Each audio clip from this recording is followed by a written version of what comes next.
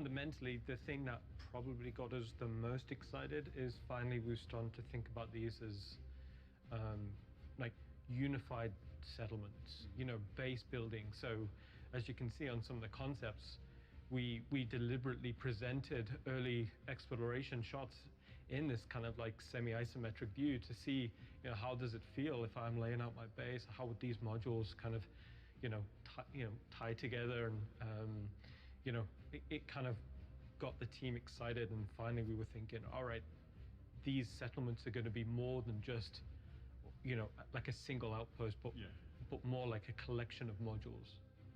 So just to continue on with the module building and the module creation, we can jump to Christian.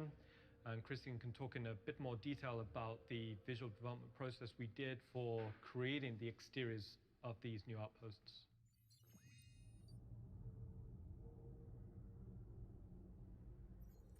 Okay, so we've talked a little bit about the colonialism, and now I'm going to show you a little bit more about the modules.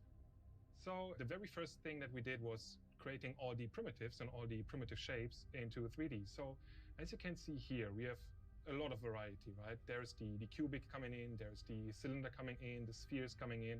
For example, if I take this building over here and I duplicate it and move it around, I could just simply grab some of the other ones and combine them together. And you will see later on that this is one of our archetypes, or one that we pretty much liked, right? So you can see here already there's a lot of variety of entrances, maybe some garages, maybe some smaller entrances for those NPCs or for the players, right? And if I zoom in, all of a sudden you can already see like how they react to the environment or the overall scale, right? So if I pan over here and you see these buildings on the back in the background, so you're always having a first-person standpoint or first-person view. So we were not only creating those entrances, but also smaller details, and very briefly looking into the modules. So what you can see here is the very first concepts for the solar panels, for example, or the top-mounted, the roof-mounted solar panels. In the background, you see some other nice details that we can then just pick and put on our buildings, right? And some of the very last that we did is then pretty much those. So those were one of the archetypes. And you see there are small buildings for housing or housing buildings. There are some building types that are more communal. We have some secondary and tertiary buildings like those radio towers. If you imagine you're a colonist on a planet, right? There are multiple settlements on a planet. How would they communicate with each other? So we have kind of a radio tower, or some of those cooling devices. So if you imagine maybe there's something underground, there's an even bigger facility underground because you're on a very hostile planet environment. So you want to store your very sensitive data underground, and we were looking at those hints of life. Maybe you're a kind of a farmer. So you see already this is the first archetype. This is more cylindrical. There are some storage spaces coming in here and there. So where would you store your oxygen or your water, gases, for example? All of this is just a consideration from our side. Going over to the next one, this is more pyramidical. So we were looking at also again the same materials, or changing up the materials. So now it is again more concrete, and the color palette is changing.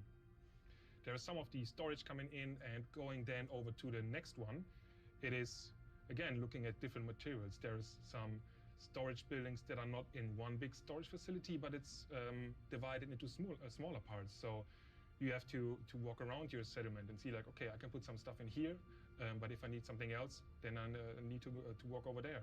And there is some playing around with some more entrances and windows. How do they react to the environment, right? So this was just one of the very many files that we created. So those are mostly buildings, but we have different files for assets and props, and how they would fit inside this main architectural style that we wanted to see more involved, right? So just a very early version of the refinery, for example. But all of this in the end was given us the opportunity to just cherry pick the best ideas that we felt appropriate for this specific colonialism style, right?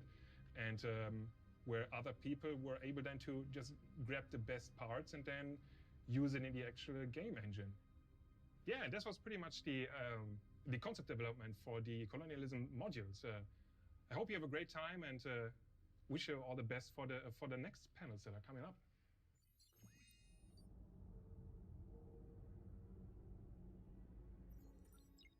Awesome, thanks, Cristiano. So that pretty much covers the work we've been doing on the exteriors. So now let's jump to the interiors. So we pretty much had to follow that same ideation process that we did for the exterior, but now for the interior. Now, slightly more simple, we knew there was a few key areas that we needed to design. First, it was the social space. You know, this is basically these kind of communal hubs. We knew we wanted like that open kitchen, seating areas, windows, an area where people could kind of hang out and, you know, relax. And then second to that was habitation. You know, we knew these are going to need to be abodes. We knew we needed bathrooms, have units. But again, nothing in here would be, you know, pre-manufactured. So we wanted actual beds, not racks of beds. So everything about this process was about, you know, creating a design which you would look at and relate to and think, oh, I could see myself living there. I could see someone living there for quite a long period of time. So in habitation, you know, it's soft surfaces, soft shapes, but again, something which felt fairly integrated into the core architecture. In contrast to that, we knew we needed technical spaces. You know, these could be used in the future to be, I don't know, soil processing rooms or anything really within a technical bracket. So this one was quite a tricky one because, again, we needed to describe a feeling of age and, you know, a type of historical depth in this. So we tried a few you know, visual cues, like, you know, there's the physical tape deck, you know, the clicky buttons, you know, again, to give you that feeling of like, all right, this isn't necessarily like a modern technology level, you know. And then the last major visual archetype was engineering. So these are the type of spaces. It could be a power room or an engine room, or some areas if your armor got beat up, you could, you know, repair your armor in there. Basically, it's a language which will enable us to create a variety of like engineering type spaces. And then once we'd established a spread of visual archetypes, we knew that they were all working well together. We could take that as a format and then start to think about more about actual themes that we wanted in these outposts. Yeah, kind of looking at who would be the people that would be inhabiting it, what are the circumstances that would drive them to be there.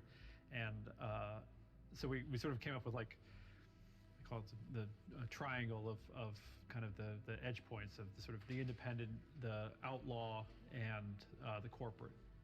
And, you know, where the inhabitants would fall somewhere in that spectrum of 3 points. And it's also important to note too, you know, that this stuff would be applicable for the stuff we've done in Stanton. Like if we wanted to add these backwards in Stanton as well, that it wasn't just exclusively pyro based.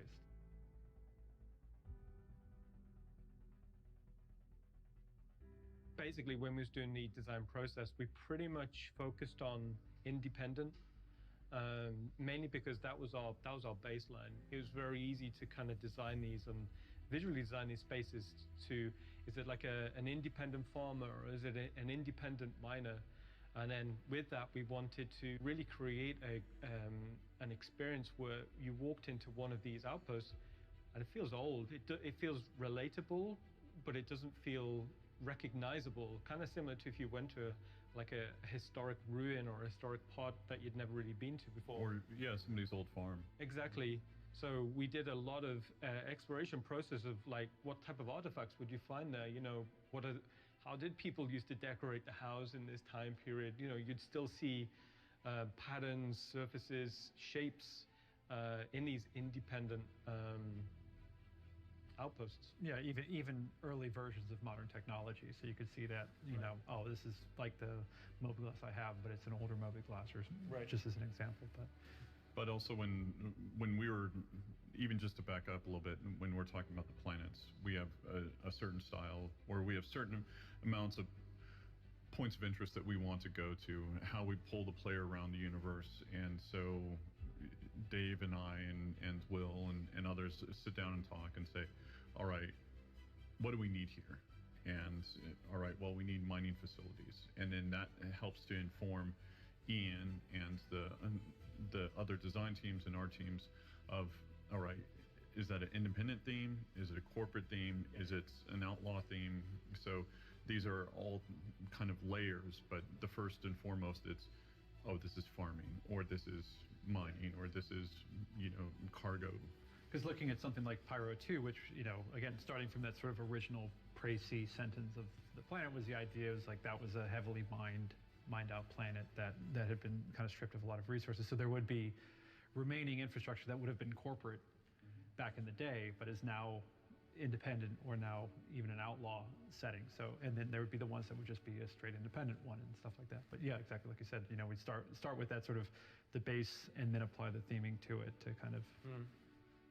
When we're thinking about the theming, we kind of wanted like a space catalog, like a furniture catalog. So I know this is quite big for Chris, is we kind of went down that process of, okay, let's design this one independent outpost in a few different ways. Like, how could people have decorated it in many different ways? And it was quite a fun process because you basically create space furniture catalogs, which again are going to be ways for the developers to be able to dress and world build, but eventually maybe it's a way for people to decorate their own spaces.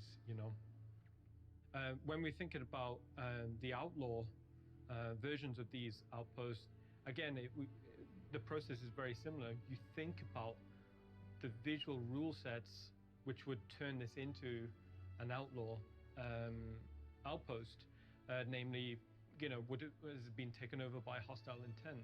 Is the signs of combat, is the signs of destruction still present? The actual physical act of occupying one of these outposts, have they defended it, have they boarded it up?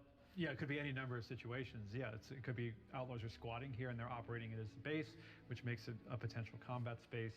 Or is it, was it potentially an independent refinery that outlaws attacked and killed everybody there, and now is it a drug facility, so on and so forth? Exactly. And then lastly, on with the corporate, it's something that we really want to advance out into in the future, but that feeling that this location is owned by a corporate umbrella, that would tie into the branding. Maybe it ties into the costumes that you'd expect the NPCs to be in there. So there's a huge amount of visual world building that we can do to, present these outposts in a few different ways. And even potentially reputation as well. Like we talked before about that idea that if you do missions for a corporate outpost, that it, reflects in your general relationship with that corporation. I mean, that ties into the clan tags. Like, maybe you've just come from one of the space stations that, was occupied by a certain gang type, and then they sent you to a settlement on one of the surfaces of Pyro, and clearly it's been, tagged by a different gang. So you basically want that read and that consistency throughout. Now, one of the outpost themes that I was quite excited about getting into was the idea of a trading outpost.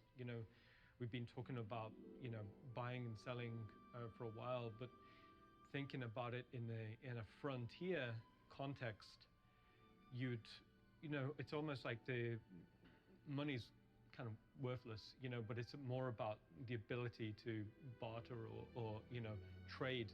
So fundamentally, I thought it'd be cool that if we kind of design a module which focuses around one of these trading posts. So within a planet, it's where, people would kind of, trek to and, barter or trade components and then go back. We was talking about the idea of if I had a farm in the middle of nowhere, like, would I want a load of credits, or would I want that one component that, kept my farm going, So we did, we took that idea and we ran with it, and we did some visual exploration into what would a trading post be like on one of these frontier outposts. So as you can see on the images, we wanted that feeling of the majority of the stuff around this outpost is pretty much junk. You know, spaces isn't at a premium, so they just keep it outside. You know, maybe it's rusting, maybe it's rotting, maybe it's getting overgrown. But I love that idea is as you're approaching one of these settlements, it's very easy to understand, all right, this is a trading post because, you know, there's just all of that stuff like hodgepodge around the outside. Well, and it opens up another aspect to it, which is the characters who inhabit it, because the sort of general shop experience that you have with the storekeeper is very conventional. This is what we've done so far has been a lot of franchise stores, actual companies that own, that are selling wares, who have customer service and stuff like that. And the idea being that out here, the experience is going to be much more different. It's not going to be that polished. Exactly. It's going to be much more of a personal interaction with somebody. So it's been really fun talking with, the AI and behavior guys to try and work out exactly like how is that dynamic supposed to work and feel like for the player. All right, cool. So that was a little bit about the interiors of these outposts. So let's throw it over to Eric now, and he can go into a lot more detail into the visual design process we did for the interiors. Hello, I am Eric Gagnon, Principal Concept Artist on Star Citizen. Today I will present the interior colonialism outpost concept and explain a bit how the pre-production process works. The goal is to create an interior design for the Homestead Colonialism Outpost. It was the first time we had to create a timeless design look. We have the objective to create something warm and with a cozy feeling interior. At the beginning, we started from this concept art made by Christian Dorwitz. We have a lot of information in there to inspire the interior design. In those interior, we have a specific zones. Social area, place to eat together, play game, leisure, the bedroom, place to relax, have a proper personal space, and of course, sleeping. The engineering room, the place for the building machine who maintains the possibility to survive there. The technical room, the appropriate space to analyze minerals, some elements of the planet entrance, used for storage material and stuff to go outside. At the beginning, we had an overview of the plant that's helped to organize the zone. To create all of those areas, we need to do a lot of exploration and design. Social area. For those sketches, we want a centerpiece on the ceiling. Could be a light, fan, or whatever that could be cool. We feel the curvy shape of that space. Here on this sketch, I play with a very contrast values and a greenish color palette. That one is the best. Long vertical windows from the side, let the light inside a lot. After validation of the most relevant sketch, we do a 3D blackout. As you see, this 3D blackout follows very closely to the last sketches. From the screenshot of the 3D blackout, I did a sketch over in a gray tone value. That helps to better organize the coloring phase to make sure all the elements fit and will live together. After this, I like to do a 2D elevation concept. It's a good way to make sure all elements fit together and the ratio proportions between each of them. The final key shot of the social area brings it alive. Nice lighting come from the windows. Cozy mood give a soul to this social area. Now my concept art co-workers extract the elements from this key shot and break down the props to define more accurately. First, the Homestead radial contour done by Danny Chan from the UK. That concept is the perfect blueprint to start the production. The color lighting people food is there on this one. More close-up version on specific zones of the radial kitchen contour. Some explanation are had to properly convey the intent of each part. All the details are there to define a fully functional stove. For the bedroom area, the process is the same as the social area. The sketch phase is essential. As you see here is an example of grayscale sketch. From one of those shots, we get a validation from art directors and CR. And boom, this is the final one. To detail the engineering room, we again go back to the painting technique. This process again is key to send us in the right direction. The detail of the machinery, cabling, metal grates really help convey the ambience of the room, and also informs what players will have to do when they go to this place. For the technical room, we wanted to make sure the technology came through. Again, it's the same process where we start from manual painting to set the tone and then deep dive into color, elevation, and then the final key piece. To make the homestead a living space, the bathroom props are important to define the functionality of futuristic hygiene. Finally, let's exit by the entrance. This is the first sketch exploration I did for Star Citizen. The goal of the homestead entrance is to show what the player has access to and set the overall ambience of the place. A huge thanks to all for helping to make the final result in the game match the amazing work that is produced during pre-production. I sincerely hope you will enjoy living in those homesteads in Star Citizen. Thanks everybody. Thanks, Eric. Awesome stuff. Now that we've shown a lot of art and talked a lot of theory, we want to get into game and show off what we've been working on. We're going to be showing you multiple playthroughs and how it changes based off of what you do and how you have faction with the certain game.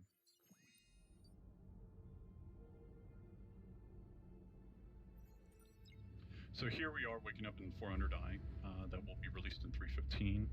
This is the competitor to the Constellation. Doesn't compromise cargo for vehicle storage. It's faster, more agile than the Connie, and it can run with a smaller crew. So this is the captain's quarters, and then we'll go out and see a little bit more of the habitation deck, and then make our way to the cockpit. So this would be the social area that you can meet and eat and basically plan your next mission.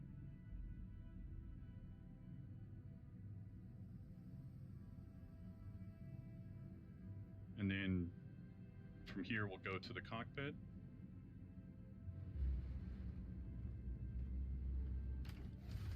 So here we're over Pyro 3. We've come here for a mission to acquire an artifact. And you'll be making your way down to a trading post. So wanted to just give you a quick overview, and then we can start talking about the planet. Yeah, Pyro 3 is just a terrestrial planet. It has a very thin, breathable atmosphere, but it's still pretty inhospitable, very cold. As you can see, some of those lightning strikes in the clouds, but yeah, very, very pretty looking.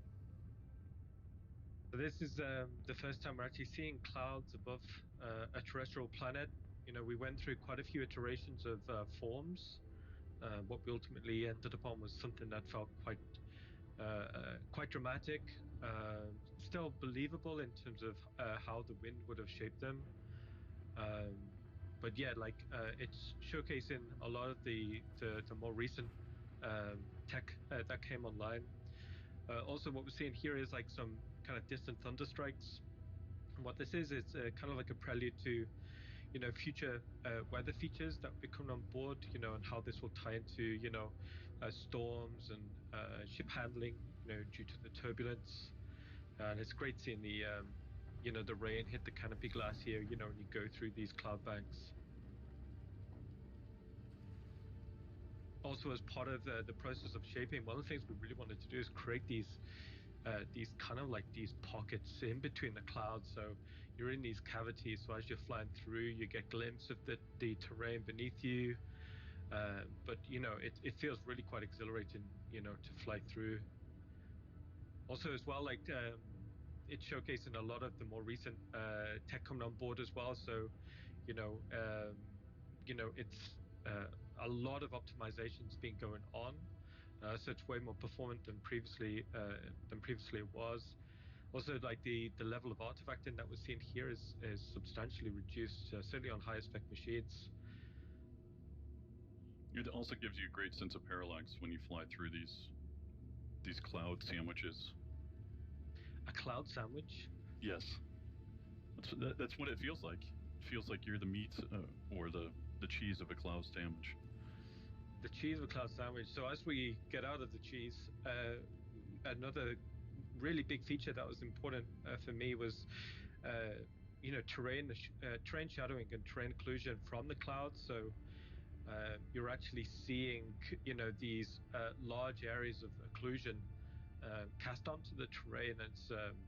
It just adds that depth. It just adds that believability to what we're seeing in a frame. And when you see like these dark overcast clouds and they're hovering above the mountains, it finally completes the frame. Especially when you see these distant rumbles of thunder in the distance. So James Cameron, who's doing the run through, yes, that is his name. He will be taking us down to the outpost. The goal for us is to basically make 50 of these, whether they're inhabited or derelicts or even basically inhabited by a farmer or inhabited by a gang. So the goal is to have these act as different factions, and so that you can develop different rep associated with them, and you can start seeing how big these outposts stretch to with the comms tower that's behind us, and then even some of the AA turrets that you'll actually see up close and personal.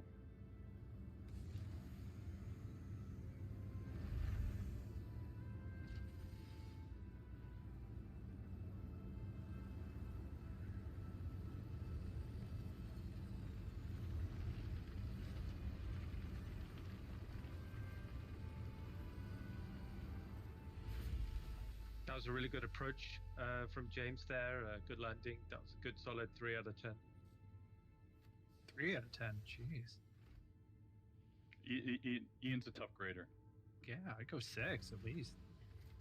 No one's ever got a 6. Gotta watch me land, man. So here we'll go down to the technical deck.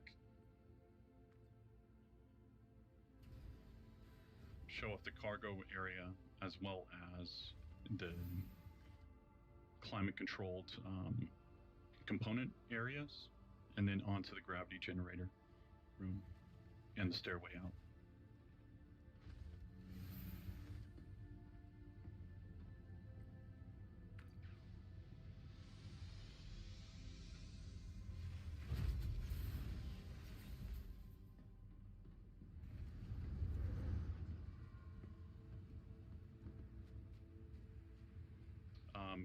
So you'll be able to learn more about the ship in one of the later panels that we have with Ben, Paul, and John. I think the team did a great job on this. I think this is one of my favorite skins. Yeah. Yeah, they did a new skin, just something that felt a lot more, suitable for pyro. But you can see how it feels suitably worn and weathered, to fit into these climates. And what we're seeing here is first boots on the ground, on pyro. I think it looks great, especially in contrast to what we're seeing here is like actual AI on the terrain, walking about, going about their business. And is that an AA turret there? It is. And radio comms towers and all these other elements that we want to make sure that are interactive for the player and allows them to go and explore or use to their advantage. We want them to be able to interact with these different items. Here you can see like various outpost modules. To the right there, we've got the garage unit. You can see the infrastructure on the roof. But this large, beautiful, archway here kind of signifies, the main entrance, the primary entrance to the main social module. I think the airlocks look great. Fits in with the art style beautifully. The team did a great job on this. And then we've seen the concept art previously in the day, and then here you can see it translated in game. I think it absolutely looks fantastic. The radial forms, is quite special to this art style, and you can see how that complements these archways that lead into other areas of the outpost. So with the AI, we want to make sure that it's living, it's breathing. If you look back a little bit, there was a chef actually cooking. There's security guards here to make sure that they're actually protecting their investments, protecting their home from strangers. And then, but you have good rep with them, and so they allow you to kind of enter into certain areas that the other players wouldn't be able to enter into. We also got a quick shot at the loadout that James is playing. So it's a female loadout, but it's also showing the backpack, which is new. Also, some of the new hair as well, which is rendering much nicer. So here, the player will make their way out to the trading post, go see the dealer, acquire the artifact. And for the trading post, we wanted to get all of the junk on the outside as well, so the player can see it as they're approaching. We wanted, as many tops as we could, and you can see it's using the new soft deck shader. So these are reacting to the planetary wind, the same force that the tall grass and the moss on the ground is reacting to as well. Other thing with the trading post is, like Ian spoke about before, the inventory and what they'll be able to actually sell here will vary depending on where they're at in the solar system. Are they close to a jump point where they might be coming down and using this as a chop shop, or are they in a very rural area that's, they care more about the frontier lifestyle and being able to survive versus money? We passed the kitchen as well on the way back there. That's the local diner for this outpost. Tough crowd. Also, so in the inside as well, we wanted this, kaleidoscope of colors and shapes. Like it's just literally the dealers displaying all the wares, everything they'll have outside in the open here.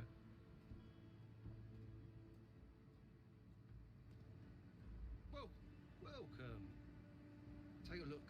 I'm sure I have what you want, and if not, I'll have something just as good.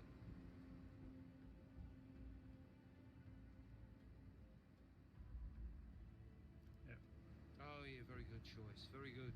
So after 5 million credits of disposable income, we get our first look at the Hadesian artifact, which is obviously going to be what is sort of a super rare thing that you'll hopefully be able to start finding in the galaxy. Which is sort of, if you're familiar with the lore of Hades, was an old civilization that destroyed itself. So somehow this trader has gotten their hands on this artifact.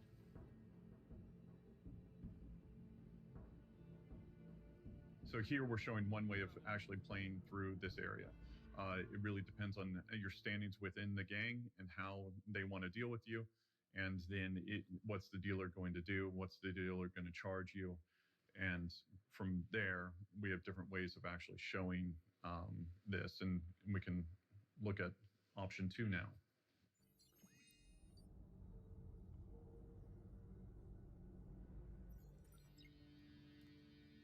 So here we're going to run it back a little bit and show off a different way of entering into the trading post. This is a little bit more straightforward versus in demo 1 we took a side route through the social area.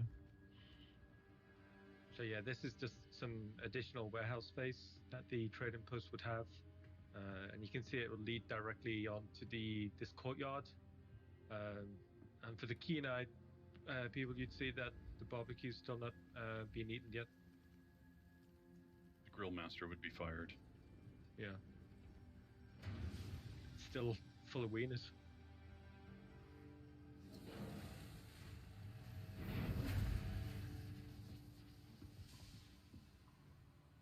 So with this area, again, we just want to make sure that it's filled out with items, filled out with different things that you can interact with and possibly buy.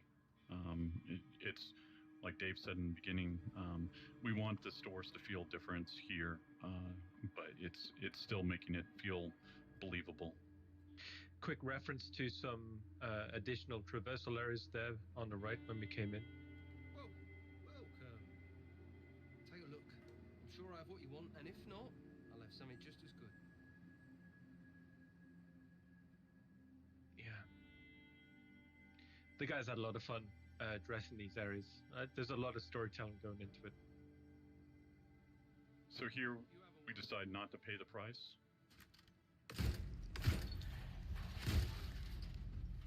And we don't mind losing reputation with the faction, and decide that we're going to take the artifacts through betrayal. Just take it. Straight into the backpack. So here we've got different routes for the players to enjoy and to use to flank and also navigate around. So each area will have different secondary and tertiary routes of navigation. James was really just trying to scare him there versus actually kill him. That was intentional. Good shot, James. You could also, if you notice real quick, there was the civilians are actually cowering as opposed to fighting, which is kind of, you'll see another coming up, but it's super cool. So again, here the player will have the choice, you know, do they actually want to interact with the civilians, or, you know, does their conscience get better of them? I think James made the right choice there. He was nice, yeah. One of the things when we was playtesting this a lot is when you see the enemy AI kind of fanning out across the terrain like that, it's fantastic to see. It feels really great. Just seeing the base start to wake up to you and actually trying to exfiltrate. Also, I know it's under you know, combat stress, but that yellow grass just looks fantastic.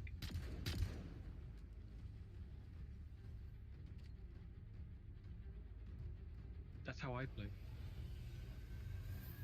So here, James just wants to get out real quick.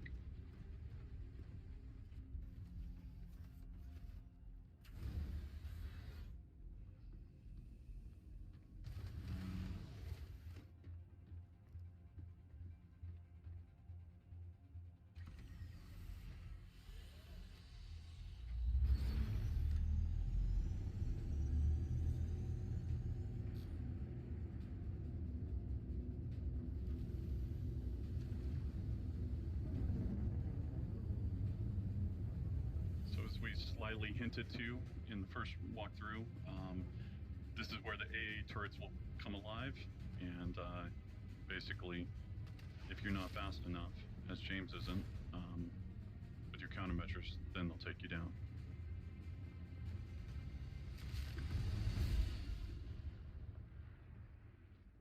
So what we saw there was the player went in, and based off their actions, the faction changed against them, and then basically became very aggressive. So in this last playthrough, what we'll show you is if the faction is already against you from the very beginning, and what are different ways that you can go about it. So here we are in our last walkthrough. Since you're all by yourself, we wanted to show the player take a stealthy route versus if you were with friends, you could go in guns blazing. But this allows the player to come in, access the outpost from a different side than what we've shown. It also allows them to clock all the AI and see how they want to approach the problem and see what other secondary or tertiary routes would be open to them, either via the ladder or maybe a possible door.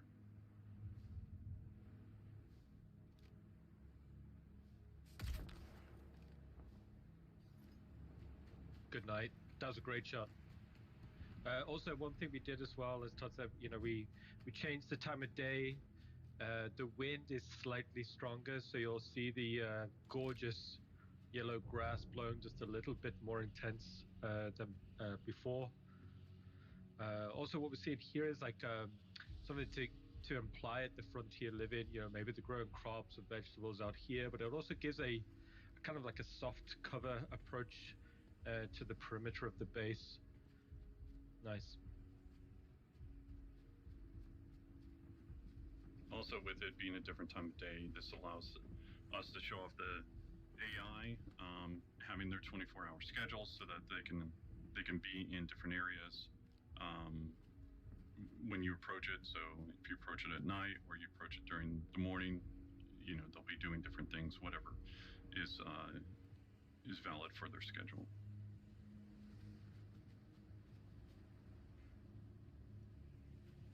That door's locked, so there's no going through that way. But what James does actually see here as he's scouting out the next AI is, just checking the roofline. But as I said previously, we wanted as many kind of like views in to the base as possible. Just so the player can continue to keep context of what's inside. But also, when you're inside, it allows the player to have context of where they're at within the actual outpost, and that was a great shot. The AI fell beautifully on the already called out beautiful yellow grass and moss. Also, as James is looking back, what he's doing is actually making a mental map of possible routes, possible advanced traversal routes on top of the outpost.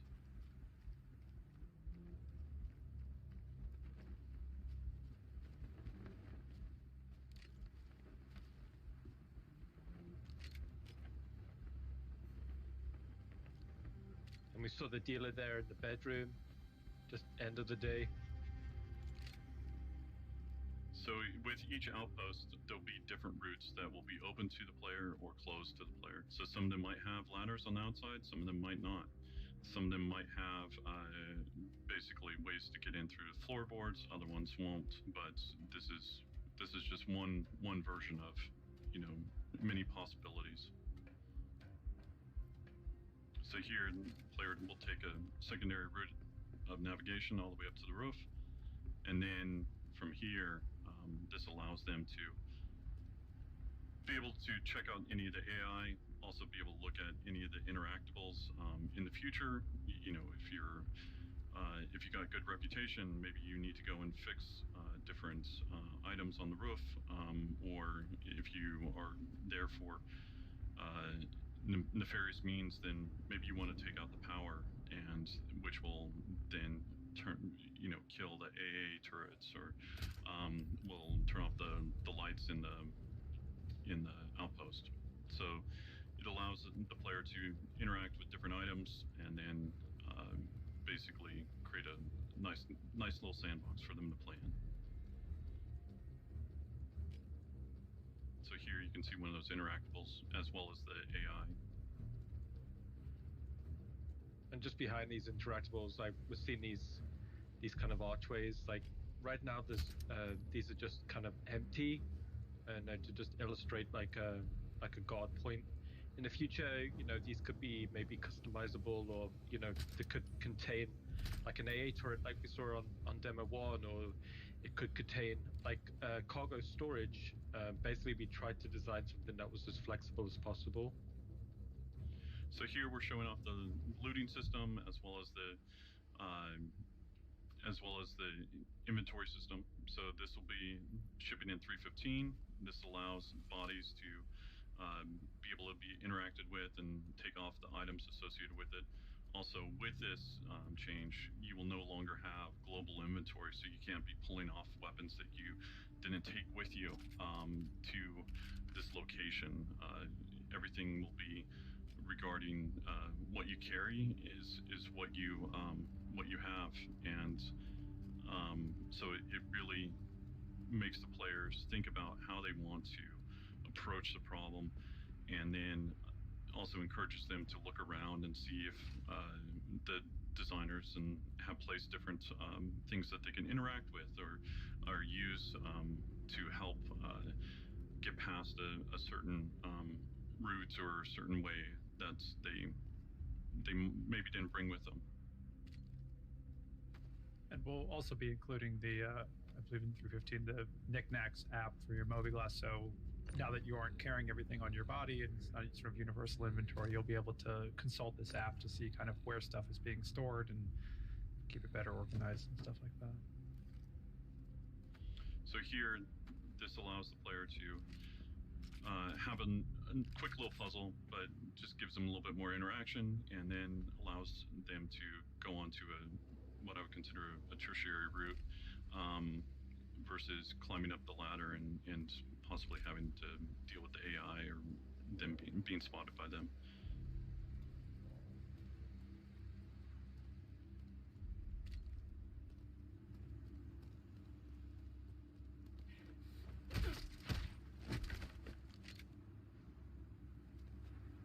Also, I think the team did a great job on the planet as well as the outpost. These are really fun to play and sneak around in, and you know, allows for many possible, you know, ways of attacking the same problem. What we're seeing here is like James is actually getting up onto through one of these like rooftop storage modules, and it's given like the highest point in the base. So from here, you can actually, you know, make probably the most informed decisions on, you know, how to approach the next problem. You know, we're seeing this guard routine here, and then ultimately, you know, throwing an item to distract the guard.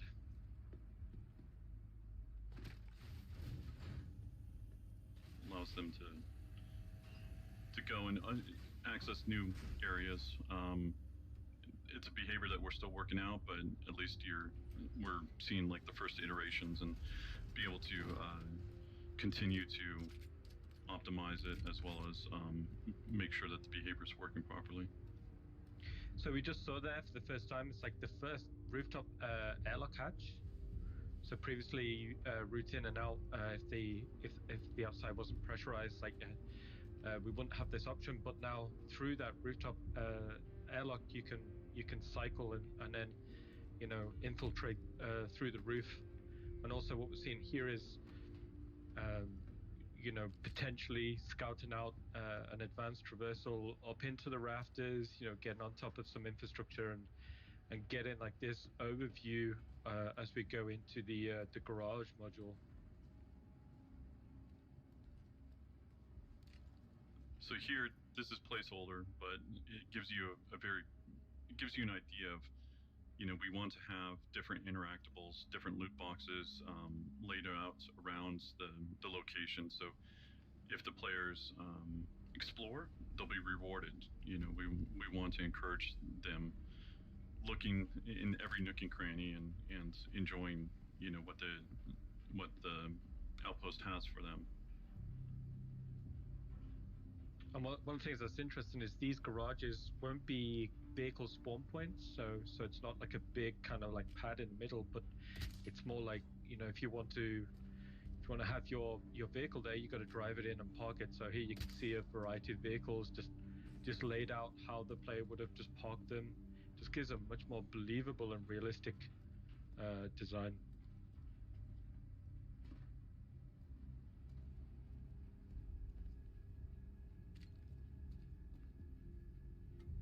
So again, we're just encouraging different navigation, different routes for the player to go and see. Over to the left, back there was a possible way of going into the floorboards or going underneath the outpost. Again, those will be opened up or closed off based off of, you know, just how we want to build the outpost. Not every one will be built the same. Our philosophy for these are to make sure that each one of them feels unique, and this is just one way of us customizing it and making each one feel different. And so the player won't always be used to the same route. So here, again, we're using the inventory system. We allow the players to go in and if you take out a certain AI, they might have different tools or different notes or different items that you'll need in order to solve your mission.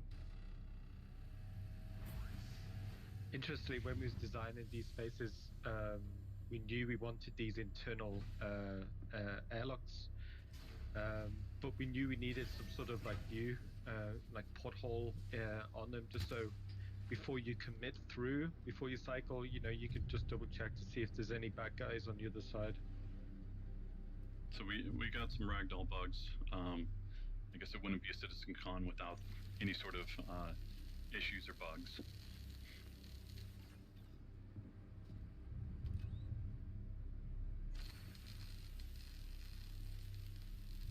So here, like previously the players being, you know, on the roof, they've come down through the main section of the outpost. But here, what the players doing is they're going to the underfloor section. So these aren't vents, but they're more like subfloors.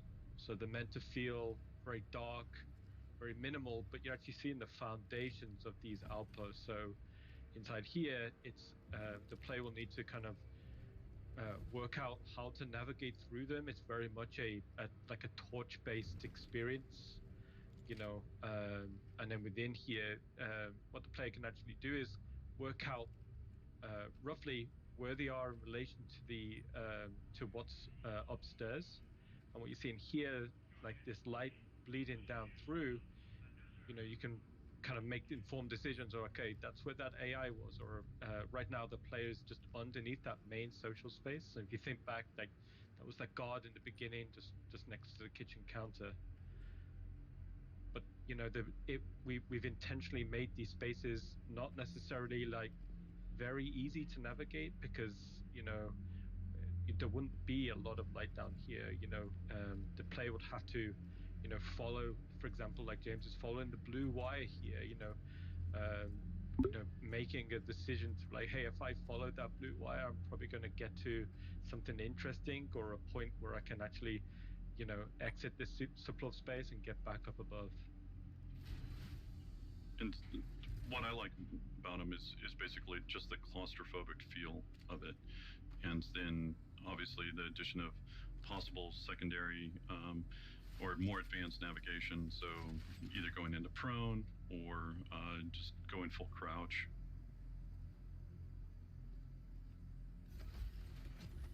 So here we come out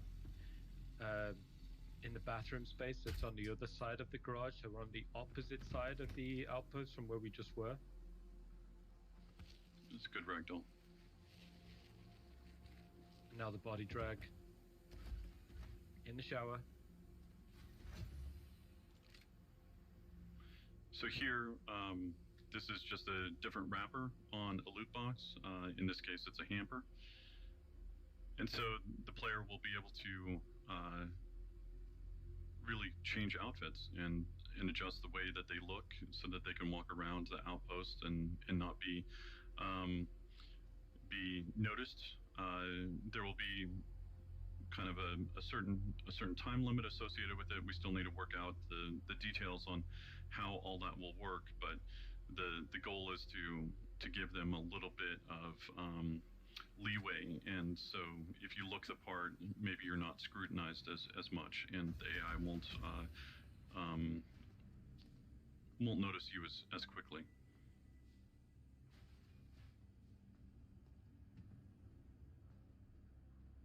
So here we can see back into the social space, but this time on the other side. And then this door will lead directly into the habitation room that we saw previously on the outside.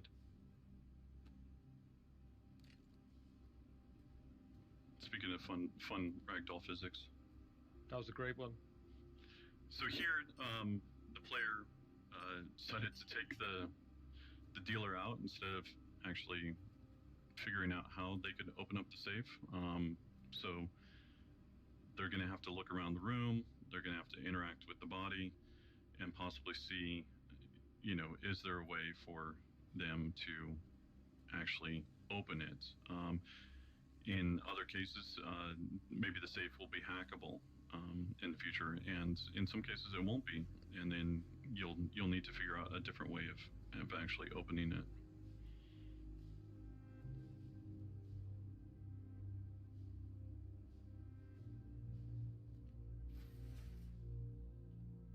So here we spot a little clue, a little note, and you'll notice the what's fun is like the name on here. If you look back and see the some of the AI we've been taken out, you may notice some names.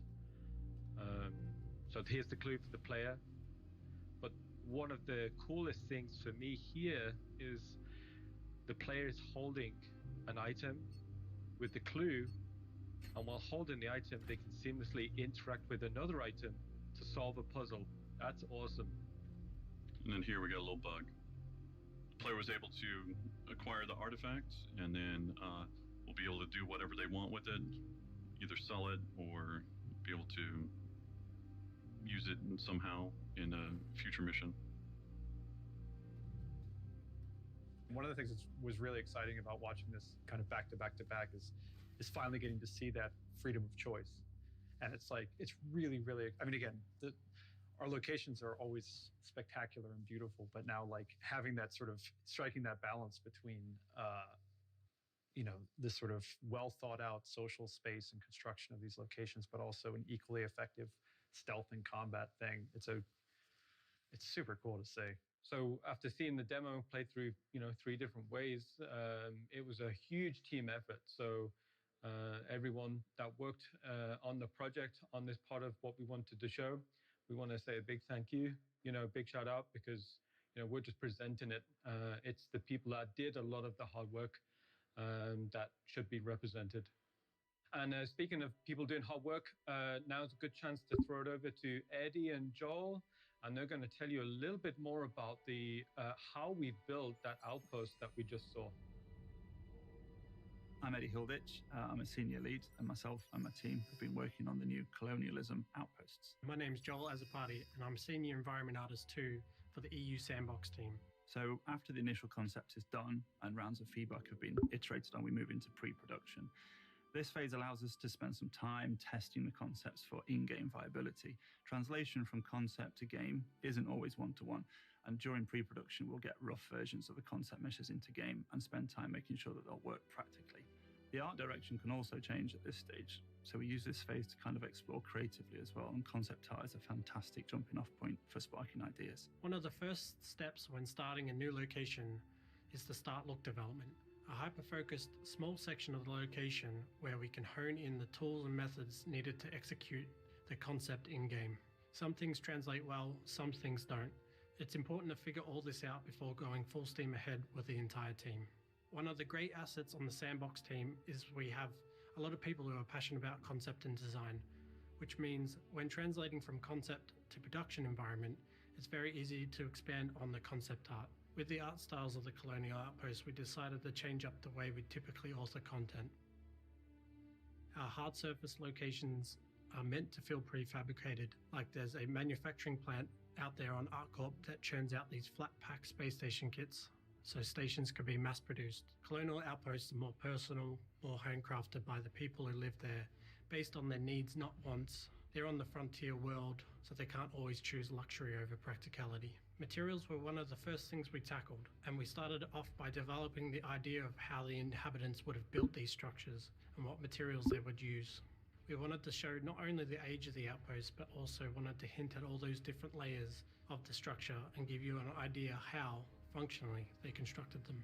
One of the biggest challenges with the new outpost is how we introduce variation between each location the player will visit. Building each as a bespoke set of buildings is impossible, as we want hundreds, if not thousands, of outposts in the game eventually. The modular approach that we've developed really evolved out of our previous work on space station interiors, but with a few key improvements. This starts at the macro level, where on the planet's outposts are placed, how the local conditions affect your time there, then what kind of buildings an outpost has and how they're laid out, all the way down to the ability to independently swap out an underfloor layout in a single building of that outpost. We'll have various types of modules, from large standalone modules like warehouses or ore extractors, which have a singular function, all the way down to smaller room modules that can be connected together in different ways to form a complete headquarters building. After pre-production was finished, we had a list of the room module types that we wanted to tackle first. For the headquarters building, everything hinges around a hub module with different room modules that can be attached to extend the structure. The room modules will serve different functions in the base, with various gameplay systems linking one to another for an interconnected web of sandbox gameplay opportunities. As content creators for the Outpost, we needed a new system to build, edit, and manage the library of modules we're creating. Rastar is the tool we'll use to do this. It allows us to intuitively create a location template directly on the surface of the planet. Not only this, but headquarter buildings can be snapped together directly within the tool, or with an intuitive user interface. One of the other major innovations with the Planet Tech has been the ability to modify the terrain mesh and flatten areas of terrain. Previously, we were at the mercy of the terrain when it came to designing our buildings, which is why our outposts had to be built with stilts and placed in naturally flat areas of the planet. Now, we can build much more natural buildings with walls and entrances connected directly to the planet's surface. And also, we can place these buildings in a much wider range of locations. We believe our new outposts inject a refreshing new location experience into Star Citizen. They're organic, warm, personal spaces that really convey the age and history of humanity's expansion into the verse.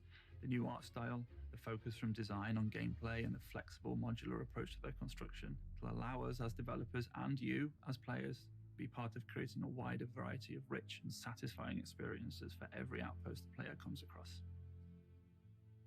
Okay, cool. Thank you, Eddie. Thank you, Joel. That was awesome. And moving on, we're actually going to talk to Corey now, who is going to give us kind of a deep dive into the creation of the artifact, which is actually kind of our first little glimpse of the Hadesian culture from Hades system. Thanks, guys. I'm Corey Bamford, lead props artist at Cloud Imperium Games. I'm here today specifically to talk about the Hadesian artifact that you'll see in the walkthrough. So we knew early on we wanted some sort of MacGuffin for the walkthrough. We originally had a few ideas of what that could be. Originally, it was either going to be a tablet fragment, a sculpture, or a Hadesian artifact.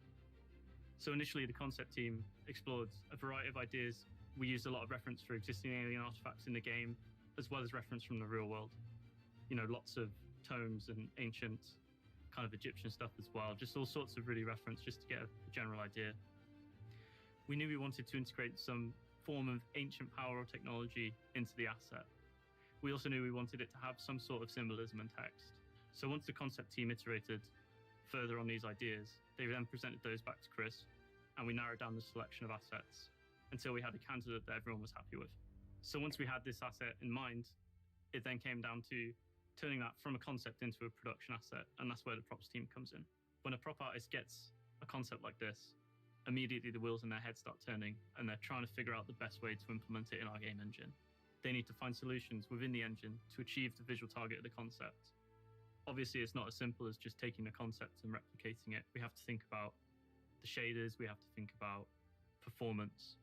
Our job really is to find a solution within the game engine to achieve the visual target of the concept. Once we've figured out a strategy for achieving the look, we begin to actually make the content. So for the artifact, for example, we knew that it needed to be split into 3 segments and they needed to fit together. The first thing we do is get a placeholder into the game for the design team to actually implement as an entity. We also then figure out how the scale actually works in the player's hand and when they inspect it. For the artifact, there was a bit of back and forth between the size because we wanted to get a balance between it having prominence and also being easily carryable. After we figured out the size of the asset, we then need to actually break down how we're going to make it. So the first thing we really get into is the materials. We know that this asset is made of a few different materials. Firstly, we have the stone with the complicated glowing pattern. We also have these large copper structures and some smaller, thinner metal structures as well. For this asset, we knew we'd need to use unique textures just because of the amount of detail we wanted to achieve. One of the biggest challenges we had was making sure that the stone looked really good. To create the stone, we started with some scan data of rocks and concrete, as well as some mesh data like curvature. We also use a lot of procedural noises from Substance Designer just to add some variety. Using the height map as a jumping off point for the rest of the texture maps is quite a nice logical and physicalized way of doing things. It took quite a lot of iteration to get the final look. It was definitely a group effort. The glow was probably the trickiest part of this asset. We ended up actually using a shader some of you might remember from the Vandal Driller trailer. We created the iconography using a bespoke texture mask, and then the circles were derived from some cells within Substance Designer. We took these cells, quantized them, and then got the edges of that quantization to create rings. And then we used a procedural mask as well as some hand-painted textures to mask out that glow. Once we were happy with this texture, we multiplied that onto the height map, which is used to drive the glow threshold. The glow effect has 3 texture inputs that we need to create. There's an animated glow map, which is sort of used to drive the background effect of the glow. There's also a gradient, which colors that map. Finally, we have the actual pulse itself, which is the texture map that pulses across the asset. Next up is the bronze. This was actually pretty straightforward to achieve. We didn't need any fancy shader effects for this one, just a standard set of unique textures. We wanted to get lots of nice scratches and aging on the bronze. And in the concept, there was also this nice effect on the edges where the metal got darker. So we wanted to add that in as well, just to give it a more distinctive feel. Once we were happy with the visual look of the asset and engine, it then was just a case of wrapping it up. We needed to create LOD meshes for the object, as well as collision proxies. As you can tell, quite a lot of work goes into these hero assets. So that was a little bit of exploration into how we created the Hadesian artifact for the walkthrough. I hope you guys enjoyed listening to me talk about it, and enjoy the rest of the show. So we wanted to thank you for your time. We wanted to introduce Pyro and show all the hard work that all the team's been working on and working towards. The team has put in a lot of hard work in building the Pyro system, building the AI, building the planets, the worlds that you'll go and explore. So Pyro will be ready when server meshing is, and it will be coming out with Star Citizen Alpha 4.0. So on behalf of myself, I want to thank Dave and Ian and yourselves for watching, and I hope you enjoyed the panel, and I hope you enjoyed the rest of Digital CitizenCon. See you in the verse.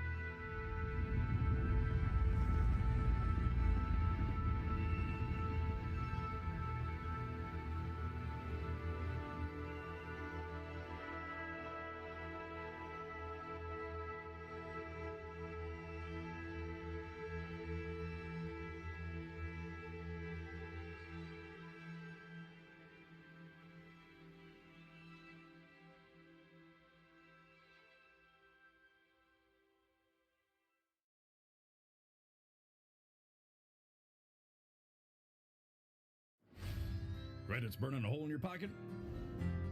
Didn't think so. Something tells me, though, you got a pile of junk in that hangar of yours. Turn that crap into scrap at Dumpers Depot. Old Zeke always pays top credit for all your used gear at any of my verse famous franchise locations. From Art Corp to Crusader. Stop on by and tell them Zeke sent you. From thrusters to mining lasers, power plants to shield generators, we got your back. Dumpers Depot, because everything is valuable to someone. Dumpers Depot LLC is not responsible for inaccurate appraisals. Commercial service and delivery fees will apply.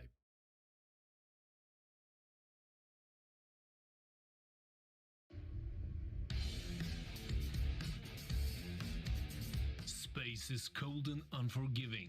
Only the toughest survive here. But even the toughest outlaw has a sensitive side. He doesn't have to show it to everyone. Because with your very own Moby Horizon, you have peace, freedom, relaxation, and your very private emotional retreat always with you.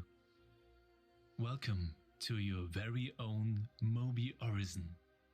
The use of Mobile Horizon can be addictive. If in doubt, consult a licensed physician.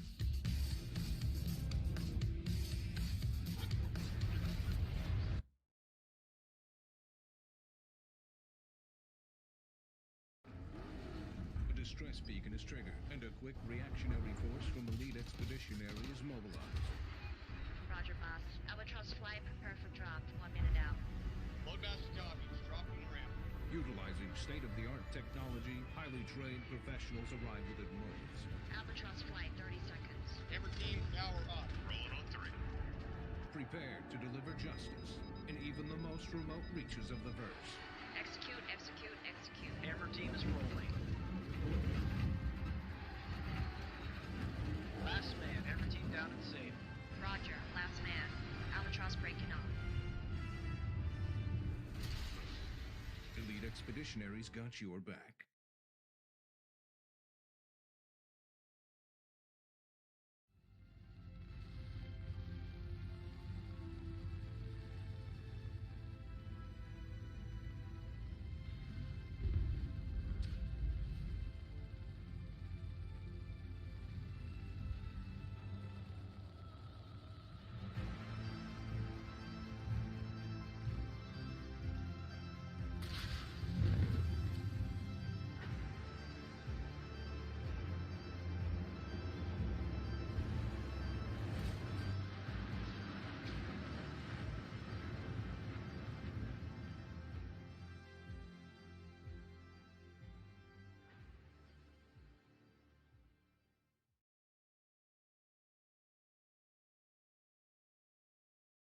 Here at Kelto, we have one simple goal: to bring you the items you need quickly and easily. We've got everything you need: food, drinks, toys for the little ones, guns for the wife, all inside one store. Kelto. Just walk inside to begin your astronomical savings. Using the latest in Moby technology and machine learning, we know exactly what you've picked up and have already charged you. Want something hot and ready to go? How about hot dogs, nachos, or burritos? Kelto. We've even got the latest in Gemini ballistic weapons, like the Gemini F-55 LMG, featuring an explosive rate of fire that tops over 1,000 rounds per minute. It's the best light machine gun you can get in a convenience store. Looking for something a bit smaller for the kids? We also carry the Gemini LH86 pistol, perfect for those small hands. So come down to Kelto today for quality products at low prices. Come to Kelto. Come to Kelto. Hey, welcome to CitizenCon 2951, our yearly celebration of everything Star Citizen is, and showcase of what Star Citizen is on its way to become. As usual, I'm your host, Jared Huckabee. So, what is CitizenCon? When it started in 2013, it may have had its humble roots in Sandy just wanting some place to bring folks together and a solid excuse for Ben and Pete to watch the Wing Commander movie in a theater in Austin, Texas. But as with all things Star Citizen, it grew each year to become a full day of activities, most recently held in Manchester, England in 2019. Now, with a hiatus in 2020 due to the pandemic and our desire to remain diligent and responsible in 2021, CitizenCon is back as something slightly different this year. Now, while it won't be the same without seeing all of you in person and worrying if your plastic bag helmet is safe or not, we hope this year's event brings with it a similar sense of community and interaction as our developers present to you their continuing efforts in bringing Star Citizen's future to the present. And let's talk about some of that future we just saw with a look we just took at the Pyro system. Now, I've always said it, and I'll continue to always say it, we get better with every one of these things we do, whether that's planets, spaceships, or anything else in between. And with the Pyro presentation, we got our first true look at some of the new planets and moons, the process of converting our existing space stations into new outlaw variants, taking those colonial outposts that we've been seeing before from concept to amazingly detailed reality, and perhaps most excitedly, planetary AI nav mesh in action with a 24-hour day-night cycle that will truly bring these worlds to life and provide that universe of gameplay possibilities seen in those multiple different ways you can go about achieving your objectives. And for those of you who were wondering, yes, that was really Pyro 3, that was a real outpost and a real mission. No sandworms here. That's what's coming to Star Citizen and a whole lot more. Now, because I'm the patron saint of bad ideas, let's take a look at some of the comments that came in on Twitch while we were all watching. This should be good. Engion says, using talent from across the globe, that's a good thing. I agree. Adderdoth says, this guy is talking like it's been made. DFX2KX says, they probably have the gameplay, but they want to force folks to stick around and watch the whole thing before they show it. Annoying, but typical for them. We are who we are. We showcase every part of the Star Citizen. Rolana says, someone needs to hand out some meds in chat.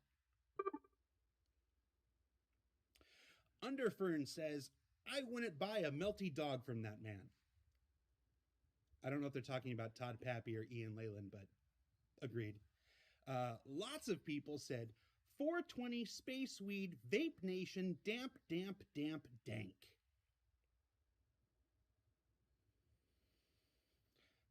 Gaming Fortis says, just remember, he's more scared of you than you are of him.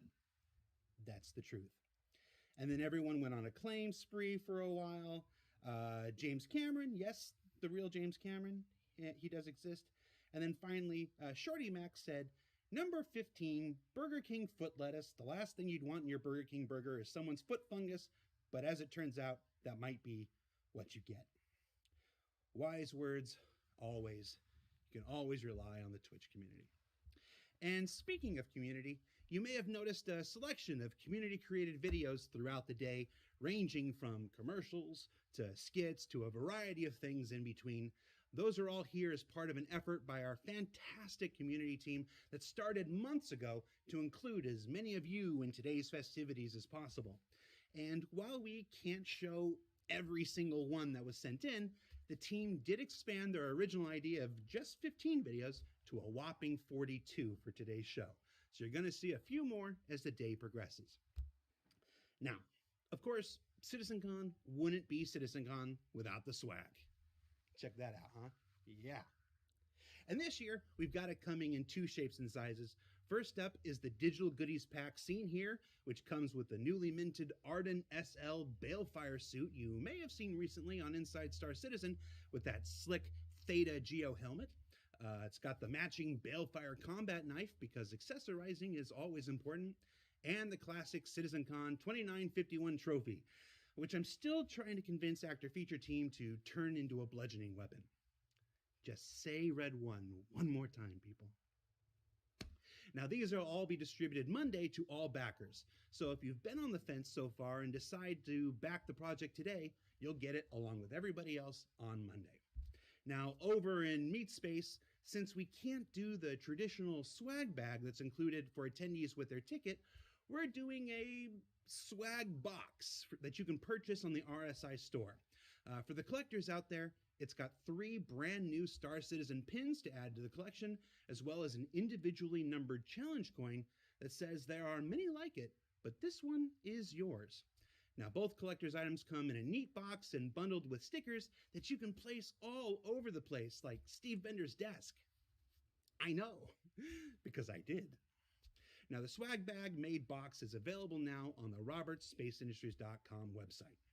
And we've also got some contests and giveaways going throughout the day, starting with this Astro Gaming headset contest, where folks hosting their own CitizenCon watch parties have an opportunity to submit images on Twitter or Instagram with the hashtag SCWatchParty to win a custom-painted Xenothreat headset seen here. Whether your party is at home or at work, or if you're Captain Richard in his car. And for those of you who don't do social media, we're also giving away some Tobii eye trackers on Spectrum today in a short story contest. So tell us about some incredible moments you've had in person with your fellow citizens and win a Tobii eye tracker.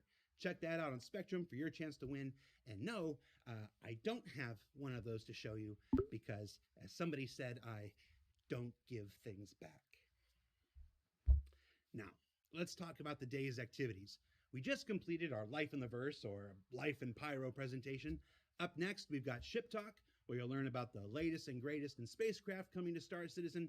Then we got Gen 12 and the multi-core Vulcan, where we'll take you through some of the new technologies that will unlock Star Citizen's ultimate performance potential. Crafting Worlds, which offers a brief look at some of the new tools that make up those wonderful pyro planets we just saw. Server meshing and the state of persistence, which will give you an inside look at the process of expanding Star Citizen out to the breadth and scope we all want it to reach. The Sounds of Space, which for my money is the sleeper presentation of the day. Don't miss out. It looks at the new tools that will unleash our sound designers from the constraints of yesterday's outdated processes. And then finally, Systemic Gameplay and the Stream of Thought. An entirely silent presentation where Tony beams his brainwaves directly into your skull through the TV, provided, of course, you have your SGS brainwave amplitude receiver. You all have your SGS brainwave amplitude receiver, don't you? We'll figure it out later. Basically, it's a big, long day of Star Citizen presentations and infos. That Pyro presentation alone was like an entire season of ISC just crammed into a single day. Which makes me think, can I take the rest of this quarter off? I can. I cannot. All right. Well, if you end up missing any part of the show or just want to watch it again, each presentation will be going up on YouTube later today in glorious 4K. But fair warning, do not look directly into Todd Pappy's eyes in 4K. Or Corey Bamford's. They're mesmerizing.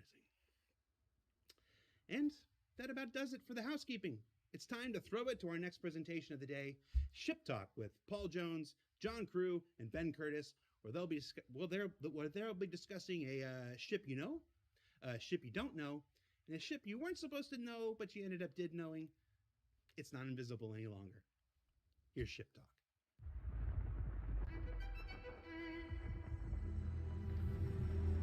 Through unforgiving lands, across the impossible expanse, a mirage calls, a distant oasis.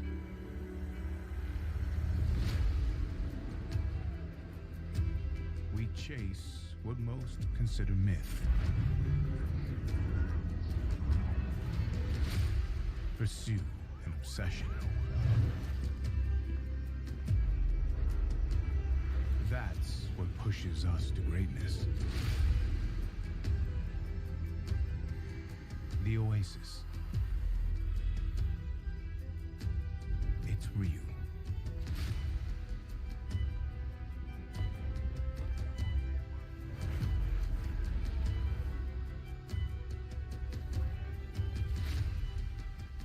The 400i by Origin Jumpworks.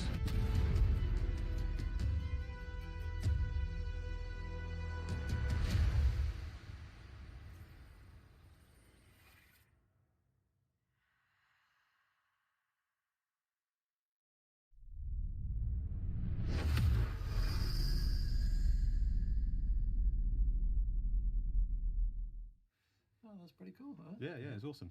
So we made the 404 yeah, in the end. It was a ruse all along. It was a real ship. So, Looked cool though. I like it. Those trailers are always super cool to see the artwork from both your teams. Really good job of kind of showing off what I think everyone's kind of done. Yeah. Right. So we should probably get on with the show. This is Ship Talk, where we are going to talk about a variety of things today. My name's John Crew. I'm the Vehicle Director here at CIG. I'm Ben Curtis, and I'm the Vehicle Art Director at CIG. And I'm Paul Jones, Art Director.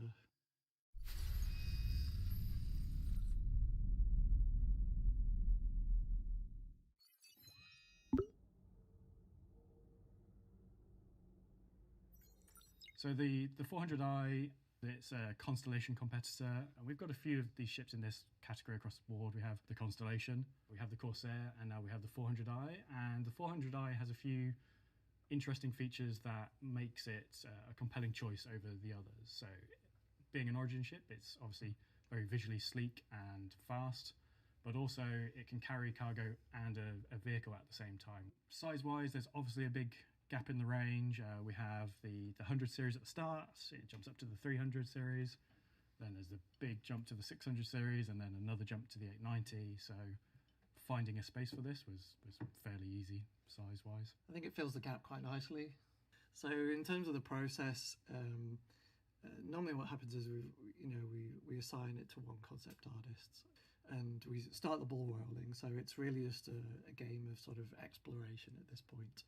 It's fast and loose. We always have a timeline for each concept, and so it's the pressure is always on. Basically, it doesn't matter how many ships we've done. There's always that pressure to get it done and hit the sort of key points. And so at this point of exploration, it's really sort of loosey-goosey in terms of figuring out ideas, looking at shapes, looking at silhouettes, and sort of not locking yourself into a line of thinking. It's basically, we'll look at different ships. So some will be more influenced by the 600i, some more by the 100i, and then we'll sort of do a mix and match. And so, like I said, sometimes you don't quite hit it on that sort of, I think like right at the beginning. Yeah, when you've got like a well-established manufacturer, it's really beneficial because you kind of you have that to pull from, but you also don't want to get into the point where it's just a scaled down 600 or a scaled up. Do you know what I mean? You kind of like,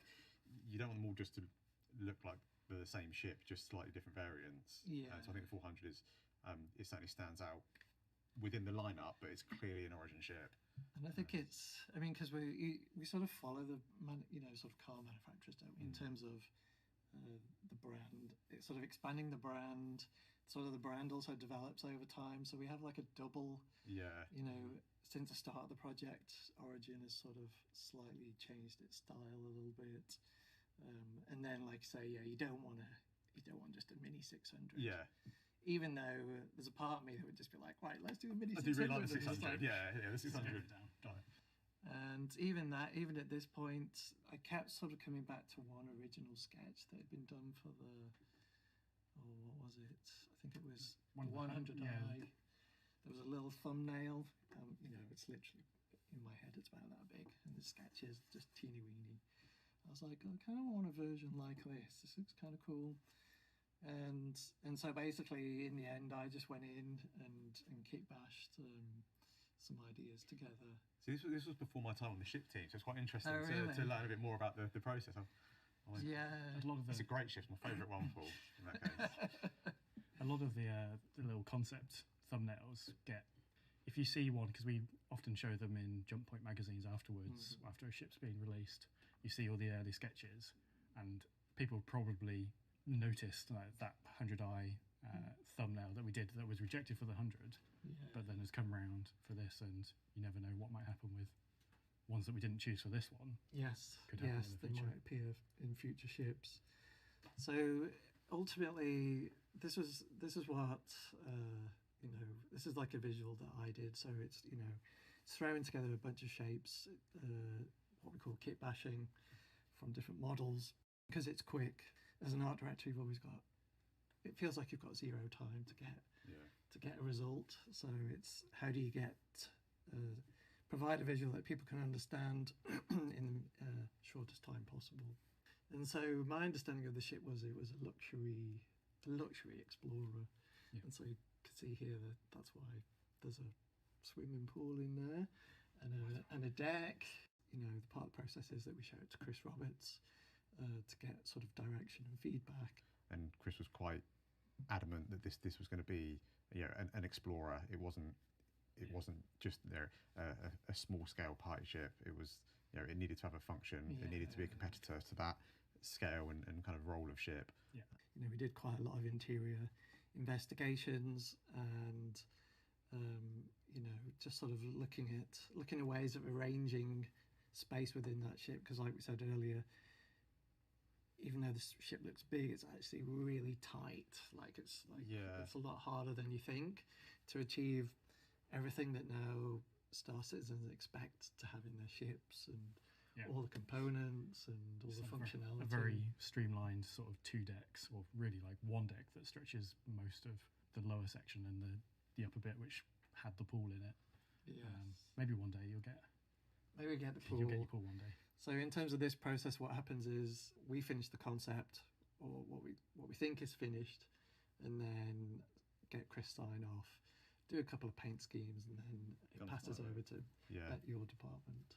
Yeah, so from the concept, normally we'll kind of take it as quickly as possible into the editor, and that just allows us to kind of really get a good sense of the space from the player, and making sure that everything that we think we need is actually going to fit, making sure the components go through, and like we were saying earlier, a lot of the time is what a ship starts off with its kind of paper design, its official design document, to the point where we're actually kind of working on the ship.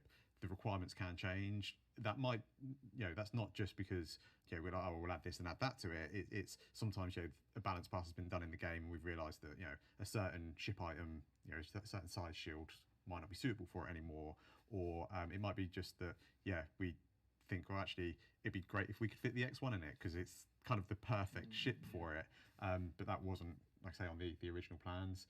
So I mean, like you were saying, the ship is kind of a hard split with its two floors. So we've kept sort of all of engineering and cargo and storage and everything downstairs still, and then the kind of the habs and the crew space is all upstairs with the bridge, obviously.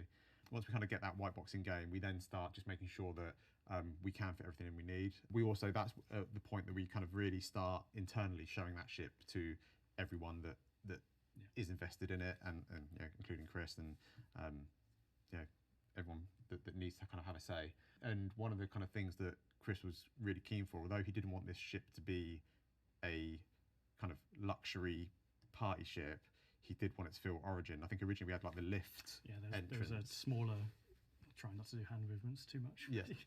There was just a single small platform just for the crew that went straight up into into the that nose. whole area was quite tricky, wasn't it? Because there was the docking ring, the docking collar, the lift, and then there was an entrance to the front and an entrance to the back. Originally I think on the concept you walked in through the docking collar, and like you say, the floor was a lift, you had the collar on the side, and then doors either side, which took you to like a little antechamber that had the suit lockers in, I think it was. At the front, and the first bit of feedback from Chris was the entrance doesn't really feel very grand for an Origin ship, and that's when we kind of introduced the stairs and the kind of like the big, not marble staircase, but that sort of idea that you were kind of like, walking into the ship felt a little bit more grand.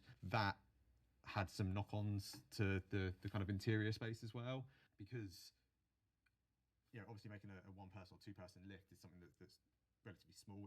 It fits in a nice tight space, but when you've got a set of stairs that need to fit or need to have a decent height change, that requires a lot more space. So what we ended up doing was kind of opening up this first chamber you walk into, and rather than being divided into separate rooms, that kind of whole space kind of acts as the airlock, and that's got everything that you need when you first enter the ship. And I think it does, like I say, just that initial entrance feels quite nice now. We don't have a lot of ships like that anymore that have the go up the front of it and inside it. I mean, we've got another one that we'll show after this. But most of them, if they've got a ramp, it's like cargo, isn't it? It's pure function and not really. No, I think you guys have done a great job on this, because it was tricky. You know, I remember it at the time, and you feel the time pressure. And then it was when I was just starting on the team as well, so I was like coming in and be like, oh, Paul, what do we do? Like, where do we go? But it also, I mean, it's also nice because it sort of dovetails with that original sketch, which there's an element there in that thumbnail. Is there? Okay. Yeah, and I think at the time I sort of binned it off because it was just I'm sure I had some thoughts about it. I mean, everybody knows I've got a sort of 64 kilobit memory, so stuff kind of like gets lost after a short amount of time. But I think we did discuss it, but then it was just like, no, let's go simple. But you guys did good stuff. Yeah, and then the next thing to tackle, like Paul was saying, was the kind of like the addition of the bike garage. It was a bit of a headache trying to kind of fit that in, and the original plan that you can see is originally we were going to have it at the back of the ship next to the cargo, or within the back of the cargo within the cargo room.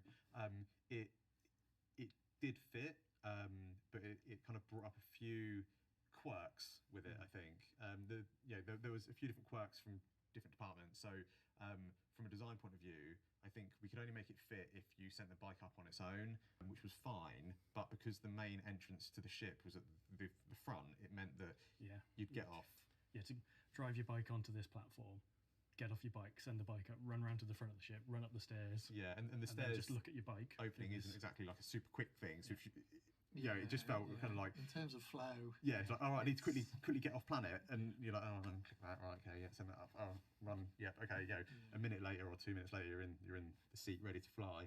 Like I say, that was one of the issues we kind of hit, and then the other, I guess, issue was it started eating into the cargo space, so it meant that you couldn't, once you had the cargo fully loaded, there was very little space for you to kind of traverse around the cargo hold. Basically, we had a number of kind of ideas we played with, and then if you click on, we ended up basically putting it at the opposite end of the ship. Yeah. Now the nose, should we call it the nose? Yeah, the nose now opens up, and it's got like a nice little kind of dedicated X1 garage in there. It's a nice use of that kind of spine that was there originally. Yeah, there was nothing really. The gravity drive was there, but we kind of nudged that back a bit. And I guess the mounts for the guns, but they kind of still tucked out to the side a little bit. So there's a better use of space, because it was like you say, it had the gravity generator there, and it had the suit lockers, but it was weird that you had to go through the airlock to get your suit and then back out. So taking up that space was much nicer. And the other really good thing is all the controls for getting a new ship and doing this, they're all right next to you. So you go, open this. You put your bike away. Yeah. And go up. And I think that's one of the kind of like the like I say, the nice things of it is you can, I guess, ride up to your ship, and it's just there. You send it up straight up, and there's no messing around. So that was one of the other challenges. And then, to be honest, most of the rest of the ship kind of went pretty much to plan in terms of what was on concept. I don't think there was any kind of real surprises. So now as you enter the ship and you come into the kind of like the main body, you're into engineering. This ship does have large shields. Yes. Yeah. So that was another thing to make it different. Obviously we've made changes during development to other ships, and shields have changed, so it's not quite as unique as it was, but it's still very well shielded for its size. And the other cool thing about engineering is those rooms at the edge are cool. Yeah, they're climate controlled, so it's another nice little thing to play with. Gives all the teams so we're something going to have extra. Full dry ice and everything. Full dry ice. Yeah, you can get the come in and the light sticks out and flow out. A little bit of party mode in there. Yeah, but I think that's it. That was one of the things I think you established early on in the concept was this kind of like cool chamber in engineering. Yeah, because we needed that space. I mean, you need space to put all the components somewhere, and just thought, well, let's just turn it into a feature. Yeah. So and it kind of fits with the Origin kind of family as well, I think. That's good. That's good. And then kind of from engineering, you kind of go straight to the back, and that's where you've got your storage. I don't know if you know the SDU size offhand, but not off the top of my head now. No, should probably put that in the notes. Sorry. So you can fit a decent amount of storage in there. You've also got the escape pods. One of the other things we were doing when we were looking at this space with the bike is originally we were kind of, if we put the bike in this area, it meant that the storage reduced. So we were looking at kind of other ways of moving the storage around. At one point we thought, we could put it out in the wings, but then that didn't really make sense because ideally in the wings where you store your fuel and that sort of stuff, and it just felt really awkward. Whereas this kind of gives us the kind of classic traditional big block of cargo. Yeah, big block of cargo. You can have the vehicle in it, can't you? Yes, yeah. You can fit a Cyclone in there. Yes. Other smallish vehicles. Yeah. Obviously, it will take away your cargo space. So it's not. You can do it, but you won't have any cargo. But you won't have any cargo. So yeah. Okay. And then we kind of make our way upstairs. 3-man, 3-crew bridge. 3-crew bridge. And it's very, to me anyway, the bridge is very Origin. It feels very, very sleek. Get a real nice view of the kind of front of the ship out in front of you.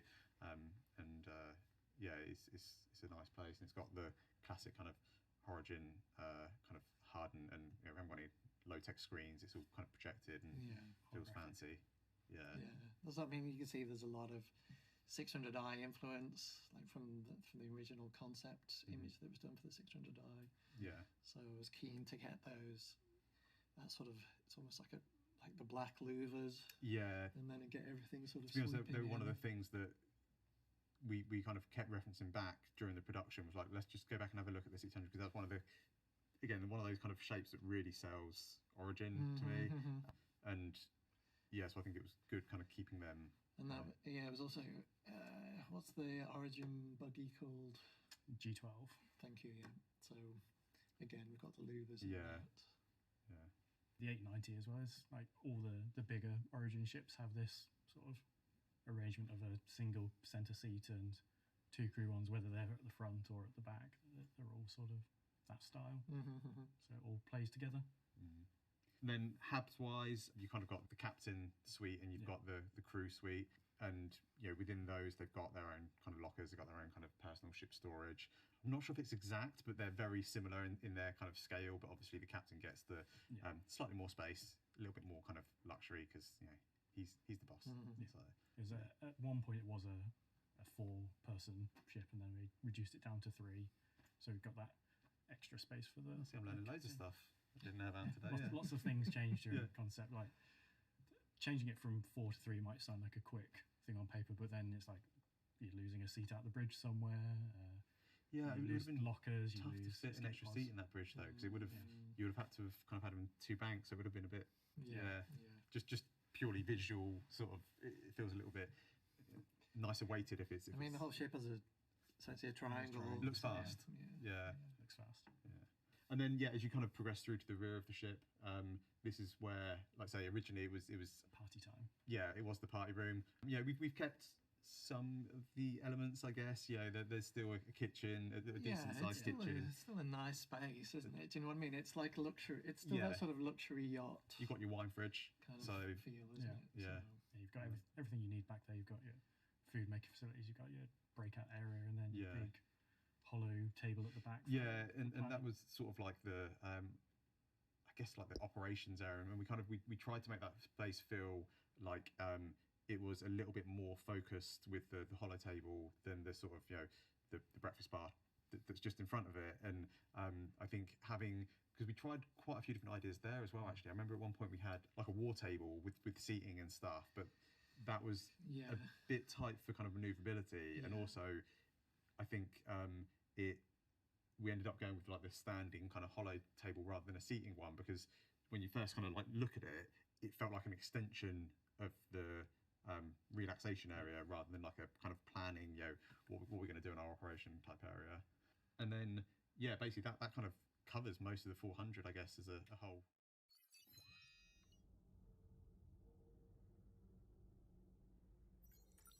So we'll move from the 400i to something a bit bigger and something entirely new, which is the Anvil Liberator, which is Anvil's latest design spaceship, which is purely for transporting ships.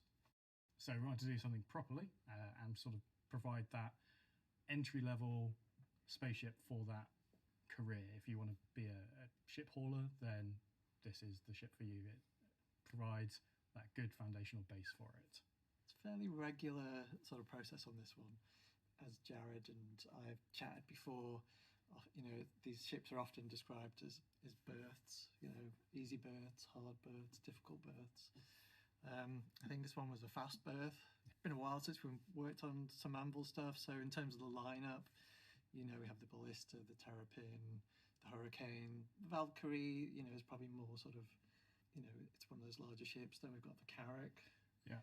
So a lot of work has already been done for those ships, and we've got, we've got the modular kits. So in terms of the concept process, theoretically, it's smoother sailing. And in terms of our process again, it's that investigation, and each manufacturer has a sort of a loose set of rules. I'll say it's loose because there's always space for us to sort of slightly veer and slightly tweak the manufacturer. I think, like you were saying earlier, like manufacturers change with time as well as they evolve. Yeah, it's not like every ship came out with the exact same date with the exact same manufacturing processes. It kind of all Yes, yeah. And I think, I mean, that's kind of what I like about Star Citizen is we've got this sort of, it's this sort of rolling kind of like design, you know, it's sort of, Design everything is timelines. being updated, and it, you know, it's nice that, you know, when we work with narrative and they're like, oh, well, actually it's based on this old design, or whether it's a new stuff. So, you know, one of the early requirements from John, which you can see here in this fabulous designer art. Top quality design block. Yeah, I'm liking it. I'm not sure about that shade of green, but not quite anvil. But basically, this is super easy for us, and also, you know, because we're working with a contractor about sort of laying out the limits of, you know, because we always, you know, we like to make ships big, you know, so it's always, okay, we've got our metrics, it has to fit within this. Like, whatever you do, make it cool, but it has to fit within these bounds. Yeah, it was quite strict on the landing pad size, but you need to fit a number of ships in it, but also make sure that it really kind of stayed within its. Otherwise, John will give us big slap wrists. I'll come after you. Yeah, because on that image there, you can see there's the red box, which is the maximum bounds that the ship can be. If you go outside that, it literally won't fit through the hangar doors and ceiling. So obviously, it has to be in there, and that's a max, not a goal to hit, because we've ended up in the past with ships that have a centimetre or two's clearance right at the edge.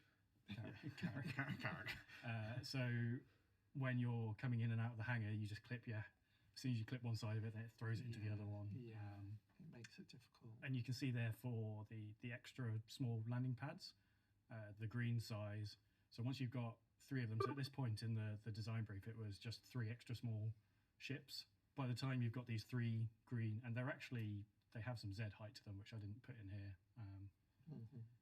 By the time you've got these green blocks, so like you've got to have space for these, and also got to fit in this. Then you sort of start funneling yourself into and I think, I mean, you provided a reference image right at the start, which is of military hovercraft. Yeah, the American. I can't remember if it's the Navy or the Army. Yeah, and so that was like. I mean, people will see straight away the correlation between the two and the sort of influence, but it, you know, it also makes sense, right? It's a very functionality. It's a very functional ship, isn't it? So, and it feels like say, obviously, the real life version has been made for that function, and this kind of follows suit. Yeah, definitely. And so, you know, we'll basically be looking at some of our exterior options, and again, it's always, you know, it's quite difficult when you have something like that reference image of the military hovercraft, because instantly it sits in your mind, and you sort of get sort of stuck in that thinking.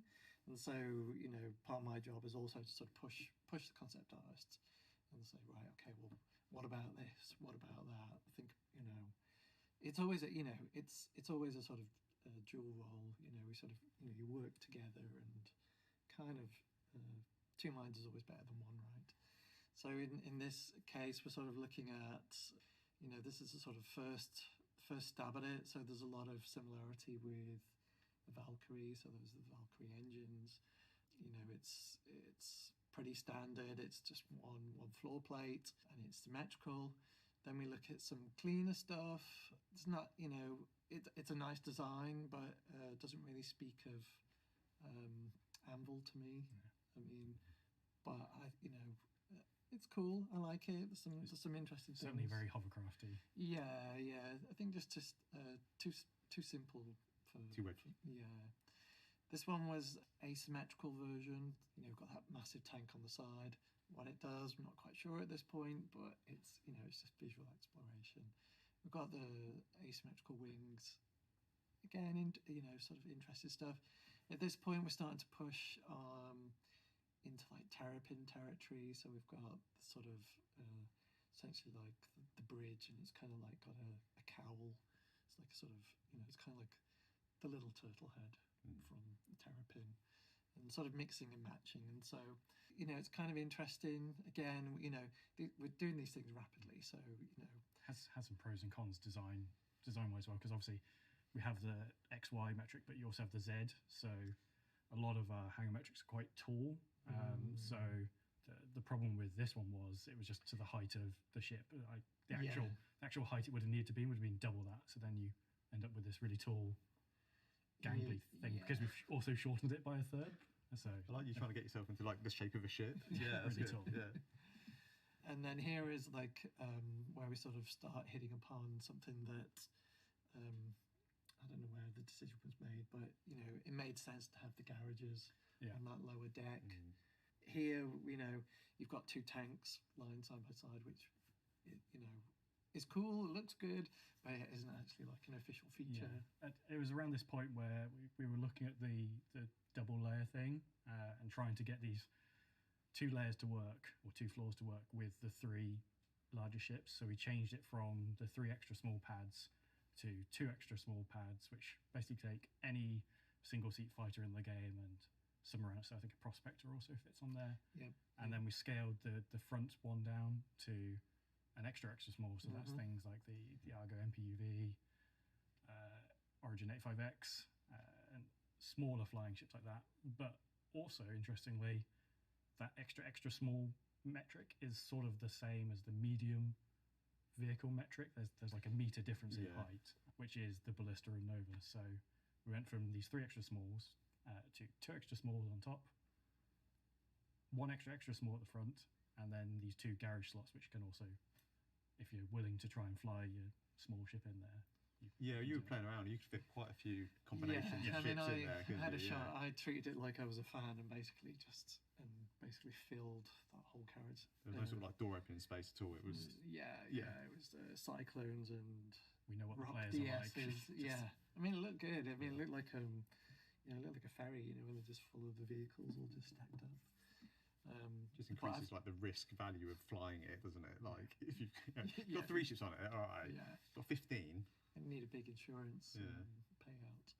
So once we have an exterior that we were happy with, then it's then we move on to the interior, and it's only 2 crew. Yeah, so it's 2 crew. You have obviously the person flying the thing, and then the second person who can sort of a flexible role. There is a turret that they can control. They can go sit in it and shoot anything that comes at you, but it's not really a ship that's a combat ship. It's a transporter ship. If you want protection, you need to bring protection with you, or rely on the ships that you're carrying to provide that protection, which is another benefit of this open-topped ship. You come under attack, everyone can launch out straight away. You're not having to fly your ships out one by one out of a tube. They can get off pretty quickly. We haven't done launch tubes yet, have we? One day we do launch tubes. Yeah. Maybe, I think about that. Basically we've moved on to interiors. Again, it's just investigation of, we've got our function and what it needs to achieve, but in the last 2-4 years, definitely the last 2 years, like our process has just been a lot stronger in terms of player flow. So there's no more of the Starfarer higgledy-piggledy mystery tour. I mean, that was our first multi-crew ship, so the pipeline wasn't in place. I mean, spaceships interiors was like, I don't know. So I mean, there's been a lot of learning going on. So now it's like, okay, if I'm a player, what experience do I want? Yeah. Like, how do I get from A to B? I don't want to do A to G to H to get to B. Yeah. None of that business. So as we look at these interiors, we just sort of looked at sort of different flow, basically, different ideas. So it feels quite good, and we sort of worked on, again, just flow. So if you're in the garage, you can easily get from the garage into the living quarters. The elevators just run the full height. There's one for crew, one for passengers. So if you're under the ship, you can just easily get up and down. And so the whole process is a lot more streamlined. And there's even if you're in those top rooms, and there's a call to action. You've all got to get out. We've even put a nice little set of stairs that just run down the side of the ramp, and so you could just run down, get in your whatever vehicle, and then off you go. So I feel like a lot of thought was given to just improving. I think it's really nice as well the fact that you've got like say that passenger section kind of sectioned off, and they're always ready. But then, like say you were saying about like, the bows of the ship and how that's sort of all that technical stuff's like hidden at the bottom, and that feels nice that that's crew only, and because you don't want passengers just, Yeah. yeah, just definitely milling around. And then moving on to, you can see here the garage space and where the cargo is stored. So originally the cargo was going to essentially take up one of the garage spaces. It was going to be a compromise choice that players could make of that the cargo is stacked down, either down the middle of the lower garage or across like one of the pads, so you could choose. But then decided to. Well, we had a bit of space. Well, had a bit basically, of space the concept guy went rogue. I was like, oh, what about this? This is cool. And we were like, yeah, it does look cool. Yeah, yeah. It's like, all right, John, can we have this? Come into a meeting. Oh, I've just gone away and done this this thing that we're not going to talk about, but it's turned into the cargo storage room. So it's a good sort of save. But we want. I mean, for me as an art director, I want my team to feel like they can take those little forays off if they want, if they've got a good idea. And luckily this time it's panned out. And makes good use of the space. I mean, because like I said, the ship is quite big. So then we get to the fun part, which is when we get onto promo. I think it's everyone's favourite part involved with this sort of stuff, and that is really sort of, I call it selling the dream. So it's you're really sort of honing in into what a player's experience might be. And I love doing this sort of stuff as well. So here we've got fully loaded carrier. And the core of what that ship is for. Like you have these smaller carrier-borne ships is what Chris likes to call them. Like they're not deep space fighters. They can't go long distances by themselves. They need to be from a parent ship.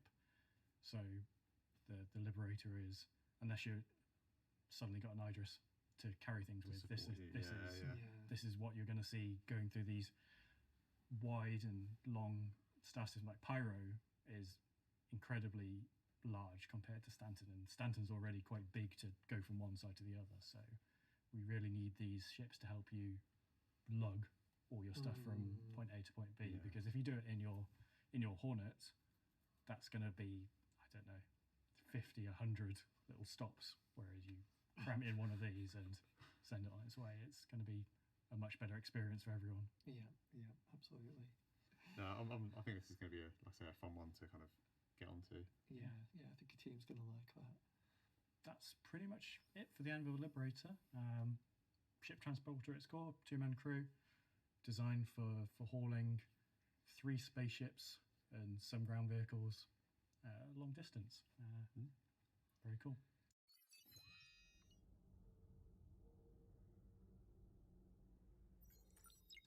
Let's talk about the Banu Merchantman then. It's that ship that's been around for a long time. For a long time now. I think fans have been waiting quite a while for this. Yeah, we haven't really shown a huge amount of it beyond those original concept images. So no, and I think this is my second round on this. So I think maybe like 3 years ago we did an initial concept round. Around the time of the Defender, I guess. I can't actually remember. So long ago. Yeah. But sure, let's. I think fans are going to love this. So there's a few things that need to be updated for the Merchantman. Obviously, we've talked about this many times in the past.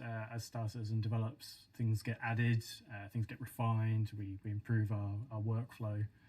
So number one thing we had to do was look at the size and the scale of the ship, because I think it was 160 meters wide and 160 meters long. So it's in essence a cube.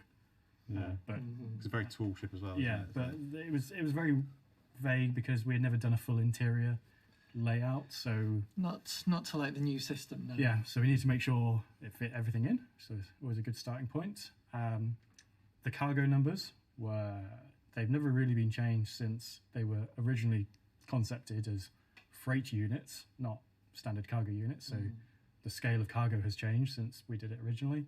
I don't remember freight units. Yeah. It was It was a long before my time ago. The marketplace / bazaar. Need to have a good working out. And then lastly, we wanted to have some synergy between the defender and the merchantman. So we found a way to get a defender hangar on board. So that obviously has big consequences for the ship. So let's talk about the exterior. I guess thinking about it seems so long ago since I started on this, but the addition of the defender to the ship basically had the biggest impact in a way, like just because the defender is not a slim ship, is it? No, it's deceptively big to me. Like the defender, I always think in my head that it's this tiny little thing, but in flight mode it's quite slim. Yeah, but then when it's landed, it's got this sort of big stance. Yeah, so this has been. I think I've probably been on this for maybe a year, something like that now. And as I said before, we did an initial round of concept work, and it was sort of done more in isolation. So we didn't really have a full interior, and we sort of treated it more as, okay, we need a corridor, we need an idea of a marketplace, we need an idea of a bridge, and we'll kind of sort of piece them together. And so that was maybe like 3 years ago, something like that. And obviously processes have changed, as we've discussed today. It's more about the player experience and the flow and things making sense, less rule of cool. If we still have the coolness, but you want it to work right. Yeah. You don't want it to be frustrating. I think when you kind of do it, like obviously this big ship, so you think, oh yeah, we can make whatever room this size and it'll be fine, but that kind of always sets us up for just a lot more headaches when it comes to our side. So by you spending the time to actually like fully flesh out the interior, it just saves us so much time when we come to actually do the production side of it. Definitely. Kind of takes all that risk away from us and puts it up front onto you basically. Yeah. So thanks, Paul. Yeah. Well, you're welcome. You're welcome. I mean, we've tried hard. I mean, you can see here that the ship did have to scale up. Yep. We talked about earlier. We have those hangar metrics, and scaled up it now doesn't fit the hangar metrics. So we'll get to the solution in a little bit. Yeah. And just a quick shot of the front, and you can actually see that from the front it hasn't actually changed that much. It's grown a little bit in height, but gained a little bit of body mass, but overall pretty similar. I mean, we've the ethos of this whole thing is, the ship was really cool anyway. Like, everybody really liked the ship, so it wasn't that we wanted to change it just for change's sake. It was just, we need to make it work. We do need to advance it. And so between myself, concept artists Mike Oberschneider and Mark Gibson, one of the CID's designers, we've basically met twice a week, every week for months, and basically gone through this ship from top to bottom, inside to out. There's a huge amount of ship. Yeah, and hands down, this has been the most difficult and hardest ship to date. Like, I've not had a nervous breakdown. Actually, the whole process has been quite nice in a way, but it's just been long. I think this is the one that, like, it's a marathon. To begin with, I was really scared, and then the kind of like the closer you've kind of got to finishing your work, the kind of like the less scared I'm getting and the more excited I'm getting. And I'll probably have, when we get into production, I'll be like, oh no, what are we going to do? And then again, once we kind of actually kind of get over that hurdle, because it's quite an intimidating ship, not like just visually, but like I mean, there's a lot of cool stuff. I mean, we're seeing here the sort of hangar opening. Mm-hmm. So basically, we've one of the sort of design philosophies of the Banu ships is they sort of incorporate tech where it suits them. So they use tech from humans, they use tech from Xi'an, whatever suits them to sort of achieve what their needs are. So for this ship, we've leveraged a lot of Xi'an tech. So it's a lot of that essentially levitation tech. So stuff doesn't have to be physically connected to move. It sort of hovers and then shifts along. So it's basically given us a lot of opportunity for creativity. So hangar here, it's always multi-part as well, so it's always kind of nice. Basically shot from the front. This is with the front guns out, which are S8. That's correct. Big size 8 guns. One of the original core cool things of the merchant was all its weapons are sort of tucked away and hidden, so it gives you that Yes. non-threatening aura to start with, and when it needs to, then everything. I was going to say, it's going to be pops up. quite a powerhouse, really, isn't it? Like, Yeah. you know, Yeah, with its guns and its turrets. It's a proper, and it's a proper transformer. This ship. Yeah. Do you know what I mean, there's probably no area that doesn't transform almost, especially on the exterior. And again, you know, like John said, it's just to keep with that kind of like, you know, just a friendly trader. Yeah, just a friendly it's trader. peaceful. Don't worry about me. Just going on my business, and then suddenly everything just pops out, and it's all business. So again, sort of multi-stage animation for the guns. Again, for the turret. I mean, the turret featured in the original. You know, there was a hidden. It was never really fully explained. There was a turret, man turret there that you could get in and defend with, and it was in that top fin, I guess. Yeah, and when you know, when the weaponry is unmanned, it's a lot easier. We can get away with a lot smaller spaces. Once you put a person in it, then it's a whole different ball of wax. Yeah. And just the player experience, and it's you know, twin gun. Twin S5, so it's not giving you a little tickle. It's Yeah. quite a big punch. Yeah. And even though it's only a turret, a gunner, you still got to kind of take all the consideration. You're taking in a pilot seat in terms of their visibility and everything else. And Coverage as well. and yes, you know, you expect to see the big guns and the silhouette and get that kind of like the real feel of being in a gunner seat. But like I say, it's quite easy for it to just kind of grow in complexity quite quickly. So I mean, basically, we've used GN Tech again to help us sort of reveal the turret, also to elevate the turret. Still, you know, we've got multiple ideas for that, so I think we'll just have to figure that out a little further on. And then these guns look tiny in comparison, don't they? They're still like so pea-shooters. these are guns that most fighters have equipped to them, but they're on these point defense turrets. So obviously, the ship was big to start with.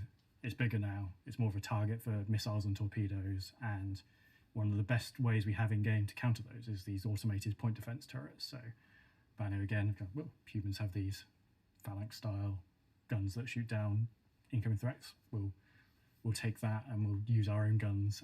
So it's got 4 of these on the hull. So there's 2 on top near the bridge, and then I think we see the other 2 underneath.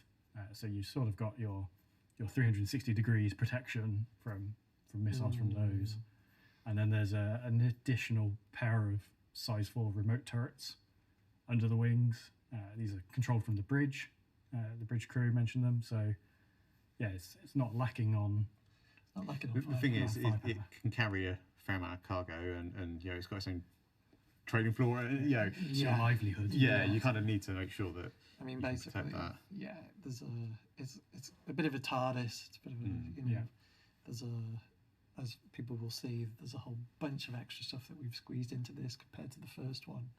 So there's always been this feature on the Banu. It was there on the original, but it never really had a function. You know, some people called it the paddle, some people called it the flipper, but Chris was like, okay, it needs a reason to be there. It is very dominant. Yeah, in its development, isn't it? So. I'll always remember that one bit of Defender concept art where it's just there, just destroying a mountain. It flies over, just dragging it through. So we've, you know, it's a multifunction essentially, because one of the difficulties was at the top of that flipper, fuel scoop, sorry, is basically the entrance to the marketplace for traders and the public. So it was, you know, there's that challenge of what it needs to look. You know, it needs to do its job, but also needs to look visually appealing because it's going to be the entrance. So there was, and we'll see that in a second. But it was always a bit of a tricky thing to solve. And so, you know, again, we're seeing here as John mentioned earlier, the ship got wider and didn't actually fit on a landing pad. Which meant we had no hangars that it would officially fit in. We Yeah. could only ever officially land at docking stations with docking ports or on a planet's surface, which is, as a trader, you're missing out on all the places you could land to do trading. So we had to find a solution. I mean, the funny thing is, this is the simplest of the of the solutions that we came up with. I mean, there's probably like 10 others that we did. Some of them were super crazy, parts just folding back on each other and all sorts of things. So, but in the end, I think, simplicity wins out. I mean, they're not small bits of wing to move. Yeah. It's kind of deceptive, I mean, there's isn't gaps it? here, and we haven't got the mesh in there, but there will be. We'll work it out for you, Ben. Yeah. So you can see here, this is basically a shot of what is the fuel scoop, but it transforms again and becomes this pathway to the marketplace. So you'll have this, basically wide this experience, again, it's kind of the red carpet treatment. You're walking up into the marketplace. It's not in this image, but we will have, hopefully, we'll have like softs, like awnings basically, that will sort of come out as well. And so we'll have that sort of marketplace. I think for me, this is one of the ships that really excites me because it is very different to, not a lot of the ships that we've done. And I think that sort of like initial experience, like you say, of seeing this thing kind of like come and land down, and the traders kind of inviting you in and entering into, it's very otherworldly. Yeah. Kind of entering up that, walking up those steps out of one of our kind of space station, like our human space stations. Oh, absolutely. I think it's going to be kind of really exciting to kind of. I mean, the idea is that as you go up those stairs, you'll have holographic visuals of products that are in the marketplace, and so they will sort of pop up and just be spinning. So you'll have like. It's just that sort of shopping experience. It's like, oh, okay, I can get that and get that. Or maybe even artifacts that the traders picked up. I mean, you've got options, basically. So, and then also the cargo that changed. Cargo is a big topic. It was one of those things in the original concept, even digging out the original design brief, wasn't particularly clear on, was the cargo bay internal, was it external, was it...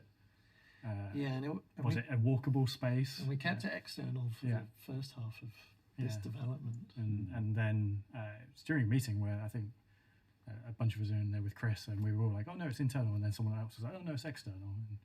And we just decided, like, let's make it enclosed.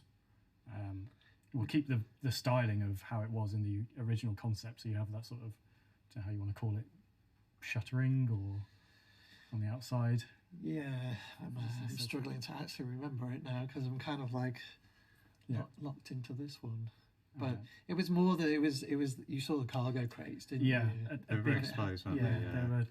They were exposed certainly from underneath. You could see them all. Yeah. They were top mounted, and they could all drop down. But that caused huge problems with the entrance case, where if they could all drop down at the same time, then you couldn't get in the ship to start with. So we did have a solution, but. This is definitely better. Yeah. So now it's enclosed. You just have one way of dropping at the front, and then we'll see later how it's all managed inside. So you can have the front ramp open and cargo coming up and down. The two systems are not interfering with each other. And that was your cargo is more protected as well. Yeah, and that's kind of, I guess, a key element of it, isn't it? Is not only having the like footfall into your marketplace, but these big trade items, you're going to need to deliver them. Yep. So we're going to move on to so we've been looking at sort of functional images of basically explaining how we've been dealing with design decisions and how that's affected art.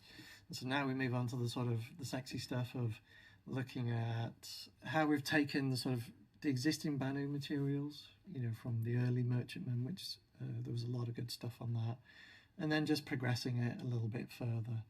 And again, this is still probably this is subject to change still.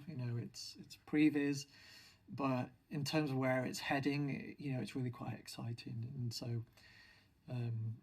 not everything is modelled in this, so there probably will be more folds in the metal, kind of like there is on the Defender. Where, if you look at the concept images versus where it all ends up pivoting on those arms, there's a lot more detail. There's a lot more sort of intricate sort of folding of the metal, and so we're just kind of like working in. We're kind of sort of turning it into more. It is more ornate. It's more of a sort of a sort of special item essentially, and sort of really trying to sort of get that impression. So, you know, we're layering in the gold, we're layering in the sort of all the sort of Art Nouveau line work, sort of with a sort of Banu influence. You know, we're looking at sort of taking materials like opal or whatever the Star Citizen equivalent is of that, and also integrating that into the ship. So it really is sort of a display of wealth. It's like if you've got this, like you're loaded. Crown jewel of your fleet. It is. So you know, I think it's going to some really nice places, and so you know we're looking at this heavy bruiser of a turret, and this is still work in progress. You know, ideally there would be more work to do with this, and so we'd get more of the sort of curvature in the metalwork and stuff. But because we're on because of time scale and stuff, we've got to make some compromises. But we'll pass that information on to you. Yeah. I'm sure we'll get a good kick off on this one. I like the turret on this one. Yeah. So that's the exterior. We'll move on to the interior. Yes, we'll go over how it was, how it is, and then we'll go on a magical mystery tour through the interior. Yeah. So it was a lot simpler, wasn't it? Back in the day, it was pre-metric, so we didn't have all the requirements in place. No components. The marketplace is a lot simpler in here, and so with Banu Merchantman 2.0, or in my head it's 3.0, you know, we basically moved on to a fully upgraded interior. Roll drum. And so you can see from this cutaway, and it's kind of hard to show all the pathways in this ship. I feel like I'm banging this drum, but again, we did a lot of work on pathways and navigation. And so you can, you know, as a trader, you're locked off to a certain route. As a crew, you've got access to everywhere. But as a trader, you're like, okay, well, you've got these areas you can get to. You can come in from the docking collar, and there's two different docking collars. You know, there's the larger ship one on to one ship side and the ship to station, and then that funnels you into the marketplace, and then you can go back down through the flipper or vice versa, the fuel scoop. And so, you know, in terms of what's changed, you know, we've had to create space for the cargo. You know, the hangar for the Defender, that was a massive one. So a lot of just shifting the internals around. You know, there's two elevators in this. There's one for crew, there's one for traders. Again, I think that kind of like builds on the experience of someone coming to buy stuff there, though. And to me, that's kind of like part of the lure of the ship, is that, you know, like you say, the crew have their own everything itself, but the kind of like the people that are coming to spend money, that experience is like the kind of like one of the core elements of that ship. That's what makes it kind of so special. A different experience to Yeah. coming on board it that way versus living on board it and Yeah, totally. working on board. And so we'll see here that these are like previs images. These are straight out of 3D Studio Max with a bit of Photoshop magic. But it's just giving you an idea of that going up the fuel scoop or the market entrance. You know, you'll have the awnings all folded out. It should be a real grand experience.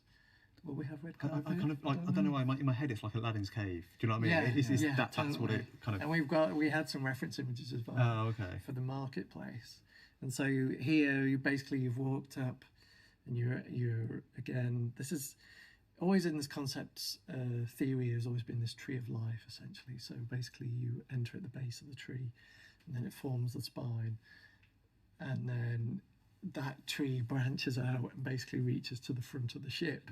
That's the theory. Like, always been this organic theory. The same in the Defender. You come in the Defender up the ramp. Yes. And then you have that big central tree which houses components, and then that stretches out and back around to form. So the line work in this is a little more sort of refined. It has gone less organic compared to the Defender. We've kind of gone for a slightly less alien feeling. Yeah. Just to like doesn't feel like it's actually a tree that has grown and they build a ship around this kind of organic thing. It is a ship. Yeah, absolutely. And so here is a capture from 3D Studio Max, just so it's super clear like this is the lower floor. So the marketplace is split into 2 floors, 8 shops on each floor. Yeah. Or is it? No, sorry, 4 shops. 4 on shops each on each floor. floor, 8 total. And then you have this little walkway that sort of goes over the top. You can kind of see here, obviously, we've got a flying jellyfish. But the theory is that that'll be a holographic display, and hopefully the captain can choose what's on there. Yeah. Special offer for the day. Could be special offer. Could show a weapon. Could just have like butterflies flying around, whatever.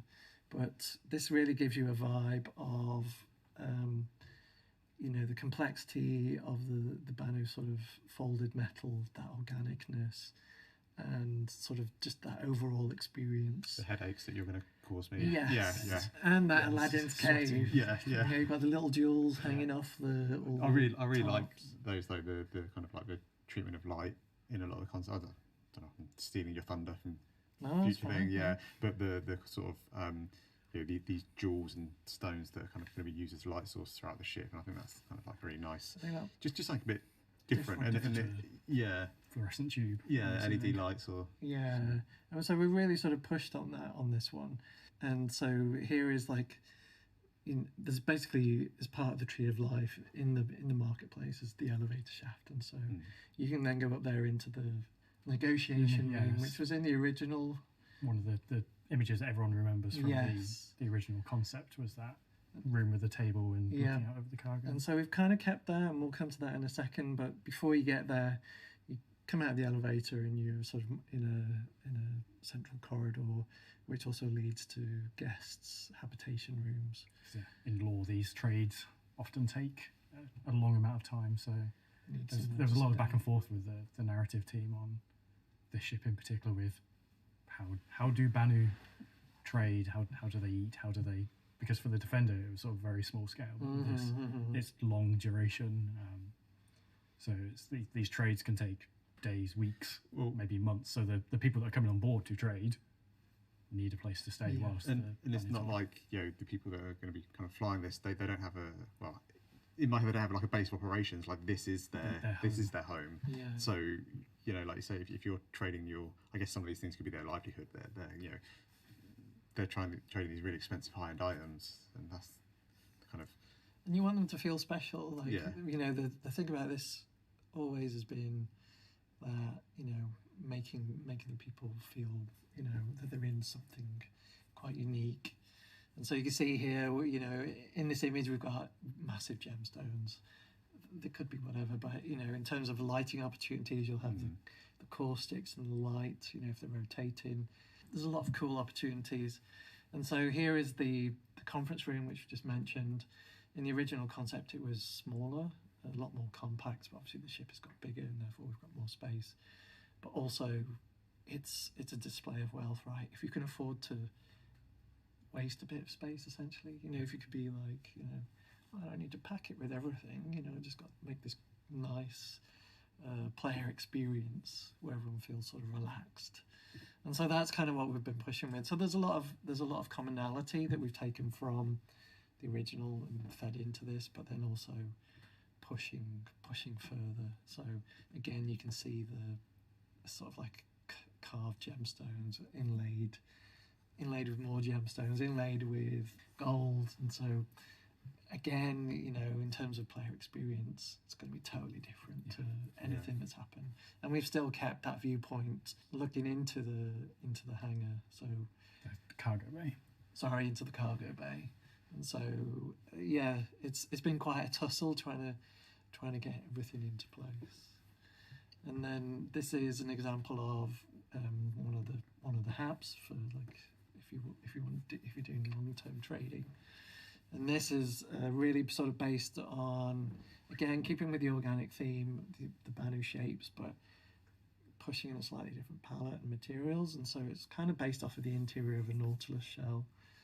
And so you can't really tell from here, but actually it circles back on itself. So there's a little internal wall there that you go behind, and that's where toilet and shower and all that sort of stuff is.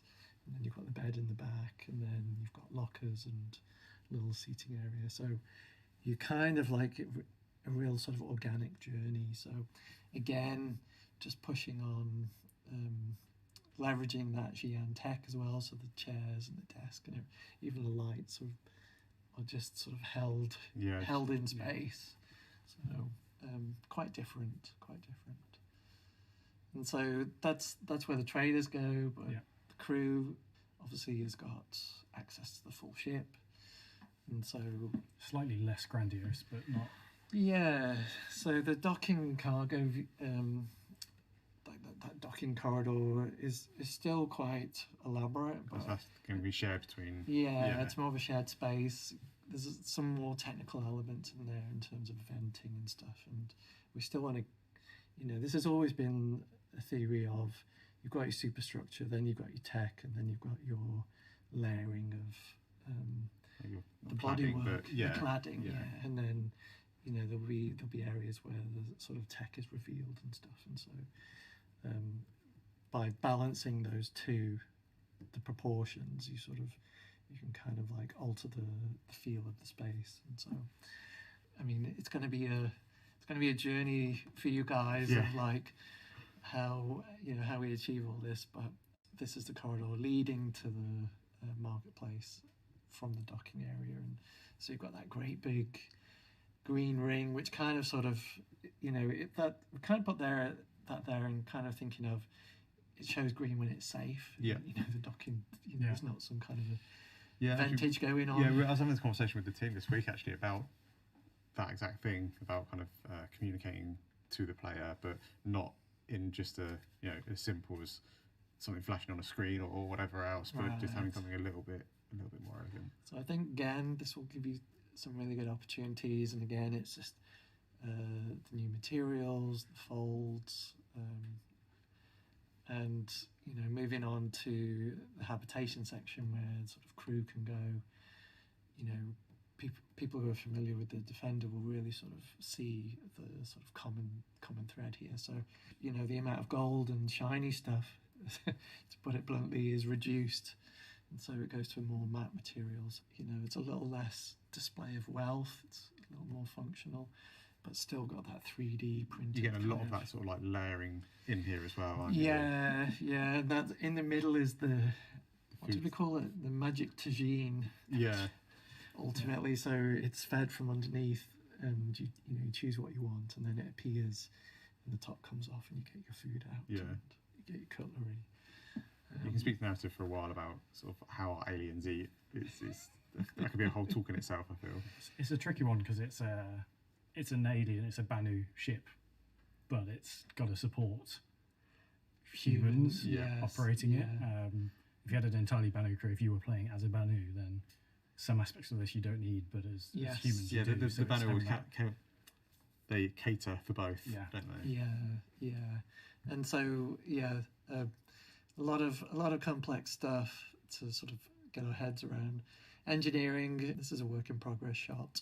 It's one of my favourite bits though. I really like this. And you can't really tell from this shot, but it's essentially set over 3 levels. You've got that main middle level, and you can sort of get on mini lifts to drop down to components or walk up the stairs to some elevated stuff. But essentially this is leading to the main central engine, and that is like sort of counter rotating all those elements, and so you get this awesome shadow play basically going on in the room, like really sort of cinematic. Looks extremely cool in motion. And if we can tie it to either were you talking about whether tying it to damage or the state of the It sounds like engine? a good idea, so I'm going to say yes. So if the engine's malfunctioning and it's sort of slowing down and stuff, that would be kind of cool. I'll claim that one. Okay, yeah. I'm not sure it was, but it's fine.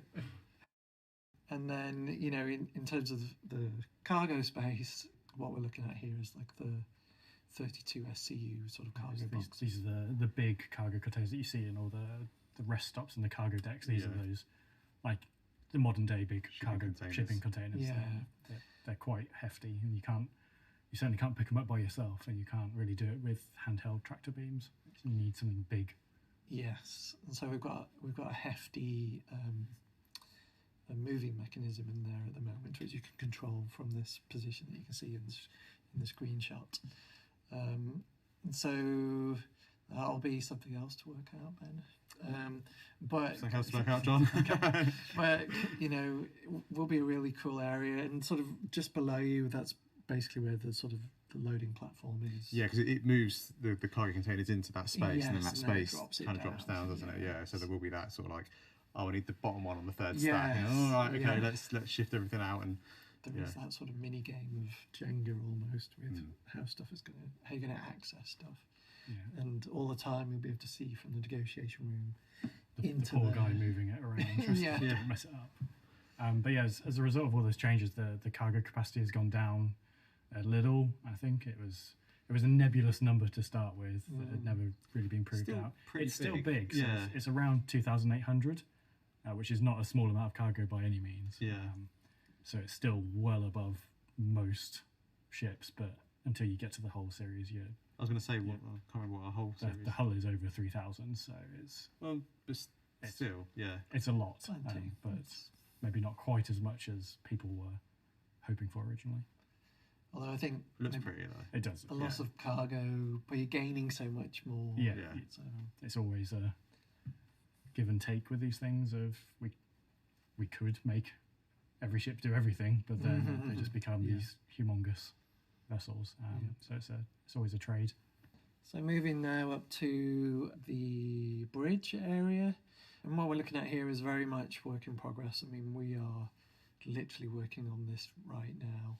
In the sort of top left, had to think then, is an image that we created sort of on round 2, and we're sort of leveraging that heavily. So a lot of those shapes will appear into this new stuff, but in this new sort of configuration, you're able to access the bridge, but you're also able to access the remote, not the man turret.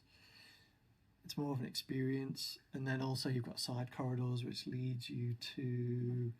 It's got a special name though. It's like it's not a meditation room. I can't remember the name of it.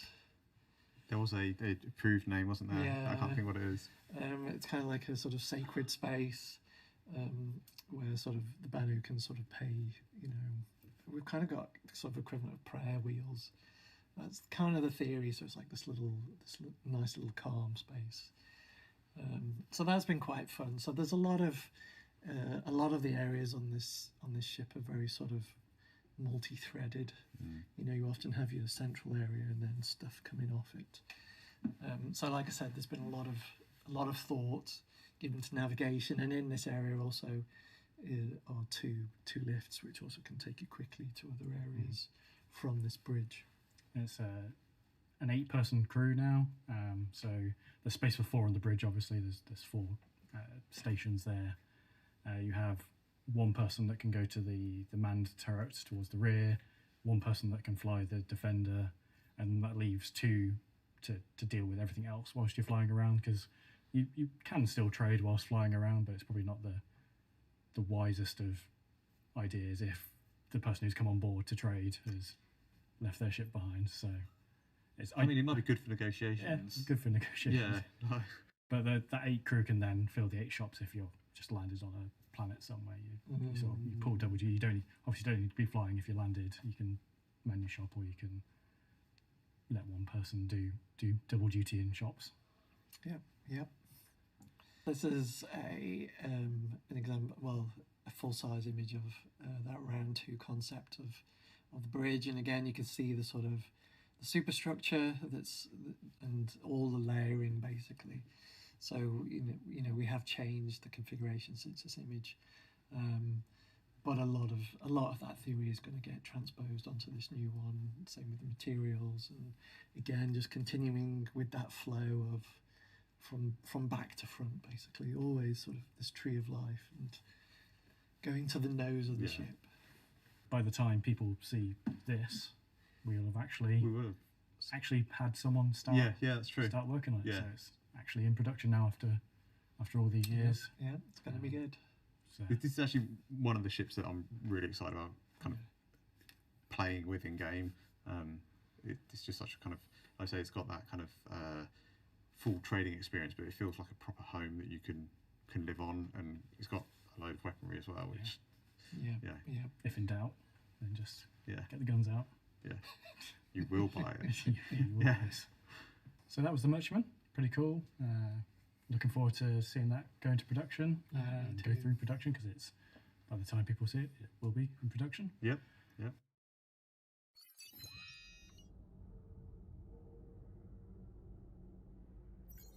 So to close our talk out, thought we would revisit the idea that we had last time we did one of these panels. We showed some concept ships, or some ideas for concept ships, talked about it, and everyone voted for them. Obviously, as this is pre-recorded segment, we can't interact with the crowd and get a feel of that. So fight amongst ourselves. Arm wrestle for which one we do. Yeah. So It's not good, Tony. at the end, Jared will explain how you can sort of vote or express your preference for what we show today, and we will see what comes of that. But first, let's go over what we did last time. So we had this ground mining vehicle concept. We had the Xi'an small cargo. We had the Tavaran light fighter. People may recognize a sort of a pattern emerging here. And then a small refinery ship. So let's see what's happened to those over the last few years. So that small ground miner turned into the Greycat Rock and the Rock DS. The Gatak Raylan was the Xi'an small cargo, and that was very close to that concept thumbnail that we did. It was, wasn't it? We have the Asperia Talon, which was the Talon light fighter. And then the fourth one, which is a bit of a mystery. A mystery. A mystery. I like this because I wasn't involved with this last time, but you've got a couple of my favourite ships in that, so yeah, it's good. Read your mind in the future. Yeah. So that fourth one, the small refinery ship, obviously people don't know about, but I can pretty confidently say people will know about it very soon, fingers crossed. So it's a new year, we'll do it all again. We've got 4 more sort of cuts of options here, so we go over those. Option A is a big explorer ship. So we obviously have the Carrack as the pinnacle of explorer ships, but there can always be more. Yeah, it would be nice to get a bit of competition in for the Carrack, really. Yeah, maybe something Misky. Go in the Misk line. Yep, I'm down for that. Then we have a selection of ground vehicles there. So there's a right mismatch there. So we've got 2 little small vehicles and what looks like an APC based off the ballista chassis. They all look cool. Yeah, the ground vehicles are kind of, although they're not as grand and exciting as the ships, I think they're just really fun. And it's nice. They're nice things to work on because they are kind of contained and they are quite small. They are, I was going to say like less complex, but they're probably not that much less complex than a ship because they still require all the same sort of setup and everything else. Yeah. And the confinement. Yeah, you've got to fit everything in a small space. But I think the ground vehicles kind of they just add that extra element of fun when you are playing with your friends. That it's you know, it's not all just about space. We've got some beautiful planets and being able to explore them not by foot is good. Yeah. I don't see a floating noodle wagon there though. Floating noodle bike. That's still on the list. Yeah, it's on my PJ list. special. Yeah. I've got a few that I'm trying to like just wear John down with. Maybe option C. This hover vehicle could be a floating Big Benny's delivery bike. Delivery quad bike. Yeah. Could be. You'd be able to fly in green zones though, wouldn't you? And that'd be like, actual kind of landing zones with all sorts of difficulties. Yeah. So that's we have some Gravlev bikes in game at the moment, but this is a sort of a more stable, secure option because anyone that's flown Gravlev bikes has experienced probably some mild terror as they try and do It's turns. been a while since we've done. Yeah, we've not done I'm trying to think when the last proper Gravlev vehicle was. Well, I mean, Nox. So it's been a while. Yeah. So the last option D, is a bomber ship. So we have the Hercules A2, which is coming this patch. That obviously carries very big bombs, or it's a collection of smaller bombs, but it is our only dedicated ground bomber. We have bombers like the Retaliator and the Eclipse, but they're more torpedoes. This would be another single man, get in, get out, drop your bombs, job. So Nice. I know I've kind of said I like all of them, but like, I think the visual aesthetics of the bombers is kind of like the single seat bomber. They just look cool. I think the hover vehicle for me. Yeah. I'll go for the explorer ship at the start because I like big ships. I cannot lie. Do you know? I was wondering if you were going to do it. And you It was did. going in my head. Yeah, so I was like, yeah. do I stop with this? No. Yeah. But yeah, I think a nice big explorer ship that you can have all your friends on board, because that's really where you have the huge amount of fun with Star Citizen, Yeah. is getting a group of friends together and just going off. I just think and causing chaos. Visually, the small little kind of compacts are cool. Can we have them all, John? Maybe. I guess we'll Well, find what out. happens if we do get like a perfect Yeah. split on the votes? Yeah. Like Jared's gonna come back to be like, well, actually, Definitely don't condone trying to split the votes. Yeah. So we have to make them all. But Just double your team, Ben. Double the team. it could happen. I'll try. Yeah, thanks.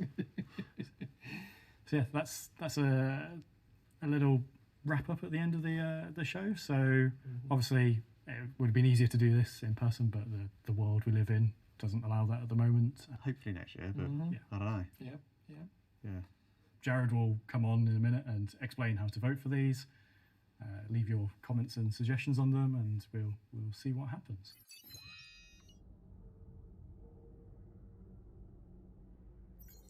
That's a wrap for us.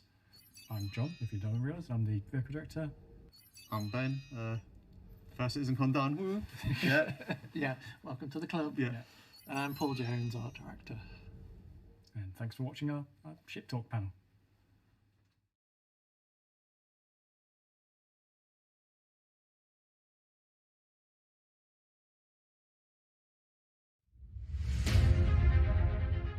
Do you hunger for the challenge?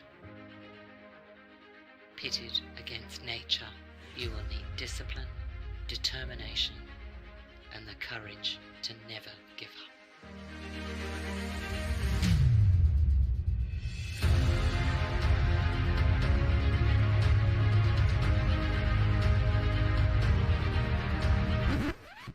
Looks like you need a beer, mate.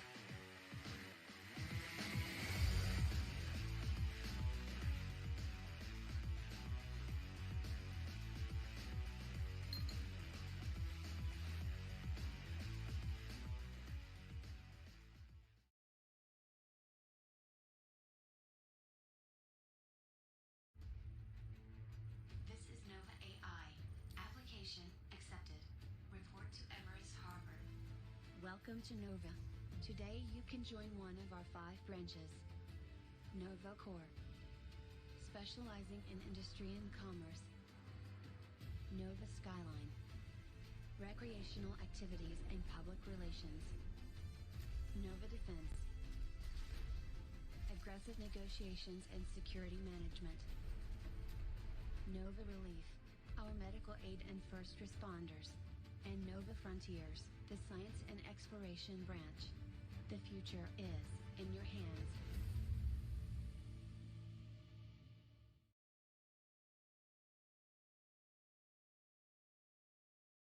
Universe, where a hardened reaver on the edge of civilization soothes his loneliness on the spectrum. But I'm too old to find love. That is a load of space whale crap, and you know it. Where a slaver in the heart of Cathcart meets new people every day, but just can't find that someone special. I can't handle it anymore, Maurice. I'm leaving. But who will subjugate your slaves if you leave? Perhaps a little magic can happen in the cold vacuum space. From the producers of Replace Me comes a romantic comedy with a pirate's heart of gold, Sleepless in Stanton. Coming soon to the Spectrum on Cathcart Public Access.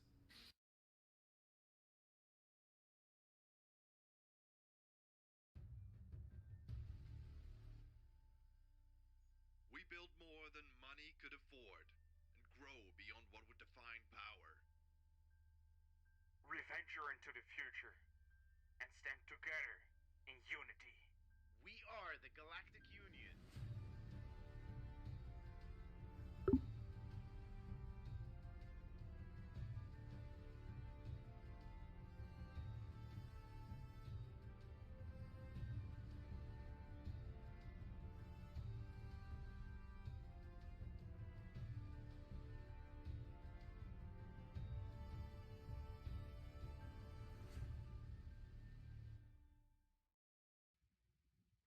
welcome back. You're watching CitizenCon 2951. Just in case you saw the Banu Merchantman and lost all sense of time, space, and reality there. That was the ship talk presentation, followed by another set of community videos. So the 400i is real and visible. The Anvil Liberator may become the hero of Pyro when players are left without all the gas stations everywhere. And the Banu Merchantman aims to take the crowd of coolest spacecraft in the game. Like it didn't have it already. Plus, you can vote to prioritize one of the next ships to move into development. Voting should be enabled now on the very special comm link found on the robertsspaceindustries.com website. And if it isn't, give it some time. I'm willing to bet the site is being hammered just a little bit at the moment. Now, as for what you folks had to say during the presentation, we're going to try this again. All right, Twitch chat, don't let me down. Dial Tone said, "Yo, dog, we heard you like ships, so we made a ship to ship your ships, so you can ship while you ship." Ora Valido said, "They're shipping the shipping shippings." Ships. Been enjoying CitizenCon a lot. Thanks for the amazing work. Medusa1 says, "It's so stupid. I love it." I don't know which ship he's talking about, but we'll take it. Enigmarin says, "The new most important ship in Star Citizen." That's still me and Jay Lee, dude. Blix88 says, "Pocket carrier." Yes, finally, pocket carrier. And Lars19 says, "Balloon Merchunkman."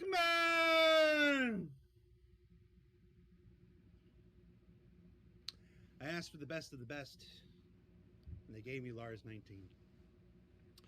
Back to the 400i, that promotion should have launched just a little while ago, so be sure you check that out, as well as the pre-Q&A FAQ, where the community team anticipated some of your most likely questions and put them to John Crew ahead of time. I hope there's at least one question about the bathrooms there.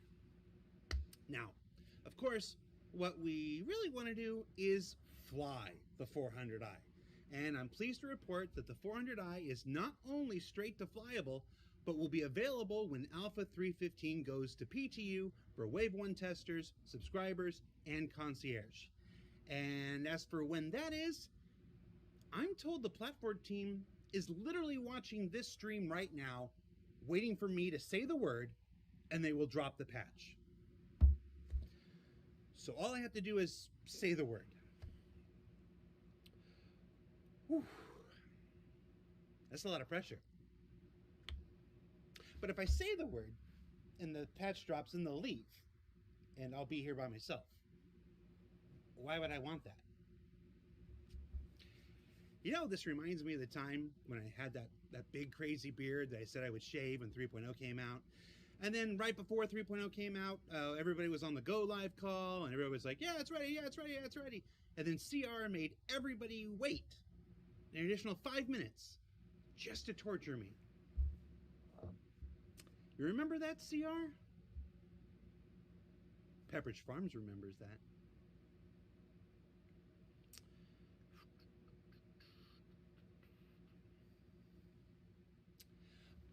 All right, I've pushed the gag too far, as it seems. All right, here we go.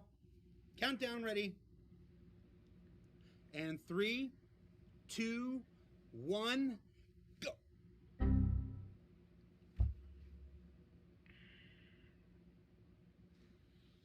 That was predictable. All right. Let's go now to Allie Brown, Christopher Bolte, and Daryl Barnes and learn more about Gen 12 and the multi-core of Vulcan.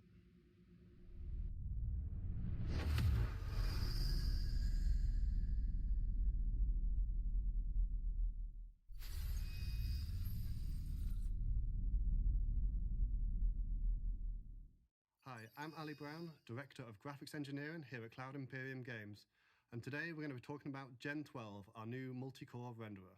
In addition to myself, we'll also be hearing from Christopher Bolte, our core engine architect, and Daryl Barnes, our graphics programmer.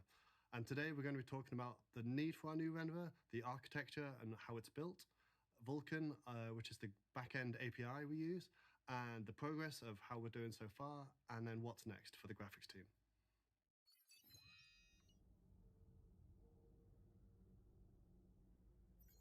So to help understand the need for the Gen 12 renderer, we first want to take a look at the high-level structure of our existing renderer to try and understand how the new render will differ. So here you see a diagram, very simplified, of our overall architecture. And on the left-hand side, you can see the 3D engine, and this is what manages all the visible objects in the scene, for example, their position, their size, and ultimately is responsible for the culling of them objects and deciding what should be sent through on screen each frame to the renderer. And obviously the job of the renderer is just to feed out the image at the end of the frame. And to do this, to manage this process, all of these objects have to pass through the single universal pipe, this conduit of information in the center. And as a result of that, every object has to come through with a certain amount of settings or paperwork and baggage to describe how they should be configured, and this type of represented on the diagram by these switches. So this type of design initially seems very flexible, having this universal pipe. You can very easily toggle certain settings and get a very different rendered result for each object. But the reality is actually that the objects and the renderer both end up extremely complicated because they have to decipher this list of instructions and distribute these objects through the various pipelines and stages inside the renderer. And this has to happen for every object, every frame. And this deciphering ends up resulting in quite a significant performance problem. And it also makes the renderer quite inflexible because it's quite complicated and hard to change the architecture. So how does our Gen 12 renderer differ from this? Well, the methodology we're taking on is to try and make everything as explicit as possible. And we're trying to minimize all these redundant connections and switches and configuration options and try and get things much more streamlined. So to do this, each object in the world will directly communicate with the render pass responsible for drawing that object at startup time. So when the object is first spawned, it will communicate directly with the pass responsible for it and pre-configure everything possible at that stage. Now, this has a bunch of benefits. So by speaking directly to the thing that's rendering it, it doesn't have to worry about all the other rendering systems. So we end up with a much more limited set of parameters, both on the object and on the rendering pass. And all of the settings we do have are very relevant for the task, which makes things much less complicated. And it's easier to optimize, more flexible, and more modular. So each of these passes then goes on to generate low-level commands that are actually going to map directly to our graphics API, which is the piece of software that sits just above your GPU driver. And this backend collects and executes all of these instructions. And because there is no high-level knowledge of the rendering in this backend, it is just simply just issuing commands. It ends up very simple and streamlined and much simpler than the equivalent on our old renderer. So the benefit of this simpler code is it's much easier to multi-thread, which is to say to run it on multiple CPU cores in parallel, something that is crucial for modern CPUs. So multi-threading is a complex and often misunderstood paradigm, so I thought it was worth us talking briefly about how we optimize multi-threaded code. And for that, I'm going to use an analogy of building a house, which is another complex engineering task with dependencies. So here you can see a list of tasks for a builder, a joiner, and an electrician, all running one after another, and there's dependencies between them shown in red. And in this example, the house is equivalent to rendering our frame. Each tradesman might be a different system, and then the capacity of 3 people in our house is equivalent to the 3 CPU cores we might have on our system. And the occupancy, as in the average number of people in the house, is effectively the same as the CPU or GPU utilization numbers you might see in Task Manager. So in this example, we can see the project takes 11 units of time and is on average 60% full for this house. Now, this occupancy of 60% isn't the direct reason that it takes 11 units of time, and that is in fact down to the critical path of work where the builder is blocking the joiner and the joiner is then blocking the electrician. So the obvious answer here is that you need another builder or multiple builders to work on this in parallel to unblock the joiner, and so on. You can keep on parallelizing this work to try and reduce the critical path, and that is our focus when we're optimizing multi-threaded code. However, not all tasks are trivial to run in parallel, and sometimes it's impossible to actually run them in parallel, so you'll end up with these unallocated capacity space and these bubbles. And in this case, if we imagine the electrician was in fact our GPU, then the fact that it takes longer is just going to result in a CPU bubble, which is unavoidable. And this type of thing happens very frequently if you have a configuration, for example, a very fast GPU and a very slow CPU, then unavoidably one of them 2 systems is going to have a bubble. So we can fill these bubbles with non-critical work like streaming meshes or textures, and this can help fill the unused CPU capacity. And this can be useful to try and get some extra work done, but ultimately it's not going to improve the performance of the frame. And the point I really wanted to drive home was that the CPU and GPU utilization, which are often looked at as key indicators of performance, aren't actually the direct thing we should be looking at. They are useful statistics, but ultimately the frame time is the only thing that matters and the critical path that resulted in that frame time. So as we roll out Gen 12, we'll hopefully be putting some new statistics in there that the players can see to help them understand the performance and understand these bubbles, and that should hopefully give a little bit clearer insight into the performance of the renderer. So how we can actually achieve this parallelism in practice, that's going to come down to two major changes. One is the architectural changes, which Christopher will talk us through, and the second is the Vulkan graphics API that Darryl is going to talk us through. Welcome to the next section of our Gen 12 renderer presentation. My name is Christopher Bolte, Core Engine Architect here at Cloud Imperium Games, and I would like to spend the next few minutes introducing the high-level architecture of our in-development Gen 12 renderer.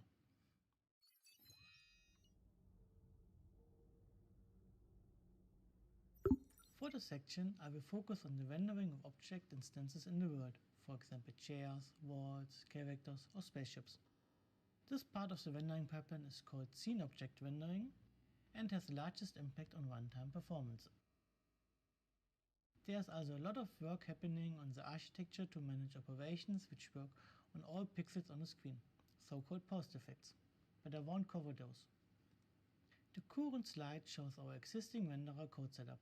We have a main thread, which does all game simulation as well as figuring out what objects we should draw for every frame. And we have a render thread, which takes all those objects and translates their description into GPU commands to render them on the screen. The system is set up to double buffer the data. In other words, the render thread is working on data from the previous frame, while the main thread produces data for the next frame. Such a setup allows easy performance improvements in some situations, but it also has two issues on modern hardware. First, the rendering code won't scale over multiple CPU cores, which can result in a bottleneck during execution. In other words, every visible object adds a certain cost. The more objects we render, the higher the cost. And as a single CPU processes this cost, no matter how well we optimize, at some object count we will run into performance issues. Second, since the main thread and render thread must be synchronized with vsync, we can end up with very bad load balancing. As shown on the slide, if the main thread takes longer than the render thread has to be idle and wait, and vice versa, if the render thread takes longer, then the main thread has to wait.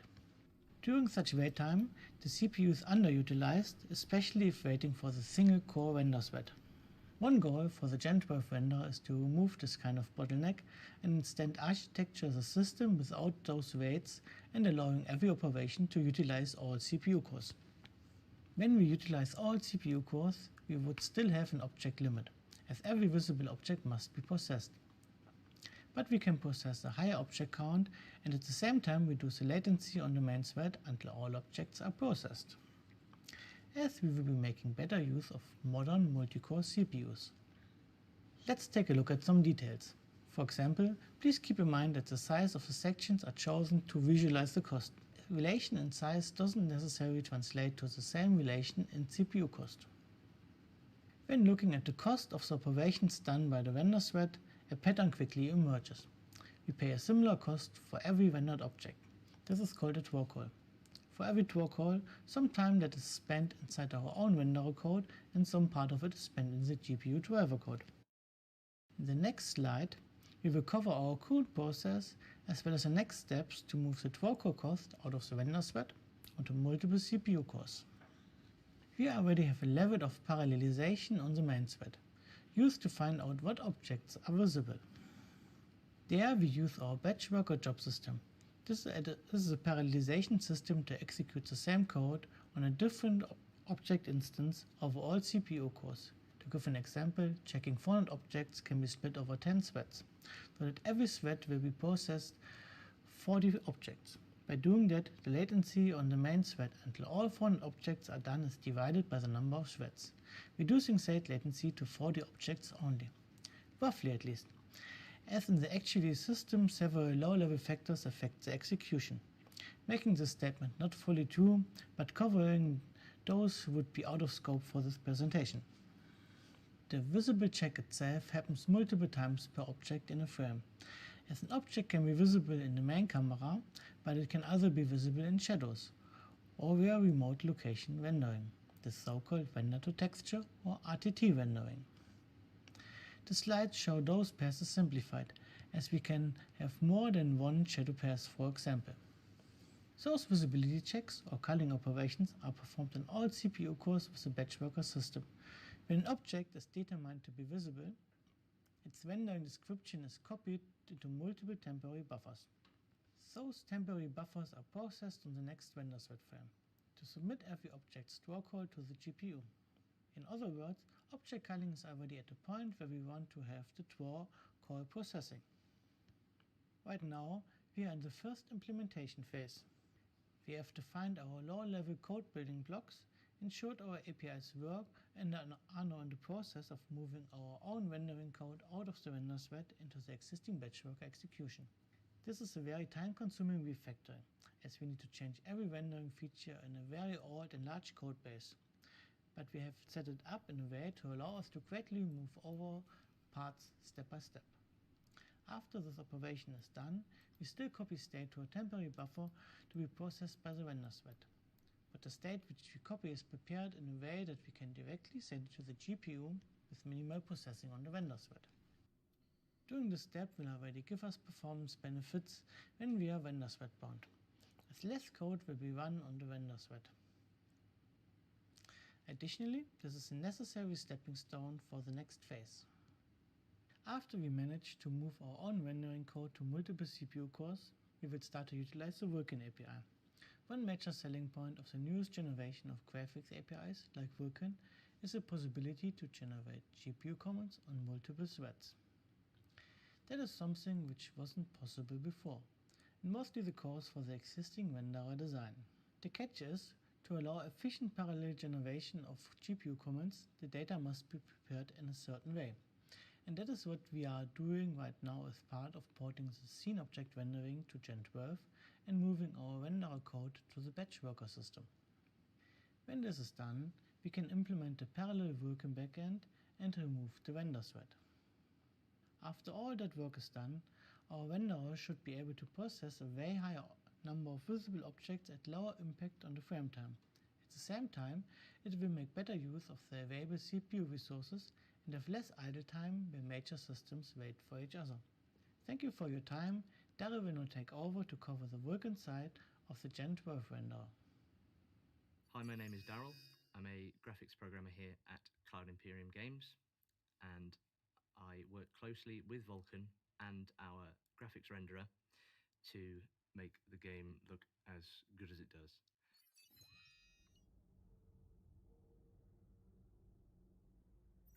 So what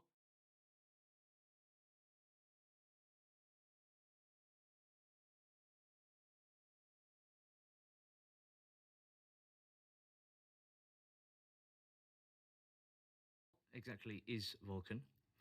Well, Vulkan is a modern graphics API that allows us as developers to take greater control over what you as a player sees and also affects performance greatly.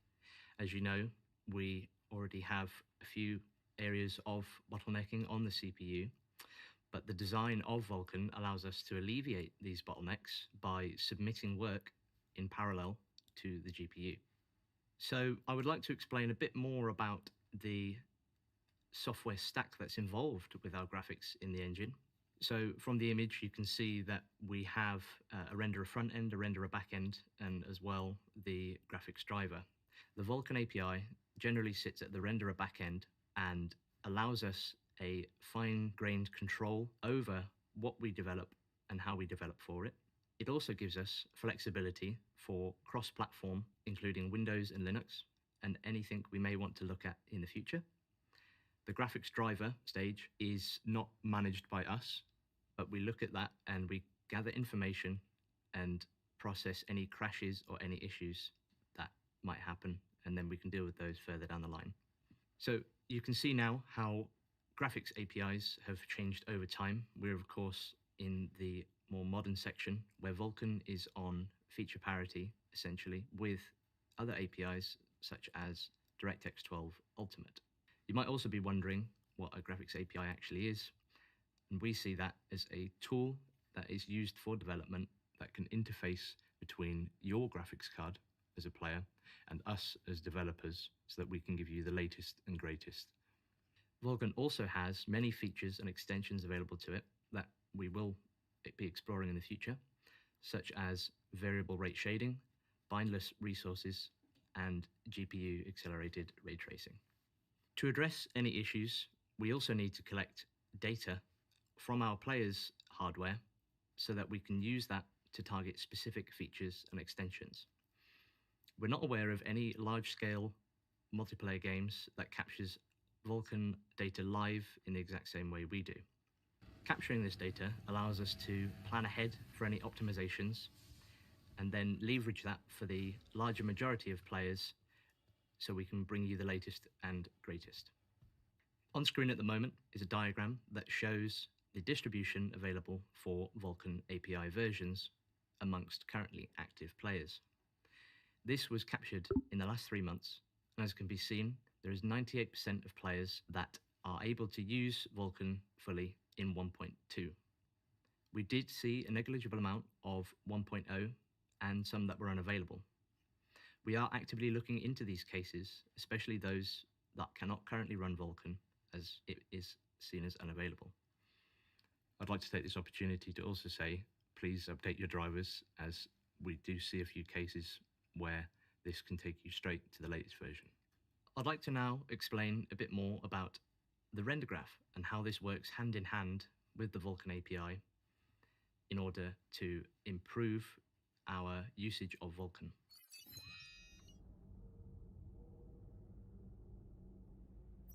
So a render graph can be seen as a collection of stages that depend on each other.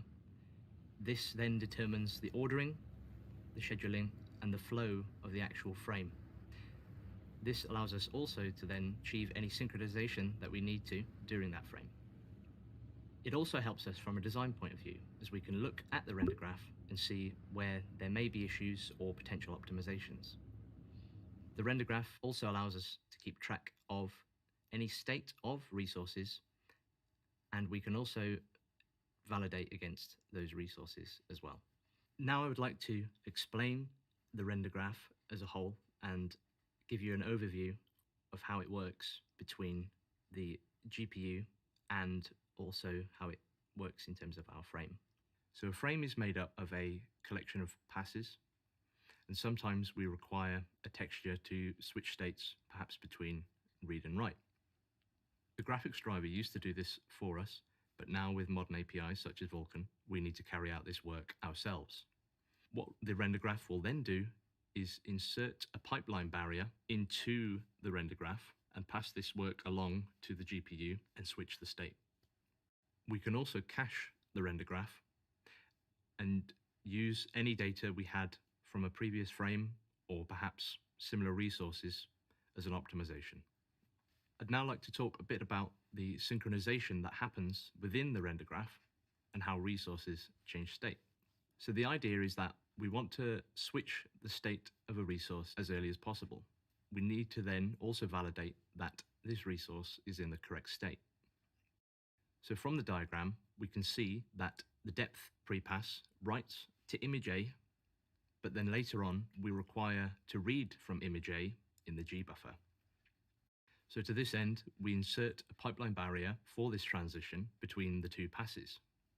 These barriers are scheduled as GPU work, following a strict ordering dependent on other work that may have happened previously. All the work for a single stage within the frame can be carried out in a single pipeline barrier.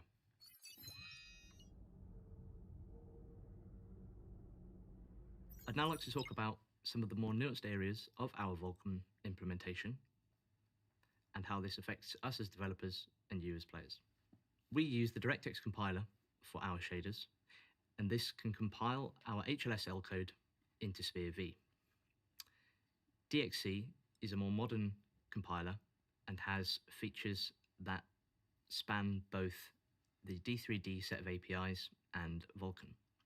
HLSL is a shader programming language that we as developers can utilize and read in order to make work happen on your GPU.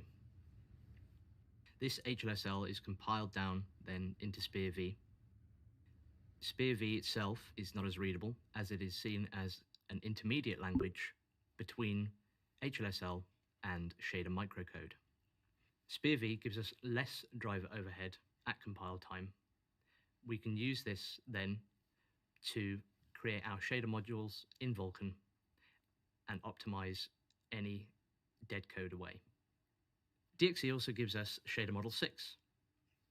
Shader models have progressed over time in HLSL, with shader model 6 now giving language support for GPU parallelism, as well as variable rate shading, amongst many other features. We can see here now a diagram of how our shader compilation happens. It starts at the shader author level.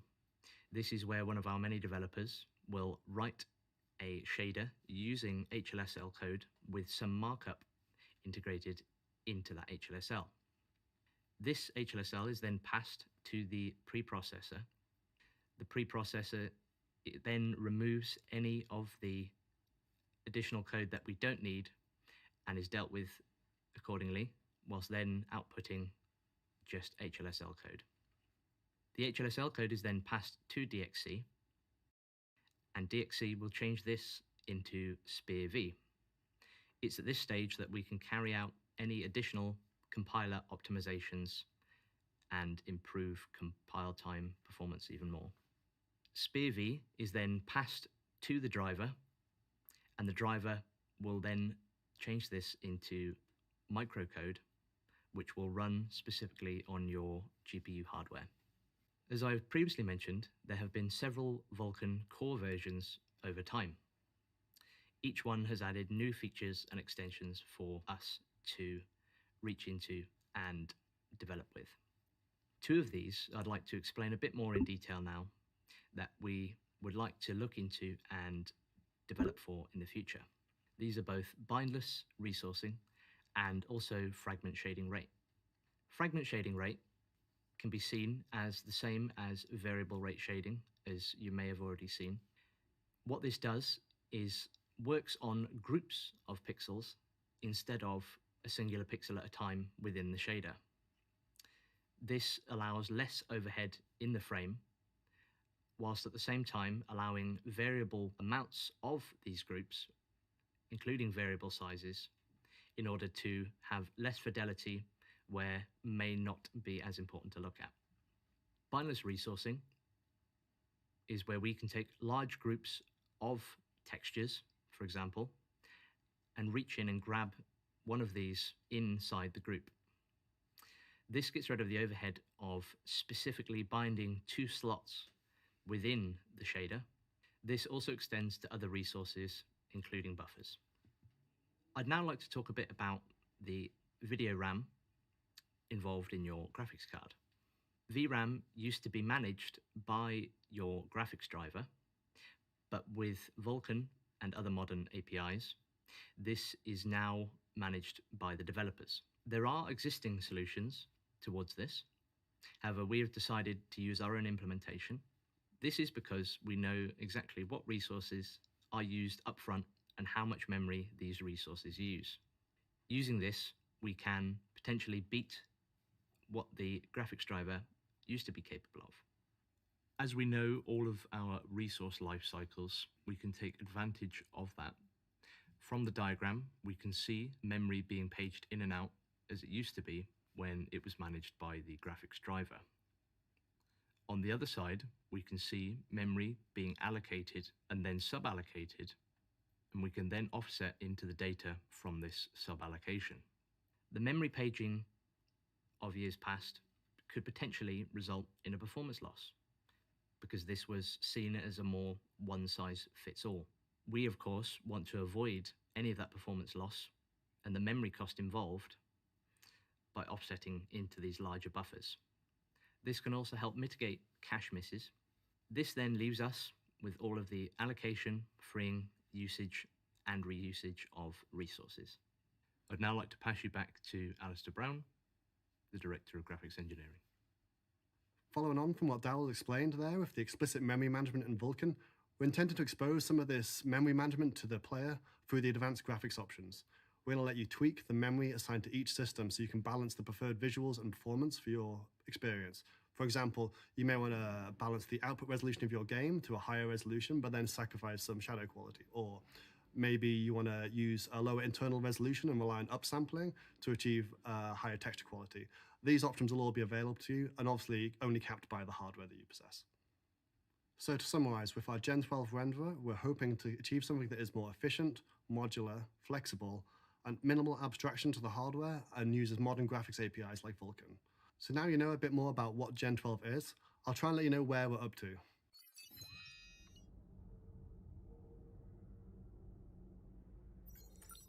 So we've done a huge amount of work already. The architecture is all in place, and we're using this hybrid rendering approach where we're combining elements of the old and new render at the same time to allow us to move piecemeal to the new system. All of the post effects, fog, and lighting have been converted over, and they're all enabled by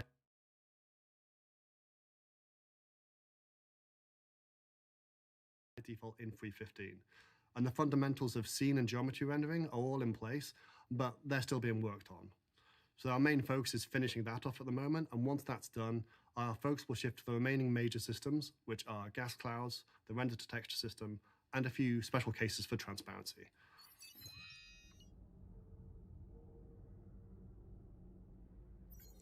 After this, that's where we'll start seeing the public milestones, and the first of that will be 100% usage of Gen 12 and none of the hybrid approach. This will still be at DirectX 11, our current graphics API at this point. And then our second milestone will be the Vulkan API release. That will be optional at first and then mandatory after we've removed all the bugs. And our final milestone will be when we have performed the optimizations for multi-threaded. So that will only happen once the Vulkan is in place and we can finally look at the performance on the final graphics API and optimize all the remaining code.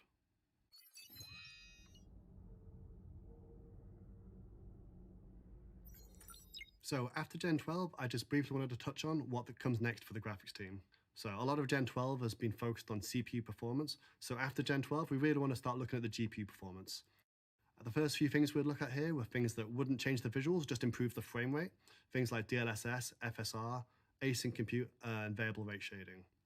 After we've improved this GPU performance, we want to start looking at some of the more exciting visual features. So then there is also mesh shaders and primitive shaders, which is technology we can use to generate procedural geometry. And this type of thing could be really exciting for things like the planets or asteroid fields where procedural geometry is critical.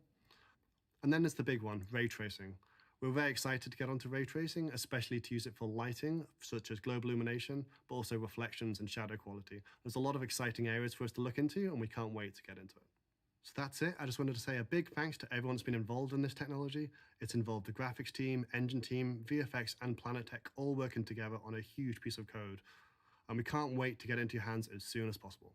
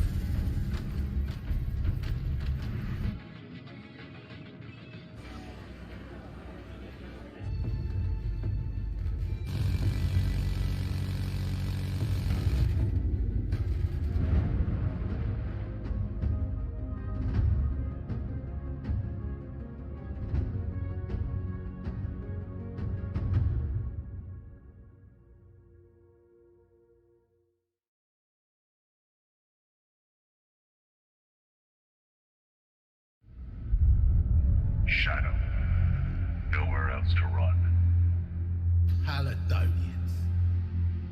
I heard stories about you lot. Bounty hunting, piracy, assassins. You're the scum of the verse, they say. No job's too dirty. Is that all you've heard about us? Nah. You have a code. Which means I ain't talking my way out of this, am I? This is the way.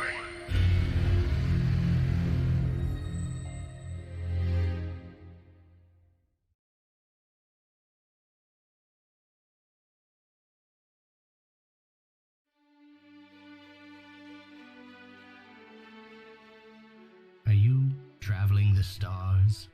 Exploring the galaxy? That's lonely, lonely, hungry work. Always remember though, Big Benny's with you. Big Benny always has your back. Big Benny, eat his food.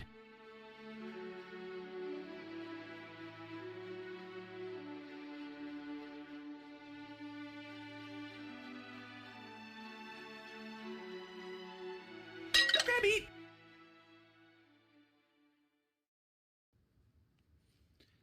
The dude really said, update your drivers. These are my favorite kind of panels because they're precisely the kind of thing no other game studio would ever dream of sharing with folks. And as CitizenCon 2951 rolls along, there was a lot to take in there, wasn't there? I know server meshing and the like are the big buzzwords, but there are a lot of performance improvements to be gained throughout the teams on Star Citizen. And for graphics, they're not only moving to Gen 12 and the faster and more flexible renderer that it brings, they're also focused on re-engineering for multi-core systems to provide improved CPU performance and remove some of our worst bottlenecks, and that all of this work starts with DirectX 11, but will transition into Vulkan once things are ready. Now, the work of these folks, the meshing folks, the database folks, the optimization folks, and countless other folks, I've used that word a lot, from teams across every studio is how we're going to get Star Citizen to that performance promised land. And it takes all these teams to make that dream a reality. And speaking of dreams made reality, hey, Sleepless in Stanton folks, don't think I forgot about you. Don't think because you're a community effort, I can't expect and demand a full-length feature. I await my screener. And in other community news, one of the best things to come out of the Star Citizen community over the years has been the creation of an app called Game Glass. It's an app that turns your tablet or phone into a control surface for the game. So let's take a closer look at that now.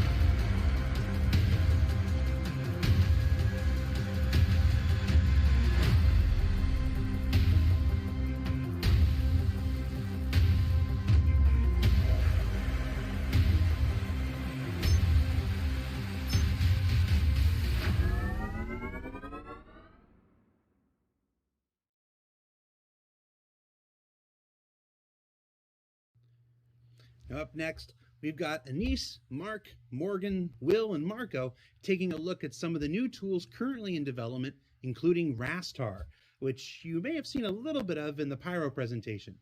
Crafting Worlds, Planetary Tech and Tools starts now.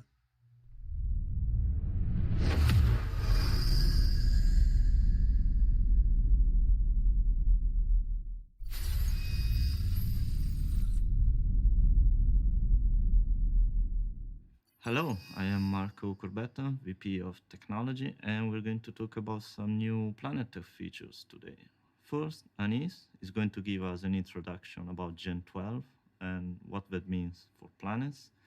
Then Will is going to talk about dynamic foliage, shaders, plants, and seasons, and he's going to show us a river demo as well. Then Mark and Morgan are going to talk about Rasta, our new base building tool. So let's get started with Anis. Hi, my name is Anis and I'm Senior Engine Programmer here in Cloud Imperium Games. My main responsibility is the development of Star Citizen planetary technology, with a focus on planetary elements rendering.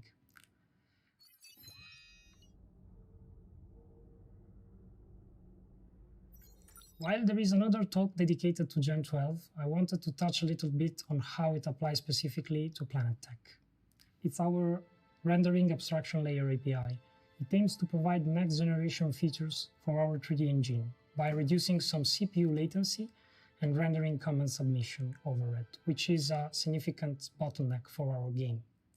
Part of our recent efforts have been put to modernize our old school renderer to shape it in a conformant modern API rendering style, to be suitable for the newest low overhead APIs such as Vulkan.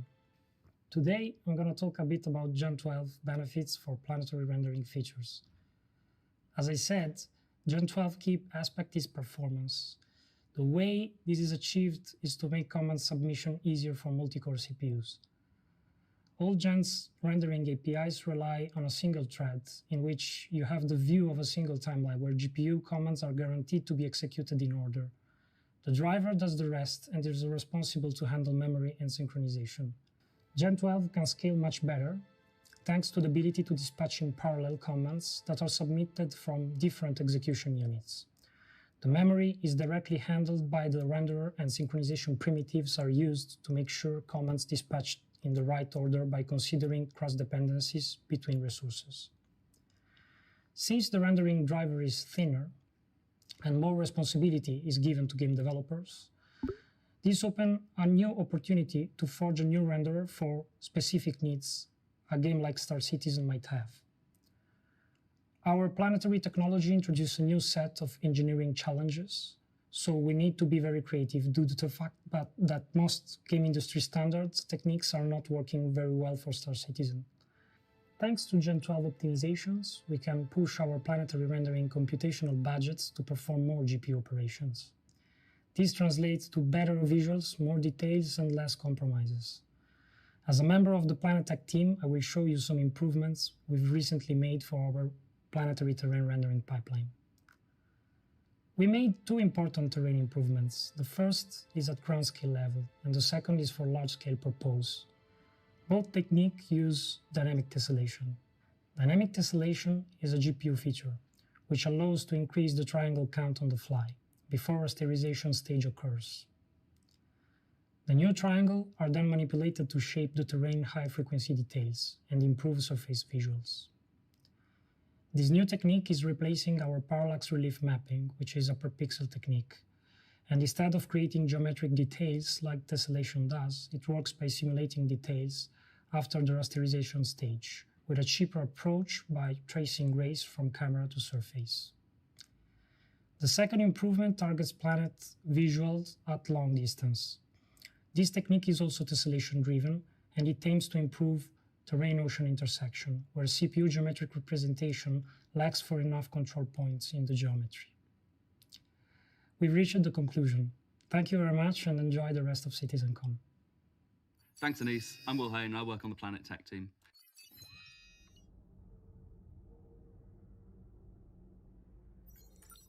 Over the past few months, I've been working on a number of improvements to our ecosystem spawning system, which is the system that spawns all of the objects on all of the planets. We've been doing this to give our artists more power and flexibility, as well as improved performance for everyone playing the game. The first thing that I did was a complete overhaul of how we spawn the objects. We used to spawn them on each terrain patch as that terrain patch was created, but this meant that we were limited in our control in that we could only spawn new objects when we were creating new terrain patches. The new system has an entirely separate grid division of the planet, and this means that we have a lot more control over the resolution of our objects when they're spawned and how we spread it across multiple frames, which means that we get better performance in the client. This also means that we're able to add a setting for the clients to control how far away each object preset was spawned. The next improvement we've started to look at is making the ecosystems react to their situation and surroundings more. For example, we can now introduce scaling biases for temperature and humidity so that certain objects, when in higher humidity can be bigger or smaller, and the same for temperature. A new system has been designed for animal and entity spawning using tokens, which means that we can specialize our object presets better for different planets. For example, we have something similar for rocks. That means if you put a rock on a snowy planet, it goes snowy, and if you put it on a sandy planet, it looks sandy. Now we can do something similar for animals. We can specify a small herbivore, for example, and in the snow, this might spawn some sort of Arctic rabbit, and in the jungle, this might spawn something completely different. We've also begun to experiment with a new foliage shader that takes into account the health of the plant based on its surroundings again, and the current season of the planet, though what you're seeing on the screen is far from final. In the same vein as that, we've been working towards having more dynamically placed biomes around natural areas. We've created dressing object presets that are automatically placed around coasts, and of course my favorite thing to work on, rivers. In the most recent couple months, I've been doing more work on the rivers to prepare them to be closer to what we would consider shippable, so that we can get them out to the players.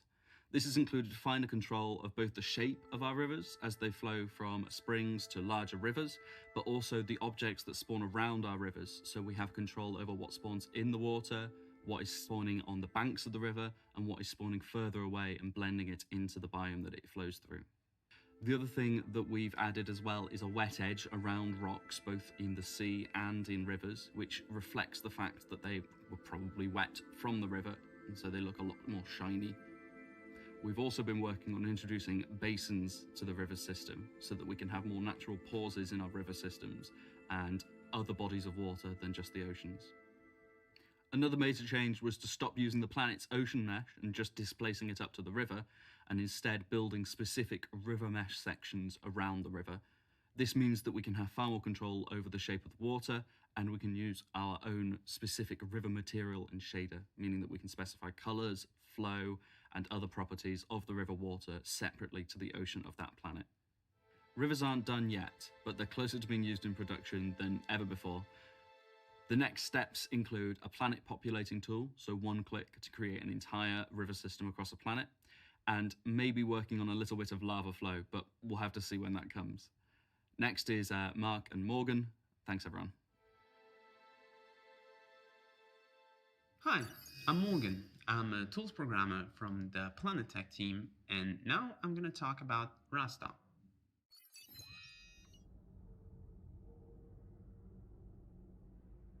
What is Rasta? Rasta is our work-in-progress tool for planetary locations creation and edition. The name stands for a mix of RTS, the game jaw, which takes the inspiration from its map editor system, and STAR, as, well, you know. Its goals are to replace our previous placement system based on prefabs to a better object container-oriented solution.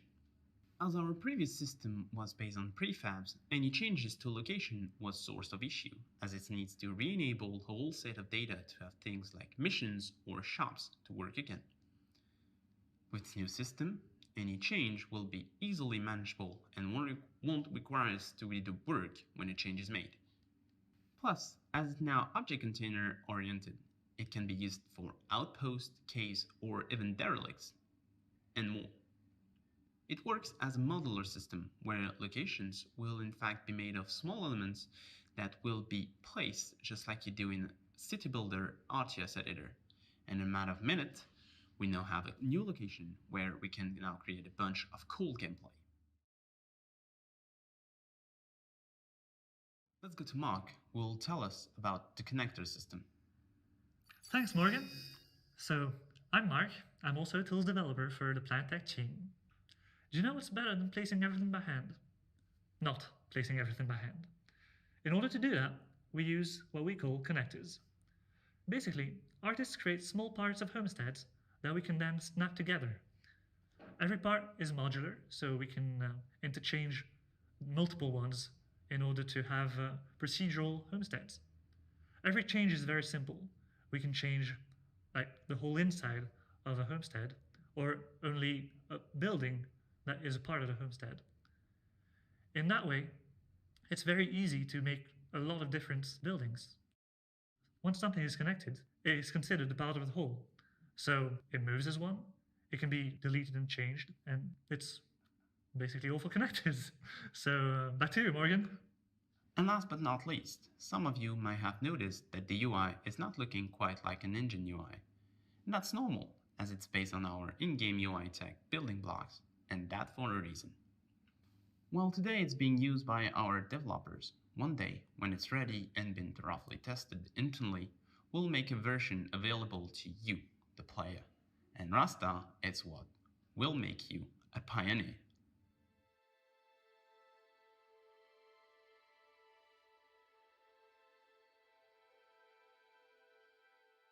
Thank you for watching. We are very excited about the tech we've shown you today, and we hope you enjoy the rest of Digital CitizenCon.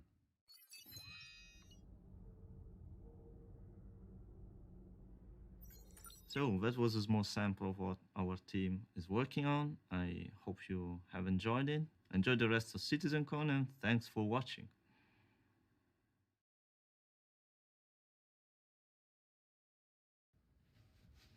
No, it's not me. It's time for...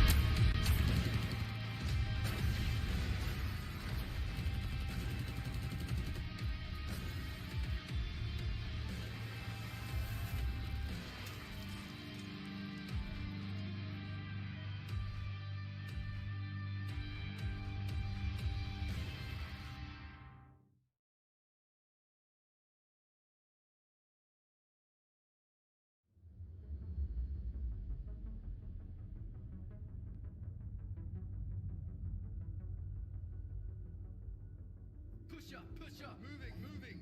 I got you covered. Pushing. Got visual on the bridge door. We're going in. Get down the ground. Hands where we can see them. No sudden moves. What is this? It's a goddamn failure, that's what it is. Command, the target is gone. We've been stitched up. Bastard. Perhaps still on. When we catch this bastard, you will run out of luck eventually.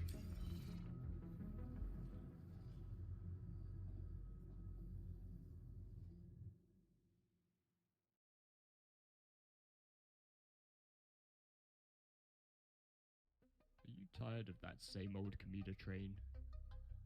Feel like you're just one in the crowd?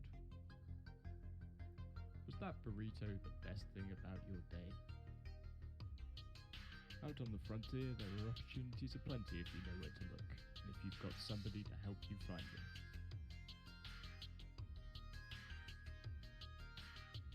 Somebody to pick you up when you're down.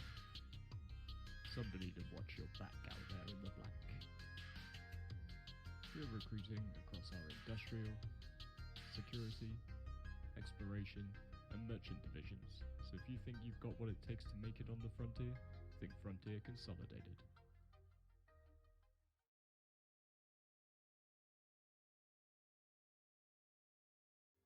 It started in Port Olisar. The first case was 6 years ago. Nobody knows what happened. He just dropped dead. Now it's spread through the Stanton system. I've seen it hundreds of times. Last words are backspace. Backspace. We followed an elite team of researchers in a race to contain it. Why can't I recreate it? I just don't know what we're missing. Professor, there's a new case nearby. We need to check it out. Can they stop it in time?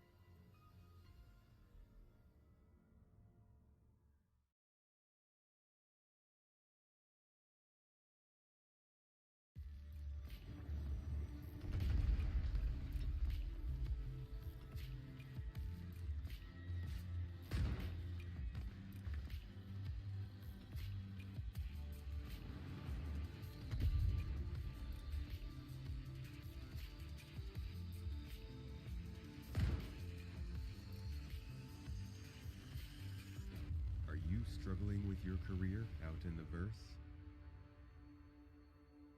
We are are too, but we're here to help. The Garden Interstellar Initiative. The Garden Interstellar does not guarantee fruits and vegetables will be available for all and cannot be held accountable for the lack thereof. I feel a little called out by both Project Black Space and Garden Interstellar.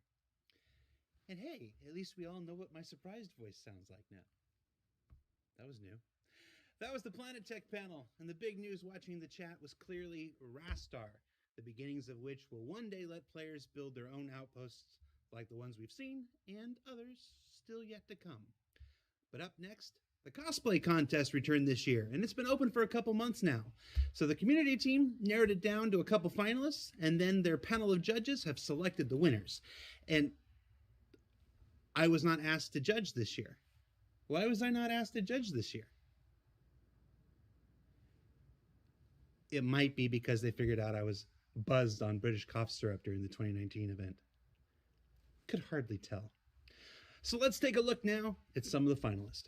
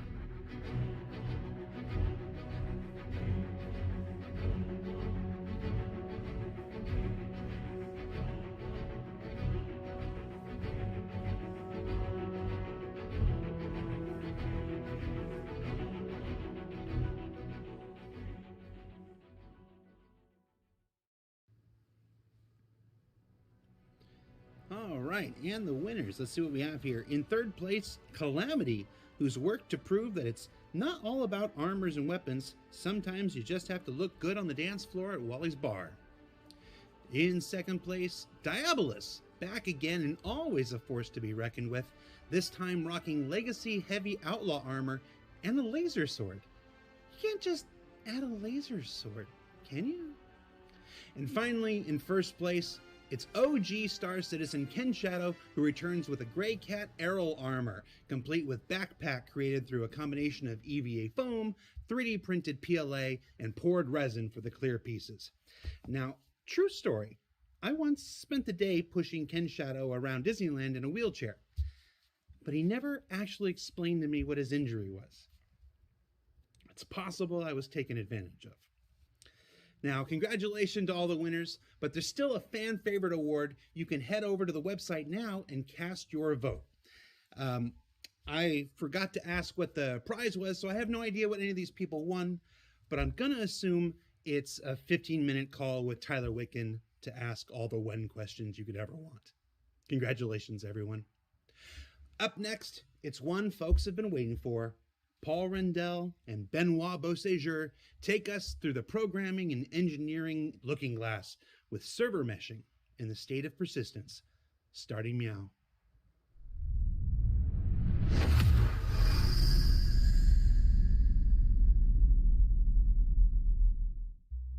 The concept of server, which has been ingrained since the beginning, has changed to become a mesh of servers. So how do we solve this? The answer should be simple.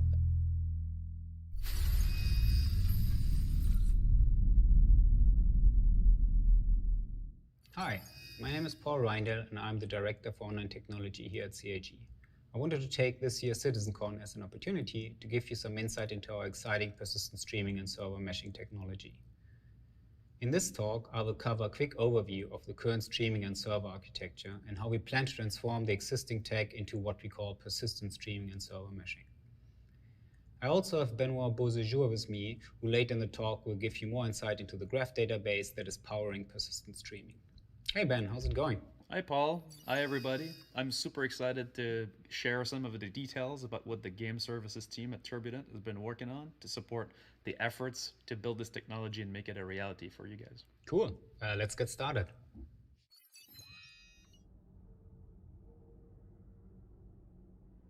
Before we look into persistent streaming and server meshing and how this new technology will work, let's have a brief look at entity streaming and how our solar system is set up. Each solar system can be seen as one giant level containing every single object inside the solar system. From the sun to the Vindual rock, Stanton is one large map. Since this is a lot of data, the setup is split up into a hierarchy of nested object containers, which can be streamed in and out individually. If you look at an abstract view of Stanton, it all starts with one solar system root object container. This object container contains the sun, the planets, and the moons around each planet. Each of those locations then has its own object container, and if you take a closer look at a moon, you will find the entities placed around the moon inside this object container. For example, a space station orbiting the moon. This setup keeps repeating. The space station could be set up via multiple rooms, each defined by its own object container. Additionally to the static hierarchy of object containers, there are also all the dynamic entities which bring the universe to life. NPCs, an interactive vending machine, and of course players and spaceships. Most of these entities are made of a hierarchy as well. For example, a player has his body, an undersuit, and armor attached to it, and they are all child entities of the player. The streaming system treats these mini hierarchies as streaming groups to make sure that an object like a spaceship is always streamed in as one unit. Loading the entirety of Stanton into memory and simulating every single entity would be very expensive, especially on the client, but also on a single server.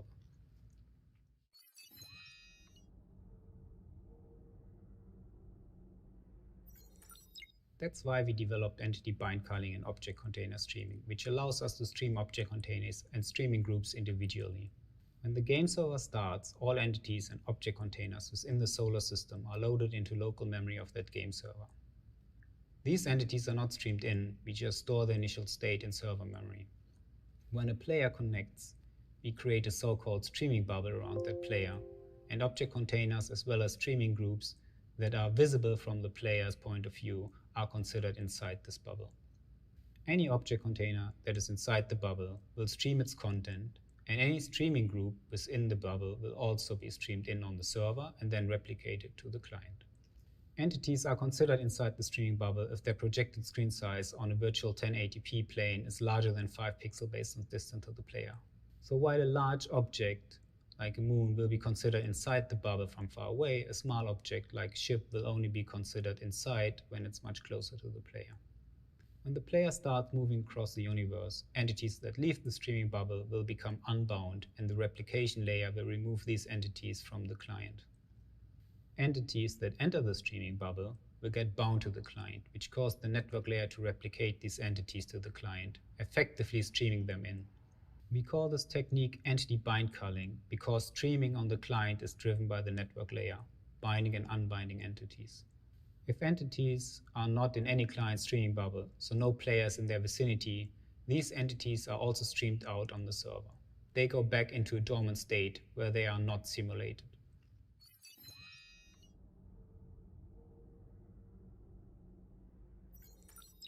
This model works quite well on the client, however it doesn't scale well on the server. While we do stream entities on the server with no players close to them, a poor distribution of players will cause the DGS to load most entities, and the more clients we try to match to a given game server, the likelihood of a player being at every single location increases. And that basically nullifies the benefit of server-side streaming. So how do we solve this? The answer should be simple. Allow multiple instances of the game server to work together so they can split up the work. Well, it's not quite that simple. Let's have a look at the current architecture.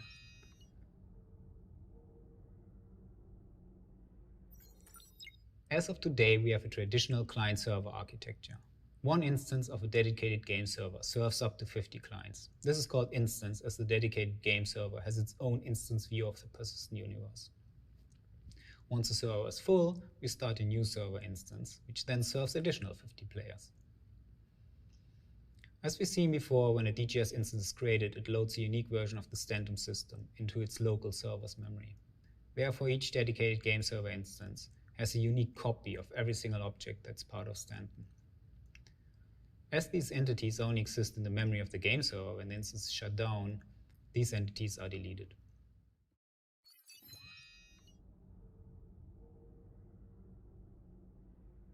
The goal of server meshing is to allow multiple DGS instances to work together and divide simulation costs between each server in the mesh.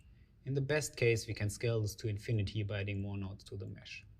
As we saw earlier, each server node stores the state of entities locally. If we want to mesh these servers together, we need to find an efficient way to synchronize state between each server.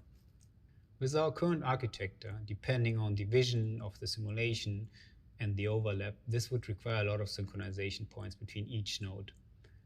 It's an exponential problem, as in the worst case, each node would need to talk to each other node in the mesh, severely limiting our ability to scale it. To solve this issue, we are separating simulation and replication. Instead of just meshing multiple dedicated game servers together and have them synchronize state between each other, we are introducing a new layer called replication layer. The replication layer has two major functions. It holds the state of every entity in memory and replicates the state to clients, but also to server nodes. I said server nodes because in this setup, the traditional dedicated game server becomes a game server node. This server node connects to the replication layer, very similar to a client, and only a subset of entities are replicated to that server node. Replication to server nodes is controlled by the network bind culling algorithm that we saw earlier, and is driven by streaming bubbles, and it works very similar to how it works on clients. The server node has certain streaming bubbles assigned to it, which will cause the replication layer to replicate entities from these streaming bubbles to the server node. Contrary to a player's client, a server node has the additional responsibility to execute server-side authoritative code for those entities, controlling AI, doing damage calculations, etc., etc. The result of this simulation is then written back from the server node to the replication layer, and from there it is replicated to all connected clients and other server nodes. Since streaming bubbles can overlap, entities may be replicated to multiple server nodes, exactly the same way how they are currently replicated to multiple clients if players are at the same location. To avoid two server nodes trying to simulate the same entity, only one server node can have authority over any given entity. And only that server is allowed to write entity state back to the replication layer. This is usually the first server node who replicated the entity, and other server nodes will only run client code on those entities. Basically, you can see a game server node as a client with authority to write the result of its local simulation back to the replication layer. Authority can transfer between server nodes. For example, if an entity leaves the streaming bubble of the current authoritative server, it is then transferred to the next server node that has this entity currently streamed in. Further, authority can be transferred between server nodes on demand in order to load balance the mesh.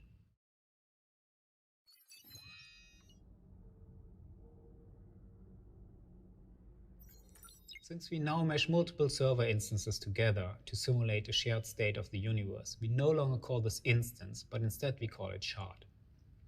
A shard is still a unique version of the universe, and we still have multiple shards running in parallel. However, the server mesh will lift our current hard limit of 50 players, and it will enable us to steadily increase the number of players we can support within one shard.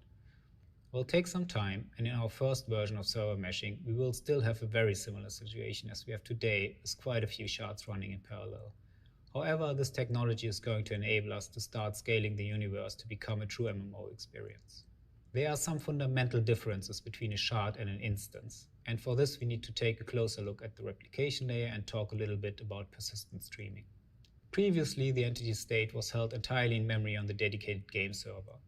And besides some selected persistent player items, all that state would be lost when the servers shut down or crashed. The replication layer is fundamentally different, as the entire state of the universe is stored within a graph database. We call this entity graph, and it's an evolution of the original iCache. When we create a new shard, the initial entity state of the universe is seeded into this database. This happens offline before we let player join the shard. When the shard comes online, the replication mesh caches the state from the entity graph. As players connect to the shard and as we start to spin up new server nodes, simulation begins and alters the state of the universe. The replication layer does not only replicate these state changes to connect players and server nodes, it also replicates the state into the entity graph. Since the entity graph is a persistent database, the state of the shard is never lost, and even if the shard is shut down, the state persists and can be resumed at a later time. Benoit is going to show you some more technical details about the entity graph. Thank you, Paul. Get ready for a deep dive into the entity graph persistence database.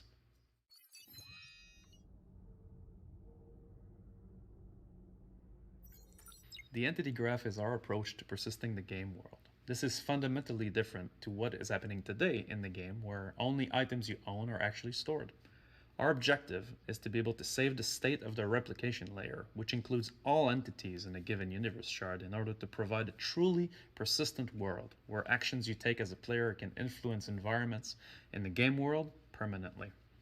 The entity graph, as the name implies, stores game data as a graph. This representation is native for the game engine because it is how internally those data structures the game uses are addressed and manipulated. Using a graph also has several advantages.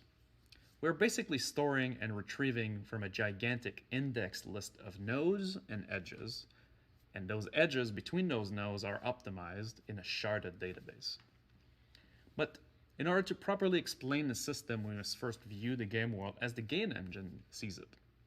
Game objects are constructed of several game entities linked together in hierarchical structure. You can picture this as a tree, which is a specialized kind of graph. This is how the game engine holds and simulates the elements on screen as it is running the simulation. In a server meshing world, this is also how replicants hold the entities in memory for each of their assigned territories. For example, a ship is made up of several entities that make up different parts of the entire playable vehicle. Each part is parented to another entity until the root of the ship is reached. Each of these entity nodes holds properties with regard to what the entity represents in the game. The class of object it is, the item type, its legal owner, orientation, and of course its very precise physical location within the game world. Each edge in our graph qualifies the relationship to the parent. In the case of a vehicle, our edges store properties that tell the system which port is being used to attach the entity into the parent and what kind of attachment it is. An item port attachment, a zone attachment, many others. In a constellation, for example, the different major sections of the hull are entity nodes with edges to the ship root. We call this small graph of item an aggregate because it is a whole movable unit. The ship root in this case is called the aggregate root because it sits at the top of a logical object. You can think of what you normally call an item as an aggregate, with the aggregate root being the actual item you are talking about. For example, a first-person weapon with attached scope, mag clips, and laser sights is a small hierarchy of entities. We distinguish the aggregate roots from other nodes by giving it a label. Labels allow us to distinguish and rapidly look up and find nodes of a specific type, either when we retrieve parts of the graph or when we look up specific nodes. Those labels exist to allow correct reversal of the graph data when we query for specific things in the game world. Other labels include streaming groups, universe root, star system root. This allows us to really look up and index those types. But the tree depth doesn't stop there. Additional information is required for a fully functional ship. The insides of each of those structural entities have to be fleshed out. Object containers are the building blocks of how space division is achieved, which aggregates and what part of the hierarchy they're in. In fact, most major areas of ships are represented as OC entities attached to ship root or another OC. The shape of this data actually takes in reality is driven by designers. Of course, then, each of those object containers also contain entity hierarchies as well, expanding to have the common static and dynamic entities you're used to playing with, like elevators, beds, guns, seats, gimbals, and others. In addition to object containers that make up the structure of the ship, other aggregates can also be attached within the hierarchy of our ship. For example, a rover parked in the cargo bay of our Connie will be attached as a sub-aggregate attached to your ship's cargo grid. Same goes for turrets, which are changeable and themselves expose item ports, allowing guns to be mounted. For each of those entity nodes, a snapshot document is also stored. This document contains all the runtime values, the game components attached to those entities. This data is the dynamic part of the model where game developers can persist variables on any entity in the game world according to the rules of a game component. For example, damage state and health data are stored within the snapshot document of those ship entities. Storing and retrieving data in graph form really have some awesome properties.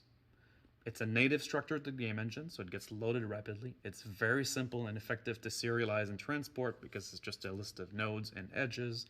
There are optimized databases that we can use that allow us to fetch entities recursively in a traversal rapidly, and the dataset can be sharded across multiple database instances reliably. One key element here and one big advantage of having a graph data is also that we can reduce writes. So in order to reduce that, all the hierarchical changes that we need to do can be minimized. For example, if we want to detach mutation command will detach an entity from the hierarchy. In this case, a single edge must be erased, which is a very inexpensive operation. A nice side effect of this is also that it's the same operation whether we're detaching a single entity or an entire aggregate. In both cases, the single edge must be erased in order to perform the detach. Rolling away in your stowed rover, detaching a gun from a replacement or for a replacement, or selling a turret becomes really a cheap operation to persist. That is good because that happens very frequently. Compared to a columnar approach where index columns must be maintained for every write, linking all objects to the aggregate root, this is really a great performance improvement. The same properties apply with the attach command, which will only have to create a single edge when rejoining items to the hierarchy, be it via attachment or parking another vehicle on a docking hub. The attach and detach commands are two of the many semantic commands that the Entity Graph API proposes, allowing to express a mutation to the graph. Other examples of the different commands are create, possess, transfer, stack, unstack, change location, change snapshot, bury, stow, and unstow. One important change and addition that comes about with the entity graph is also how mutations are applied to the database. Each mutation is composed of multiple commands which are executed in sequence but committed transactionally to the database. They either succeed together or fail and roll back together. This ensures that the changes to the graph are always consistent and no lost writes or errors can cause data corruption. For example, a mutation consisting of detach, transfer, and an attach commands would succeed only if all three commands are applied successfully. The system retrieves a constant ordered streams of mutation from the replicant scribes that are part of the replication layer and are enqueued in durable queues to ensure that no message is lost even if the service is unavailable or paused. It's important to understand that the graph does not only cover your ships and items, but the entire game world is made of this way. Your ship is actually attached to the zone host location you travel in. Your playing character is attached to your ship seat when you are piloting it, just like planets are attached to their star system routes.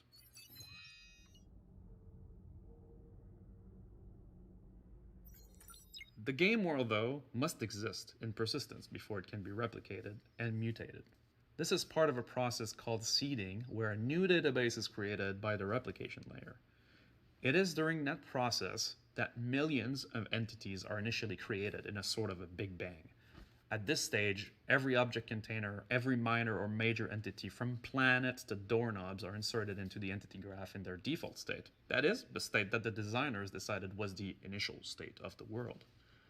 This process goes down from the universe root to the star system root, and into the different areas and planets, into their landing zone, their buildings, their rooms, down to the smallest possible entity. There are multiple types of entities that are created during this process. First are unstreamable entities, which make up the skeleton of the universe. Those are entities you do not get to see, but are part of and always present on every worker node in the mesh. It is by looking up unstreamable entities that the game world is able to stream in the other types of entities into your client and into the server mesh. It is from those entities that others entities bloom.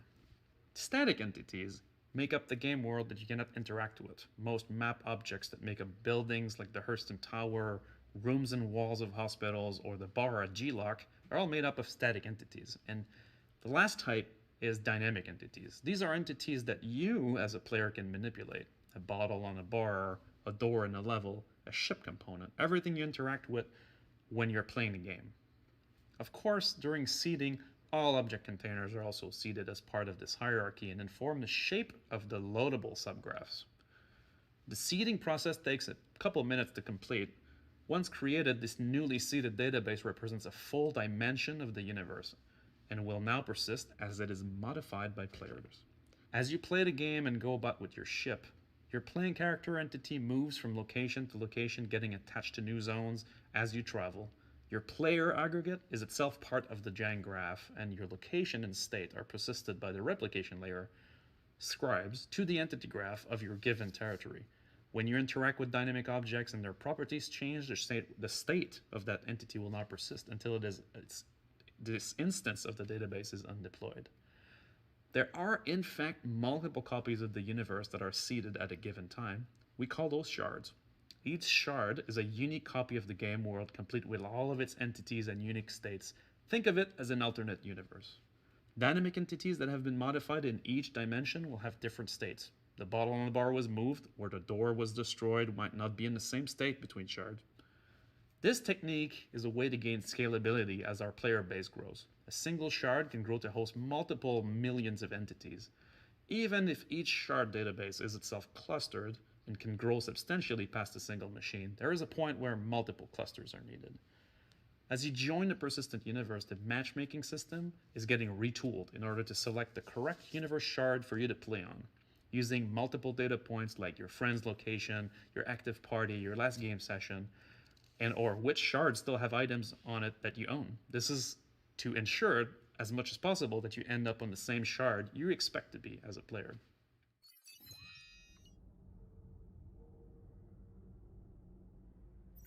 In order to provide a seamless game experience, it would be terrible if you lost items you used when you were in a given shard versus another, or if your character was bound to a shard forever. To alleviate this, the system includes the concept of stowed and unstowed entities. An item is considered unstowed when it is currently active in a shard database and being actively simulated on by the worker nodes of the replication layer. Stowed entities are player-owned entities that are stowed in inventory containers or location inventories. Those entities live in another database entirely, called the global database, a large clustered database that spans all shards. Aggregate roots in that shard are stored and linked with edges to inventory nodes. Any entity in a shard can have an inventory node in global for stowing things in it. For example, a box entity that is unstowed in a shard would have an inventory node in the global database to store its content. This allows to keep unsimulated entities in a non-shard specific database while keeping the live aggregate within the shard. As you transition between shards, your playing character gets unstowed into the selected shard. This process effectively moves your player aggregate data from the global database to the shard database. Your player entity now gets simulated by game worker nodes and is being updated at a regular rate as you play and move around the game world.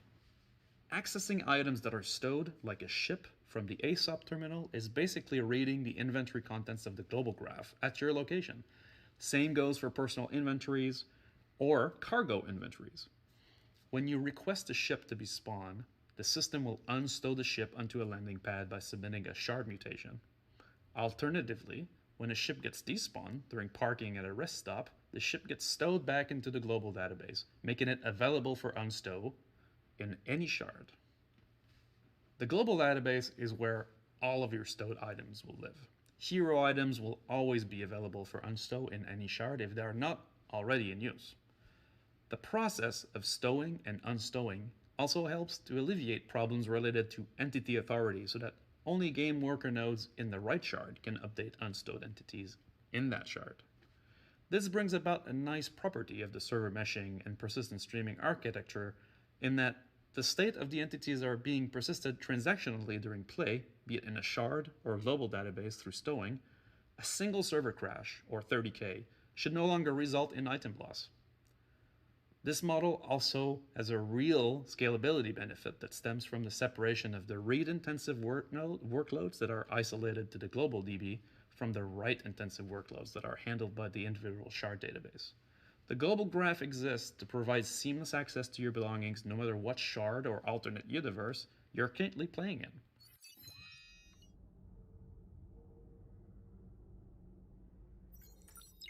Okay, let's go back to Paul to learn about some of the benefits of the server meshing architecture. Yeah, the first benefit is obviously the advantage that we don't have this issue of synchronization between different server nodes.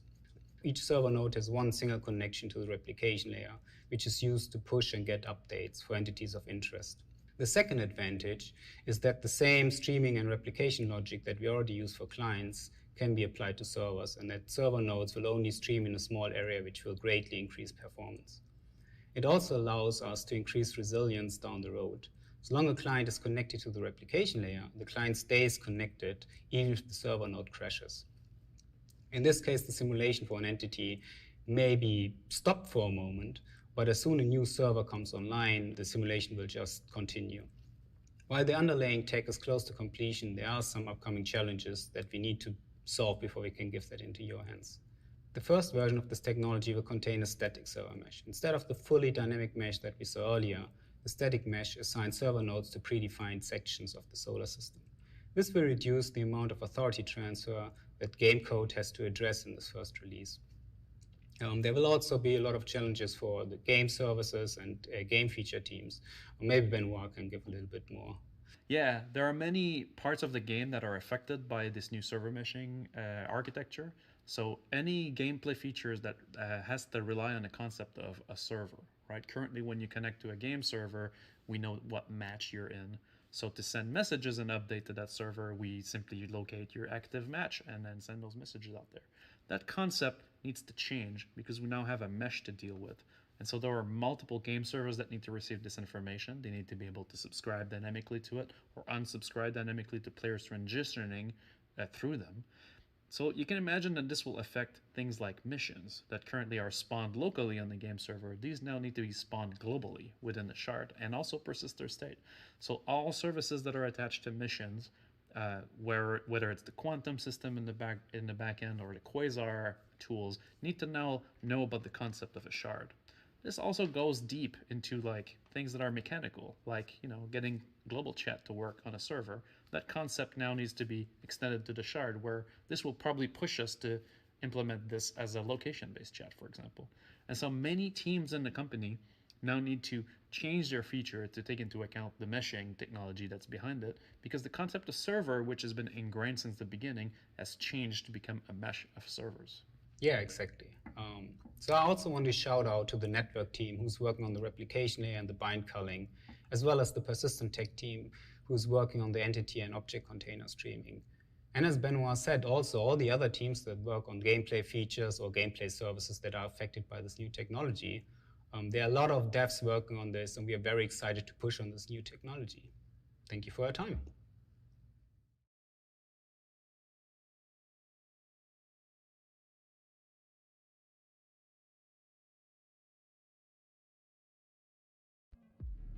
Incoming transmission.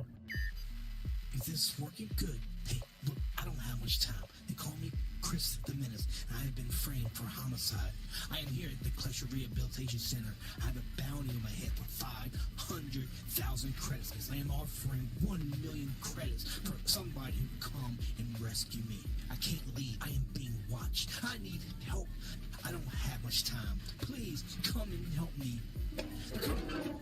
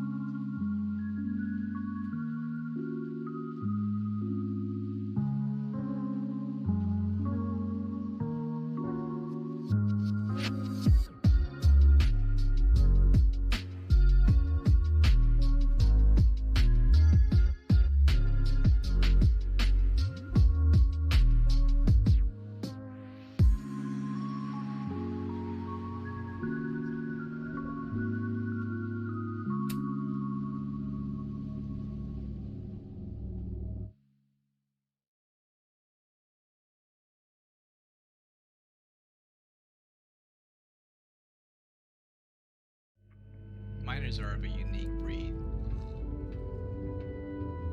It's not about doing the job, It's about doing the job right. No matter how small or big, you need the right tools. Argo Astronautics, doing the job right.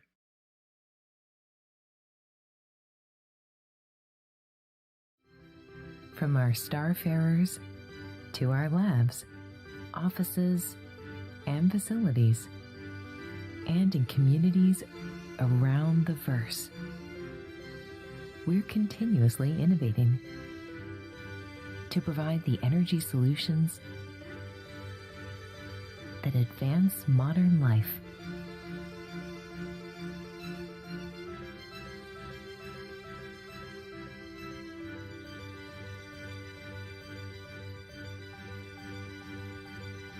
Ultima Energy.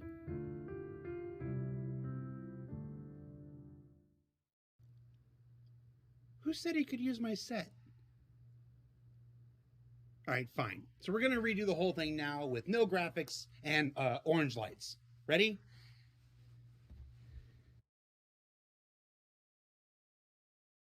So we introduced the replication layer, a new and improved architecture for meshing servers. It solves our problems observed in the naive meshing approach, namely multiple connections and authority. The entity graph is the persistence of the replication layer and uses graph data to persist the entire game universe. And the main focus of all of this is on making all game systems and features work in a no-server concept, where multiple servers are needed. Also, that the first release will likely be a static server mesh, and it will come, as all things do, I see you asking in the chat, when we feel it's ready. He really comes in here and uses my lights. Now, moving along, earlier in the day, we saw the first look at the Anvil Liberator, revealed earlier today during the Ship Talk panel.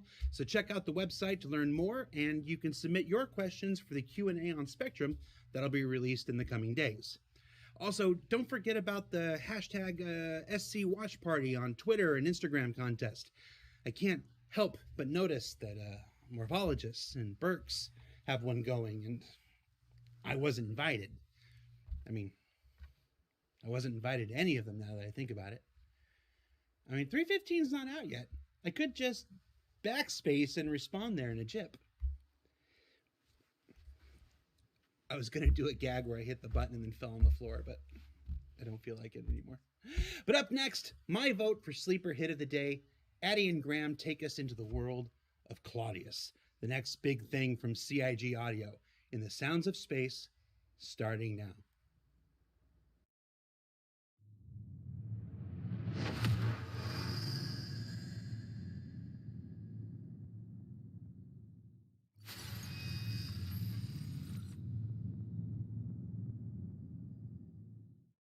Hi, my name's Graham Phillipson, and I'm lead audio programmer here at Cloud Imperium Games.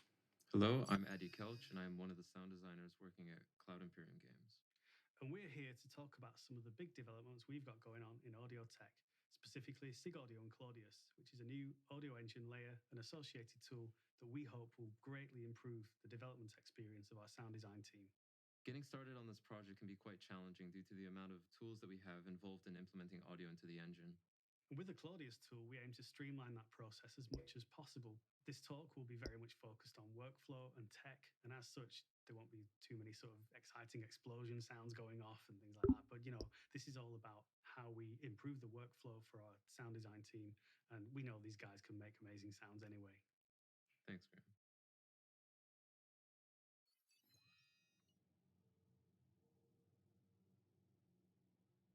So before we get into the new stuff, let's take a little look at the history and where we are now and what inspired us to go down this development path. Up until this point, so much of the data that we use has been owned and stored in the data of other tools that are not owned by the audio team or by the audio code team. Tools such as Mannequin, the character tool, TrackView, UI Code, DataForge. All of these tools are designed for other teams to work with, and audio can sometimes feel like a bit of an afterthought within those tools. Additionally to this, because the data is stored within the files for those tools, we end up with a lot of data that's scattered around different areas. It can be difficult to dig in and find what we want. Also, when we're loading these tools, we have to load up all the data. So, for example, if it's an animation tool, we have to load lots of animation data when really we're not actually working with that. There can be huge learning curves involved and lots of time spent switching between tools that impacts our development by swallowing up time.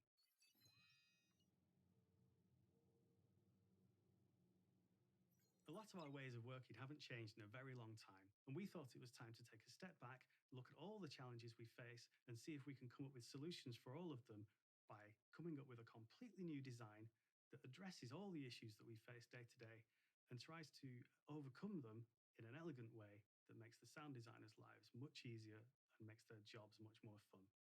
And this is what we came up with.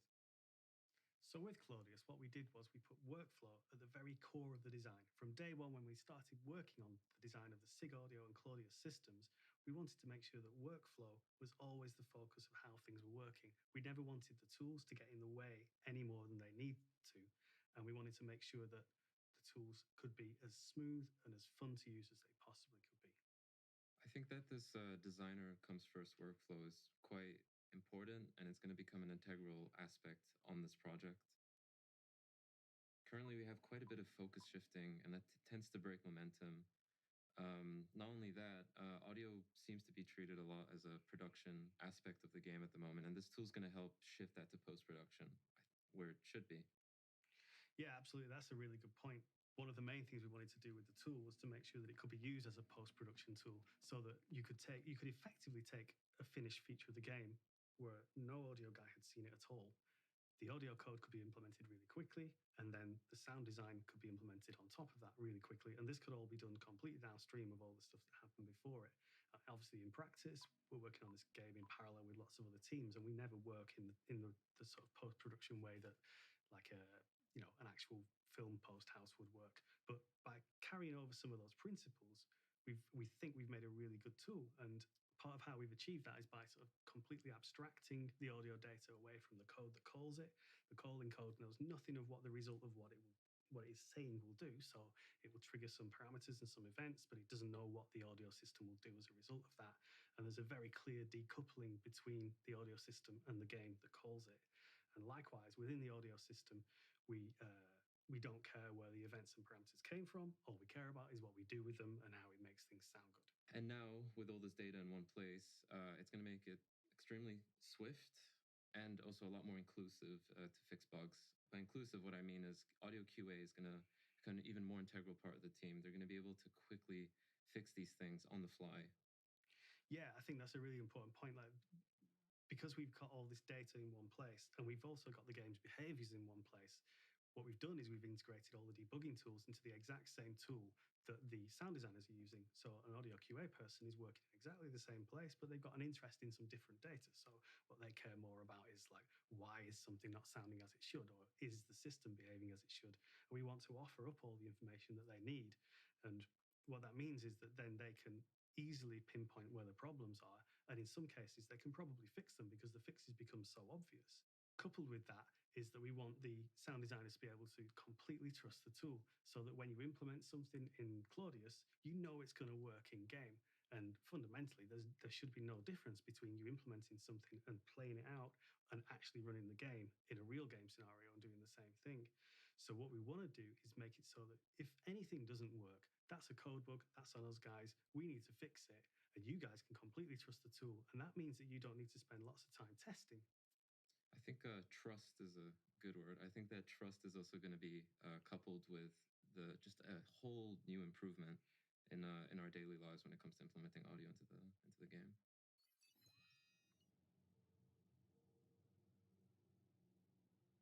So let's take a little look at Claudius itself. What we've done is we've introduced a visual scripting language that allows you guys to implement whatever you want, and we provide tools that hopefully allow you to do all the creative things that you need to do with the audio. But the design of Claudius under the hood is interesting, because the tool itself doesn't hold any data of its own. All it does is exposes data that exists within the game engine. What this means for us is that live update, as in when you make a change in the Claudius tool, it live updates in the game and it immediately responds, and the change that you made is immediately apparent in the game. That means it comes as standard. because we're actually operating on the data that the game is running with. And actually, because of the design, it's not possible to implement an audio feature without implementing live update. And that was at the very core of this design, because again, we were completely thinking about workflow, about ease of use, and about limiting the amount of time you guys spend sort of, rebooting the game or, trying to get your actions to be reflected in the game. You already mentioned it, but I think that little to no code support aspect of Claudius is really going to be groundbreaking for us. I think that life is going to become iteratively a lot easier as we're able to just quickly, just not again focus shifting, right? That's not going to really be a thing anymore, and that's going to be great. Not only that, all these parameters that we want to get access to based on the data, we're going to get access to that by just going into the game, playing with something like a weapon. And by picking up that weapon, now that's gonna, be inherited by the character. So it means that we're gonna be able to attach all these different sounds to that gun based on what the player is doing. And I don't know, it's gonna make so many of these things possible, and it just wasn't before. Yeah, what we're trying to do is make so much data available to you where you need it and in an intuitive way. And what that means is that, when you, as you say, if you spawn a weapon in the game, it immediately becomes visible in the Claudius tool. And if you perform an action on that weapon, such as firing it or reloading it, those actions immediately become available and visible in the Claudius tool and available for you to implement. And what that means is that we're putting the implementation right alongside it happening in the game. Claudius uses a reactive programming model. And what that means is that as the data comes in, the visual side of what you see updates live, and it updates immediately. And it also has some sense of what's relevant, because if you're running an actor around, then the most recent events received by the game or sent by the game would be the movements of his limbs, the footsteps, that kind of thing. And you get to see those things immediately in the tool. And you can even filter by time. So you can look at things, you can like clear out the view, perform an action, and now that's the only thing you can see. So you get really quick, easy access to all the data that you need. And all of this tech, I think, just puts us in a great position to continue to support the ever-increasing demands of CIG's games. I also think that the designers are going to be quite empowered by the amount of time that they're going to have to focus on the creative aspects because of this tool. Yeah, that's the whole philosophy of this design, is to empower the sound designers to be sound designers. Yeah.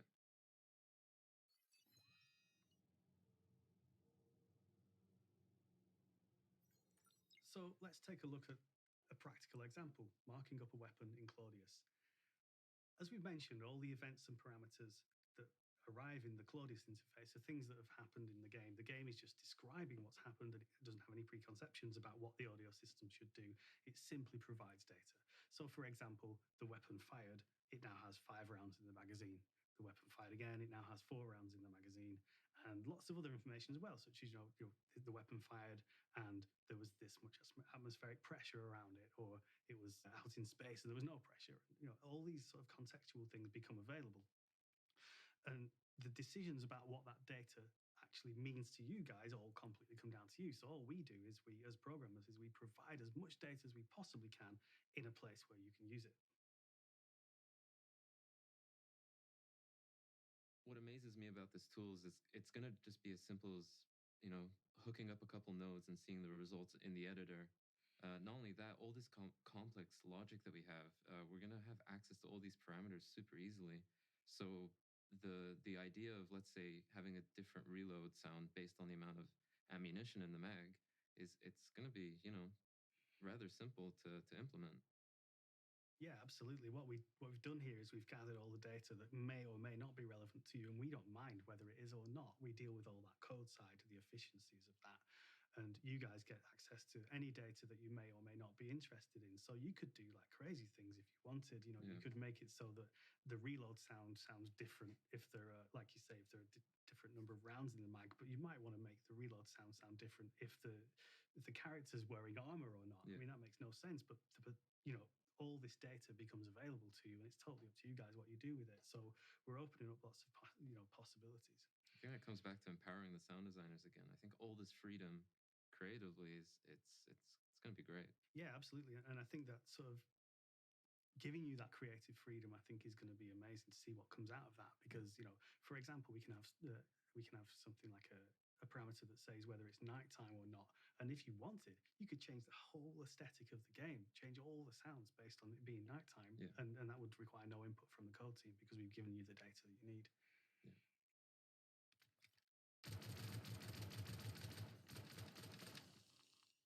So let's dig down a little into some specific features of Claudius and look at budgeting and aggregation. In this video, we have a set of audio trigger spots that are all playing the same sound. We haven't applied any sort of budgeting to them, so they all play, they're all taking up resources, and we can hear them all, so the mix can be a little bit sort of muddied by just how many of them are playing. I want to show here just how simple it is to deal with that and to reduce the budget for the sounds that they're playing. So here we go to the audio source settings, and we're going to add a new category, which is how we budget, and we're going to reduce the number of sounds in that category that can play at any one time. As I said before, this all updates live, so every change we make now is going to be reflected in the game. And when we spin back to the game view now in the editor, you'll see that because we set the budget to 5, only 5 of those sounds are now playing, represented by the sort of lighter green. We can go back and we can change the budget, and again, that will we'll drop it a little bit more. You can see now only the closest 3 to the camera are currently playing, and then we'll just whiz the budget back up so you can see they all come back again when you do that. Now, that's the budgeting feature, and that's one tool to sort of reduce the amount of resources we use.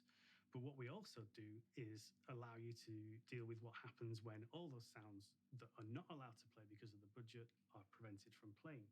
So what we do is we have a system called an aggregation system.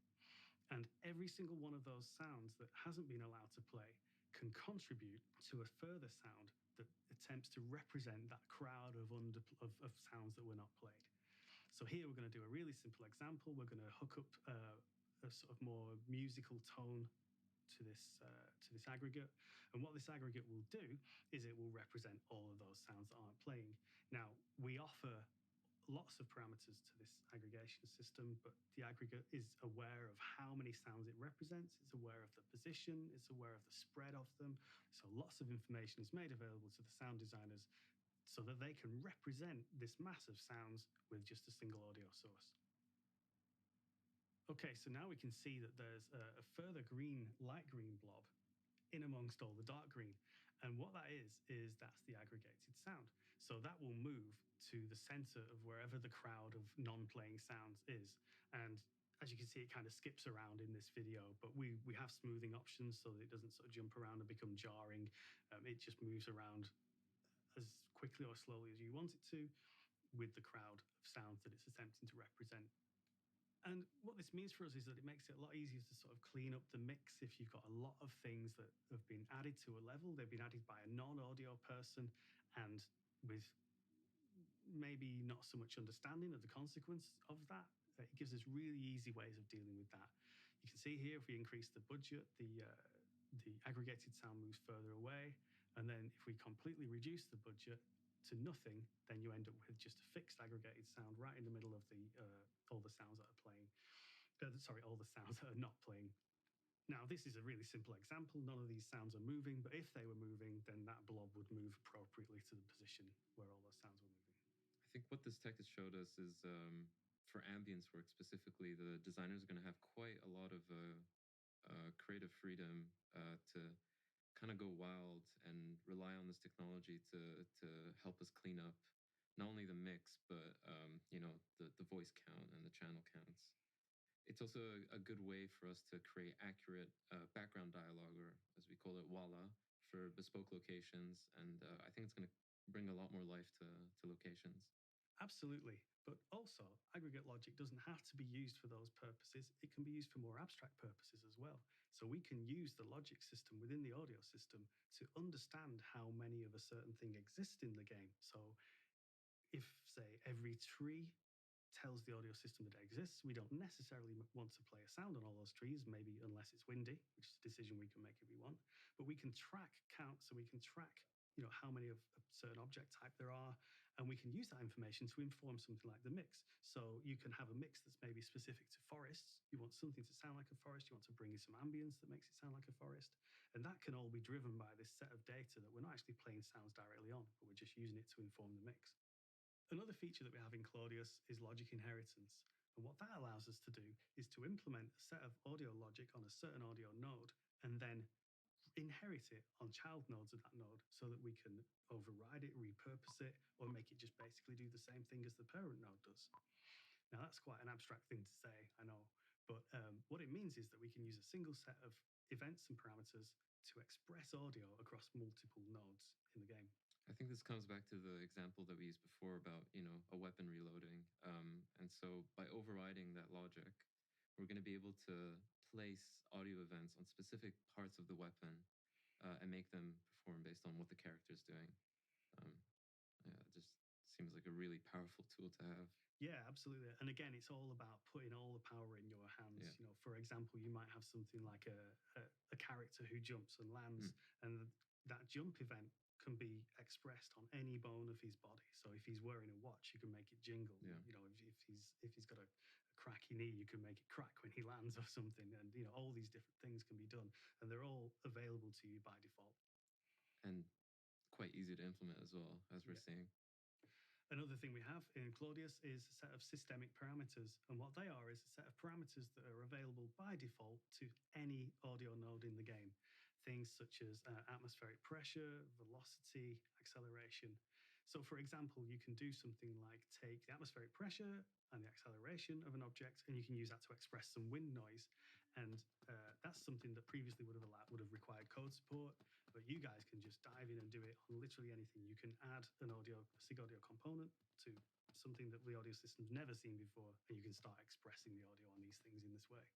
Claudius, I think, rationalizes the whole process of being a sound designer on this project. All that relevant information is going to be in one place, and it's going to be quite digestible, especially for people just getting started. Yeah, absolutely. We want the sound design process to be as organic as possible, and we want you guys to have the freedom to just express yourselves. And that's the point of getting all this data to you by default.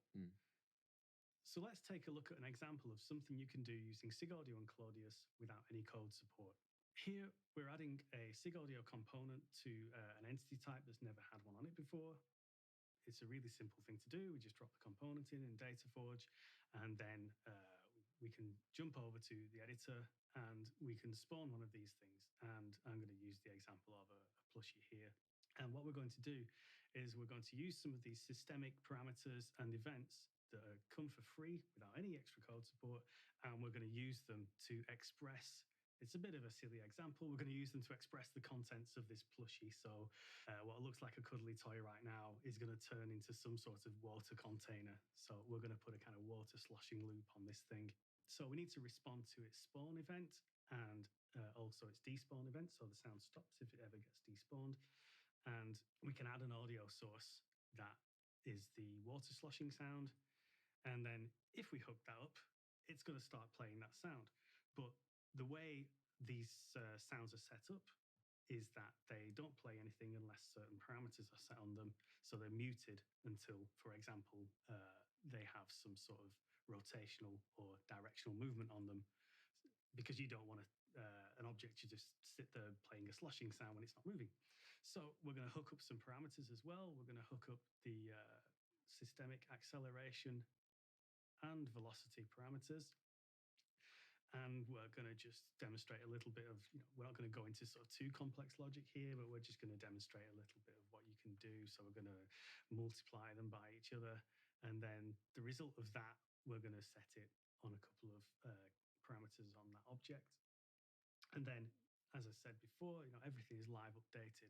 So we're going to see the result of what we do here. We're going to hear the result of what we do here immediately once we've done it.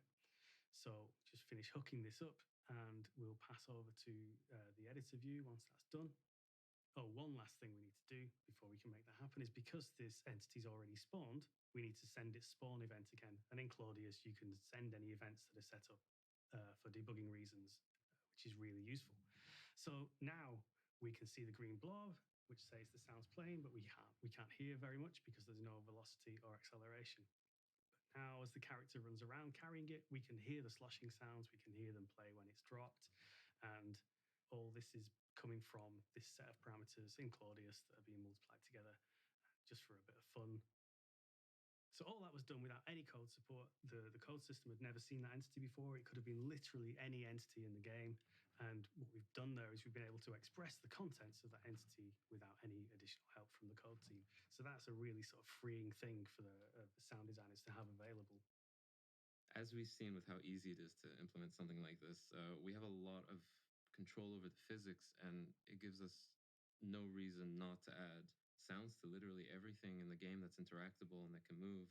It's gonna bring a lot more life. The speed that we can get this done with, it's gonna make iteration a lot more plausible. And yeah, I think it's gonna be have quite some interesting outcomes. So yeah, it opens up a line of creativity. It opens up a line of experimentation, and that goes hand in hand with how quickly this was achieved. Yeah, absolutely. And I think the example there was quite a silly one. It was putting a water Yeah. sloshy sound where it doesn't really belong.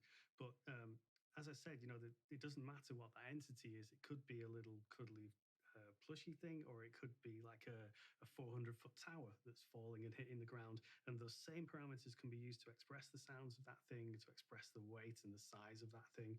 And this tech isn't so limited to props and carryables. It can be used on literally anything. Anything that can move, you can express its movement using these parameters.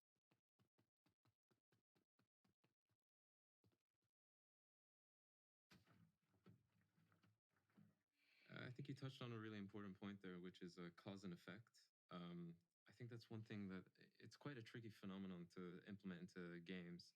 But with Claudius, it's going to be almost a breeze. We're going to be able to hold values uh, based on a parameter, for example. So let's say if you shoot this plushie, it'll trigger a very high value for that movement, and based on that, we'll be able to change the sound that happens after. So let's say if you shoot the plushie, pick it up again, instead of a cute cuddly noise, it can make like a really angry, like "why did you shoot me?" sort of grumble.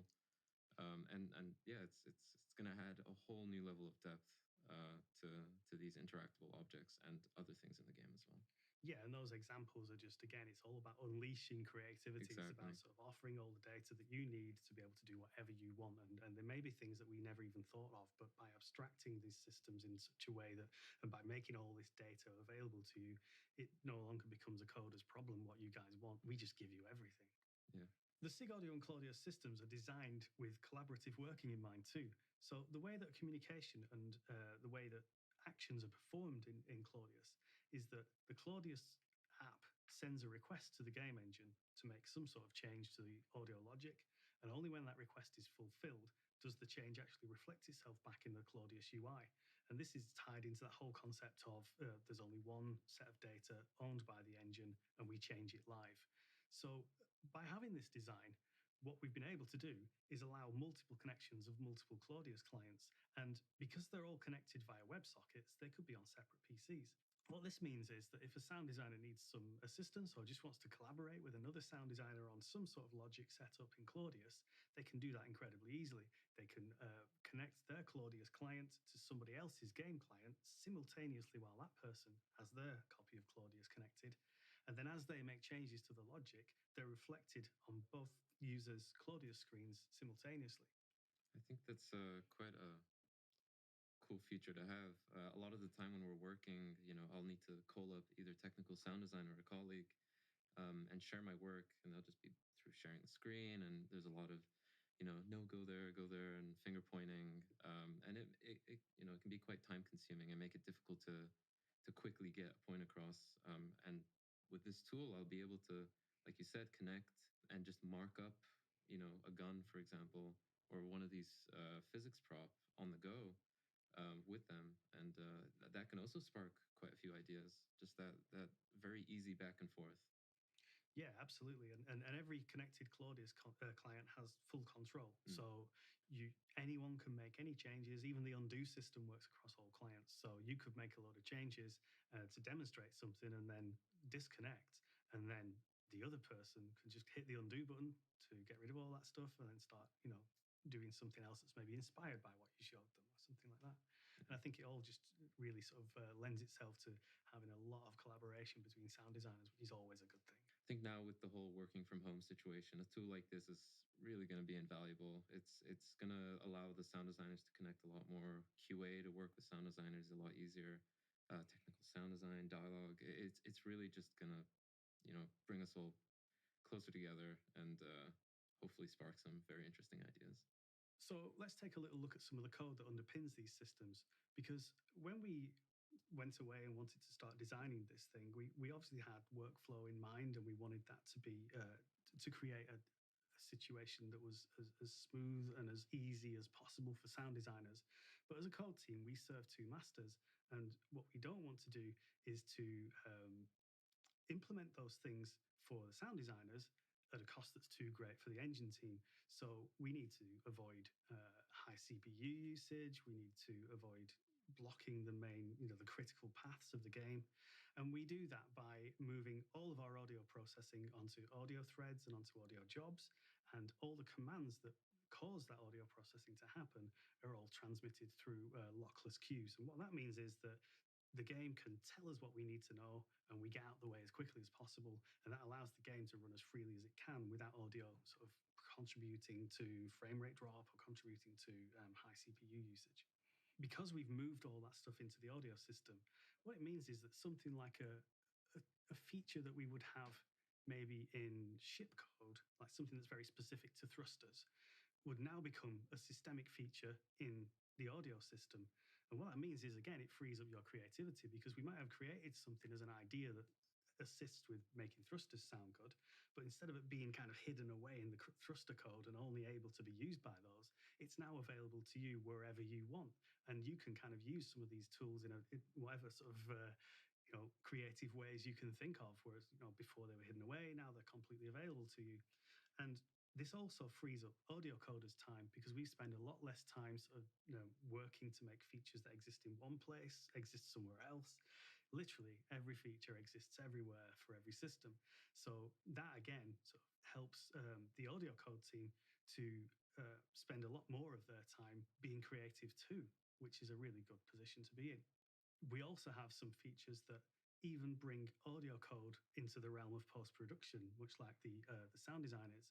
So we can live rebuild the code while the game is running, and that's something we've been able to do for a long, long time. But what Claudius does, because it uses this reactive programming model, and it can react to the game's sort of transmission of events and parameters immediately and present them to you immediately, we can actually boot up the game and start up a feature we've never seen before, and start playing around with it and find the bits where the audio needs to be. And then we can live add the code, rebuild it on the fly, and then it's already available to you guys. So we're making it so that collaboration between sound designers and audio coders becomes something that is just, it's almost as good as a collaboration between sound designers. It's like something we can go from nothing to a fully working feature without stopping the game. And then because of all the design that this is all built on, and all the way that we want to make sure that everything persists, you don't need to go back into the game and test it. What that means is that we can effectively implement both the code and the audio setup, save it, and we're literally done. And that's just saving so much time compared to sort of all the iteration time that they spent like rebooting the game, rebooting editors, rebooting tools, swapping tools, and all that kind of thing. So yeah, this puts code, at least partially in this production post-production realm as well. Yeah.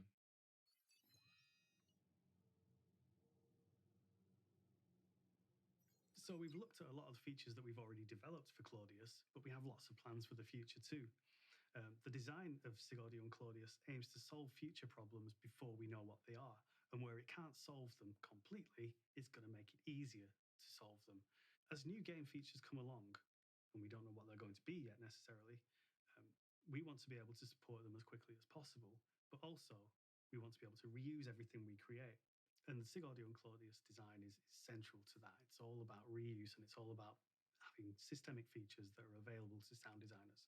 I think what's so great about this technology is that we're going to be able to take all this information from the game, bring the audio engine into the game engine, and just make it all so easy to access. I think one key aspect of Claudius that the audio team is really looking forward to is sympathetic audio. So this is the cause and effect that we were talking about before. I think having this like one event trigger another, for example, it's going to make the game a lot more cinematic. Everything's going to be real time. We're not going to have to pre-render all these events. It's basically going to become procedural, which means that a lot of these scenarios that you get into, a lot of these different contexts that you can get into while you're playing the game, we're going to accommodate them, and you're going to get really just vastly different experiences every time you do something. And this is because we can infer so much from the game data, and create those links to create a beautiful experience. A lot of the time we think about like how can we sonify this nonlinear spectacle of a game, and I truly believe that that is through cause and effect. It's having things done in real time and conveying all this information to the player, that can be critical. So, for example, you're flying and you start to enter a debris field or an asteroid field, that all those things can start having an effect on the environment around you. You can start hearing creaks. If you're entering the atmosphere, you can tell like that your ship's going through some strain, and instead of pre-rendering it, it can happen in real time. It can take values from like atmospheric pressure, temperature, and it's going to be quite a amazing experience for the players. Yeah, absolutely. I think at the core of sympathetic audio is this idea of resonance, and with the sympathetic audio design that we have, we'll be able to give objects resonant frequencies, and we'll be able to make it so that if something sort of broadband in its frequency spectrum goes off, like a huge explosion or something like that, then you're going to expect a lot of metal panels and glass windows and things to rattle and resonate in sympathy. Sympathetic audio in sympathy with the explosion. And all we really have to do is just set up the logic for that to happen, and it'll happen. Really eager and interested to see what the players are gonna have happen to them through their playthroughs. Yeah, absolutely. And I think all the features that we're looking to develop are all about bringing this game to life more, and making it more cinematic, and making it just feel more immersive. Yeah, super high fidelity. Yeah, absolutely. So we're looking at sort of improving the mixing support, so we can gather some of this. We've got a huge amount of data coming in now that can be used in lots of ways to decide which sounds play and how those parameters affect those sounds. But we can take a step back and look at the bigger picture and say, we've got all this data that's telling us what's going on in the game. Can we then use that to sort of decide how the game should be mixed? So, for example, if you're exploring a moon or something like that, you're going to want to hear a lot of the ambiances and maybe some distant mining going off and things like this. But then if you sort of end up engaged in battle with someone, that's something that the audio system's aware of through the data that's coming in, and maybe it can change the mix so that those ambient things don't really get so much of a look in anymore, and it's all about the battle focus and things like that. And then again, as the battle ends and that kind of scenario falls away, we could automatically analyze the data and say, okay, we're now back into an ambient situation, so let's raise the level of some of these ambient sources again. Yeah, I think that importance to what the player needs to hear at that moment. I think that's, for especially on the FPS side, that's gonna really be valuable. So that concludes our look at some of the features and tech that we have in development in the SIG Audio team right now. Hopefully it's going to make the lives of the sound design team much easier, and hopefully some improvements to the way the game sounds too. Yeah, I think the sonic aesthetic of this game is going to change for the better because of these tools and because of these workflow improvements. Cool. Yeah. Okay, well, that's it from us. Thank you very much for watching. I hope you enjoy the rest of your CitizenCon, and I really hope next year we can all be back together in person and we can see each other in person then. Thanks for watching. Goodbye. Thank you.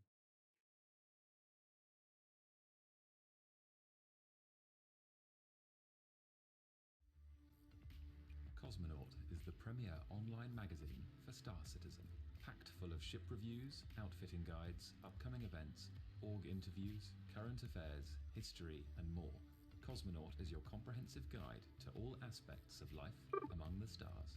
Our talented team of writers, editors, designers, photographers, and artists are all passionate pilots and aim to bring you stellar images, incisive articles, and incredible design. Season 1 of Cosmonaut is available for download now. Head to www.cosmonautmagazine.com to get all 12 issues completely free.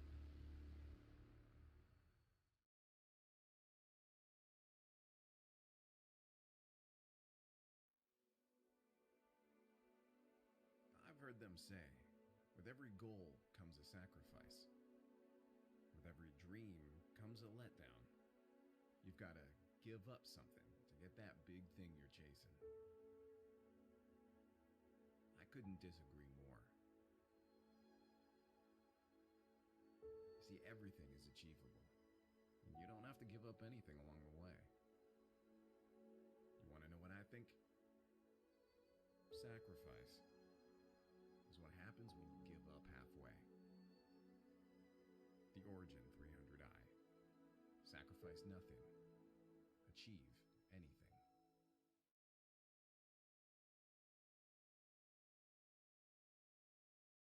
This is Jack. Jack is a successful trader.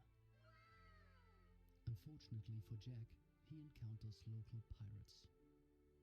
They want ransom money, just a fraction of his profits. Jack refuses the proposal. In his mind, he is a hero. Now, Jack is dead, and all of his belongings go to the pirates anyway. Don't be like Jack. Be smart. Pay ransom. Sponsored by the Sinister Incorporated Pay Ransom Campaign.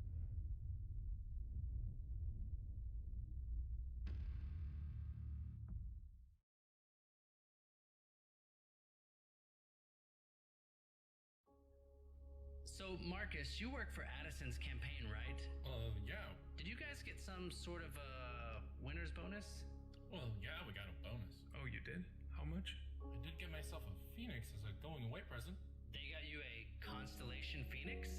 Hang on, why are we traveling on this rental tourist, Marcus? How was I supposed to know you prefer the Phoenix? Oh, God, Marcus. You know what? I'm just gonna go have a shower. Route has been plotted. Quantum in 10. Guys, there are no towels. You know, I think I had some towels in the Phoenix. Oh, no, just stop. Sorry.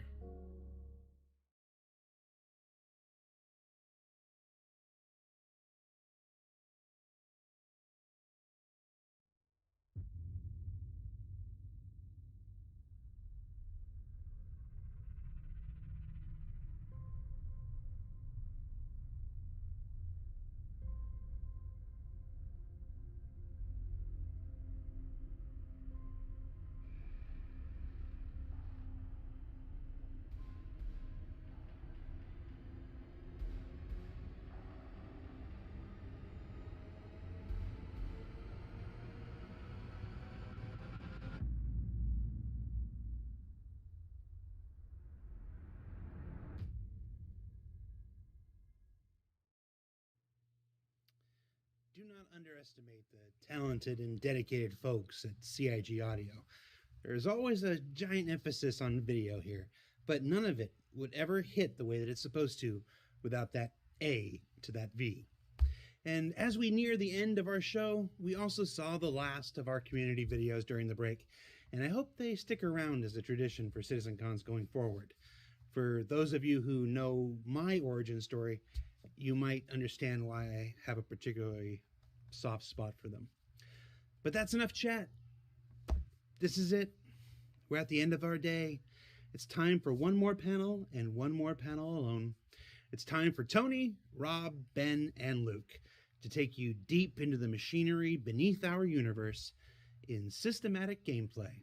Stream of thought. Bon appetit.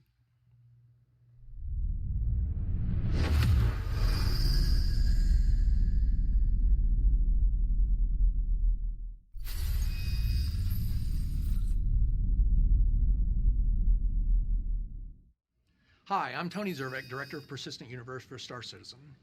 Today I'm going to tell you about some of the new technology, features, and content that we're aiming to deliver over the next several quarters, and how these things are going to impact your gameplay experience.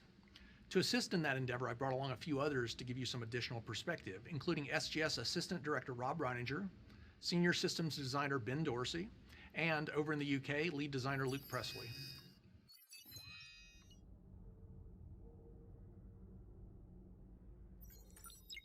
Rob, we've been able to buy and sell commodities for years, but we're now looking to try and close out the entire loop by the end of the year by allowing players to sell weapons, armor, clothing, and eventually ships back to the shops. One of your favorite aspects of this has always been what it means to treasure. Can you elaborate a bit on that? I think it's huge because now it gives me a purpose to go out and collect the stuff, because players are very meticulous. They'll go out and pick up every single gun, weapon, armor off of other players. Like loot generation is something that the Frankfurt team is working on. It means a lot for, you know, investigating lockers or just stripping down something. We talk about salvage. You know, these are all things that are working towards the ability to buy and sell items. But most importantly, it's just curating your inventory, right? It's getting rid of this stuff. It's another form of reward. So I think it's a huge addition to the game. Sure, and it also plays a big role in character advancement, right? Yeah. Because you can realize the equity from items that you've purchased in the past. In other words, I buy a particular laser rifle. Now I decide that I want the better one. I don't have to buy that one starting from scratch. I can actually sell my original one, assuming it's in pretty good shape, and I basically pick the optimal shop at which to sell it. You know, that's a shop that deals in that specific item. Then I can actually get a pretty good price for that used item. I can then take that money and apply it and, you know, the differential towards moving up the ladder and basically getting better and better stuff. And so just like in the real world, it's like you don't usually start from, you know, from scratch and buy a house and then basically, have to, buy another one from scratch. You basically take your, realized equity in your original and you throw it into the other one and you just pay the difference.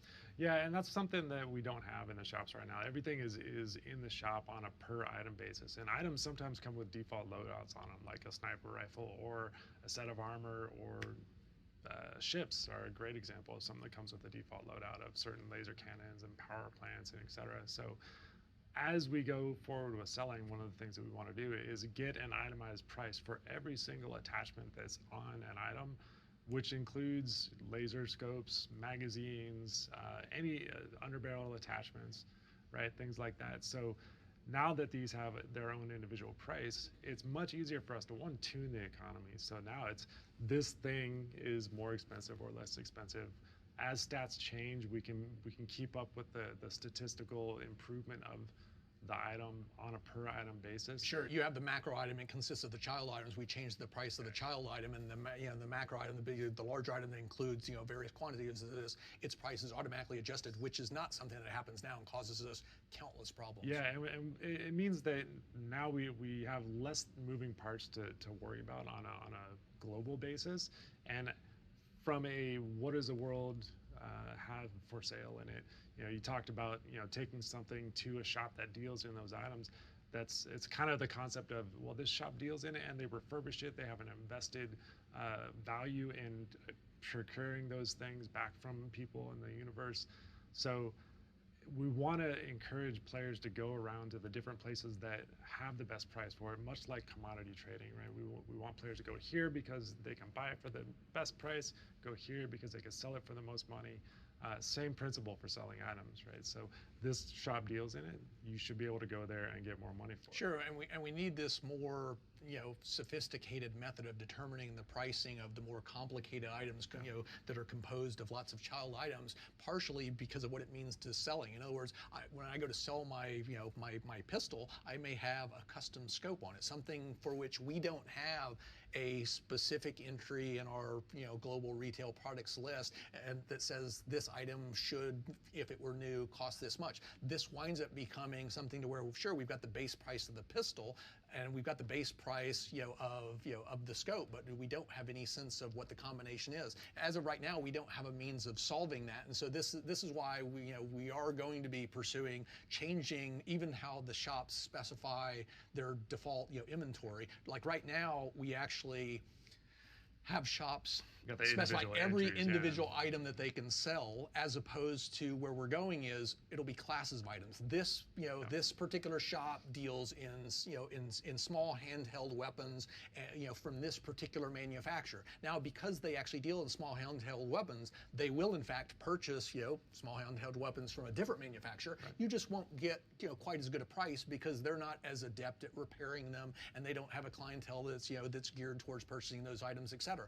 If you you wanted to realize, the best possible price, then you would wind up taking your specific, items to a shop that dealt in those specific things. That's right. And that's where, assuming the condition was perfect and assuming that the shop had a lot of cash on hand with which to procure these deals and so was willing to be a little bit more liberal, that's where you could potentially recoup, 70, 80, 85% of your original value. Whereas if you go to someone that simply, sure, they deal in small arms, but not necessarily that, that particular manufacturer, not, that particular caliber weapon or whatever the case may be, then maybe you only get 40 or 50 cents on the dollar. Exactly. It's like when you're dealing with a car dealership. Like if you bring them their brand of car, they're going to pay you more for that than if you brought them something. It's easier for them to service. Their mechanics are already familiar with it. They can do the They've work got the at parts. cost. They can sell it. Yeah, exactly. Totally makes sense. It's big, and it's something that it just feels natural, right? It's how the world really works, and we want to continue to push that forward.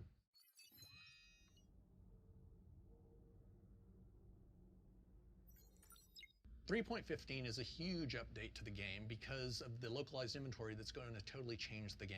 There are several aspects to this, and that starts with, I'd say, the personal inventory manager that Rich Tyrer and the actor feature team have put so much work into. They're going to cover that in a separate discussion, so we'll leave that out of here. Over on our side, we've got the vehicle loadout manager, which has been adapted to only allow you to modify vehicles that are in your immediate vicinity. And then we've also added a new mobiGlas app called Knickknacks. Reiniger, so you've spent the last couple of quarters heavily focused on this. Go ahead and walk us through what's changed, starting with the front end menu.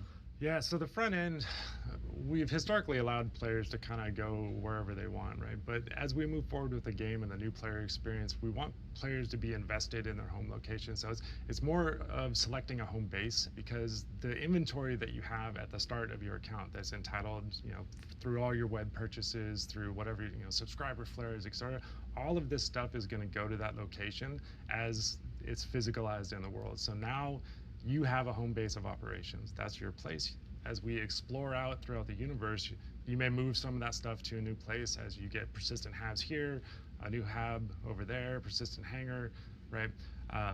Players are going to be tangibly going up to, interacting with their weapon rack, interacting with the stuff in their ship. And so localized inventory is a massive change to how they've dealt with the game up till now. Gone are kind of the days of this global inventory that you can go and interact with anywhere in the universe. If your stuff is at Microtech, you need to go to Microtech to do it. If it's in this hangar over here, you got to go to that hangar. So we want players to feel the pressure of prepping for a trip, right? It's as you go out, this is the mission I'm going to do. This is what I need to go and do that mission. So I want to go here, get this, or maybe go to a shop here and buy that. And so the front end is going to be the first step in kind of planting your seed wherever it is in the universe from the very start. So what about the Knickknacks app? So this allows you to basically, in its first incarnation, to see where you've placed all of your loot throughout the entire solar system. It works on a hierarchical basis, so you can drill down into a particular planet, see the city. At the city, you can basically see what ships you have stored there. You can look within your ship and eventually see what cargo grids and what storage closets you have within there and what items you have placed within there. You've also got a number of filters that allow you to quickly drill down through your entire inventory and find all the laser rifles or whatever else it is that you're specifically searching for. Can you just walk through that in a little bit more detail? As we kind of go into the localized inventory, the VMA can only act on the ships that are at that location. You kind of lose perspective of the global view, because the personal inventory manager that the actor feature team has done has removed the PMA, which was also your kind of global view into your personal items. So the Knickknacks app allows you to kind of see where your stuff is distributed around the world at the individual location level. So whether it's in a ship or in a hab or in a hangar, right now the locations are basically cities or stations. Pretty much any place that has a shop that sells items, that can be some place where you can store stuff. So the ships also have their local inventories associated with them, so you can store things in the ship. And the Knickknacks app is good because now if you want to find laser rifles, you can search by type or subtypes. Basically the same things that you see in the shop, so the categories that you see in the shop UIs. That's the same level of interaction and filtering that you'll have in Knickknacks. We've spoken a bit about how it's going to evolve in the future and what new capabilities we would wind up adding to it. Trading, with other players is one of the things that's at the top of the list. Yeah, right-clicking on something, being able to say, hey, open a trade window with Ben here. I want to be able to show me on the star map where this is. So something that we want to do in the mobiGlas as a whole is context ability to bounce to different apps that are contextually relevant to whatever you're currently using. So like saying this is in this location when that's just a string, like it's in Olisar, that's not super useful. Seeing that on a map, that tells me something. That tells me I need to go from here to here, I need to plot this location. Right. I'm gonna go through this dangerous area to get there in order to access my stuff. Or a hyperlink on that. And you can also very easily discern distance and stuff, which is, Yes. oh, well, this one's not It's here, gonna be but is very- it relatively close, or is it really, really far away? And I need to be able to obviously put that into my planning. Yeah, or set a route to see how much fuel I'm going to use, Exactly. right? There's a lot of different reasons why these things are kind of relevant. We want to try and preserve all those elements that CR really wants to push towards, but still give you the context switching that you're going to need.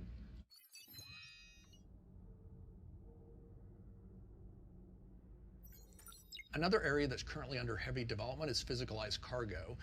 It consists of multiple facets and will be released in stages, with the first one relating to shop purchases injecting physical entities rather than what I would call render proxies into your ship. This is going to convey all sorts of benefits and advantages, to the gameplay experience. The first and one of the most obvious is simply the fact that now that you've got a ship that has physical entities placed within it, then when another player winds up disabling, boarding your ship, they can actually extract, that cargo from you. There's value there that they can actually take.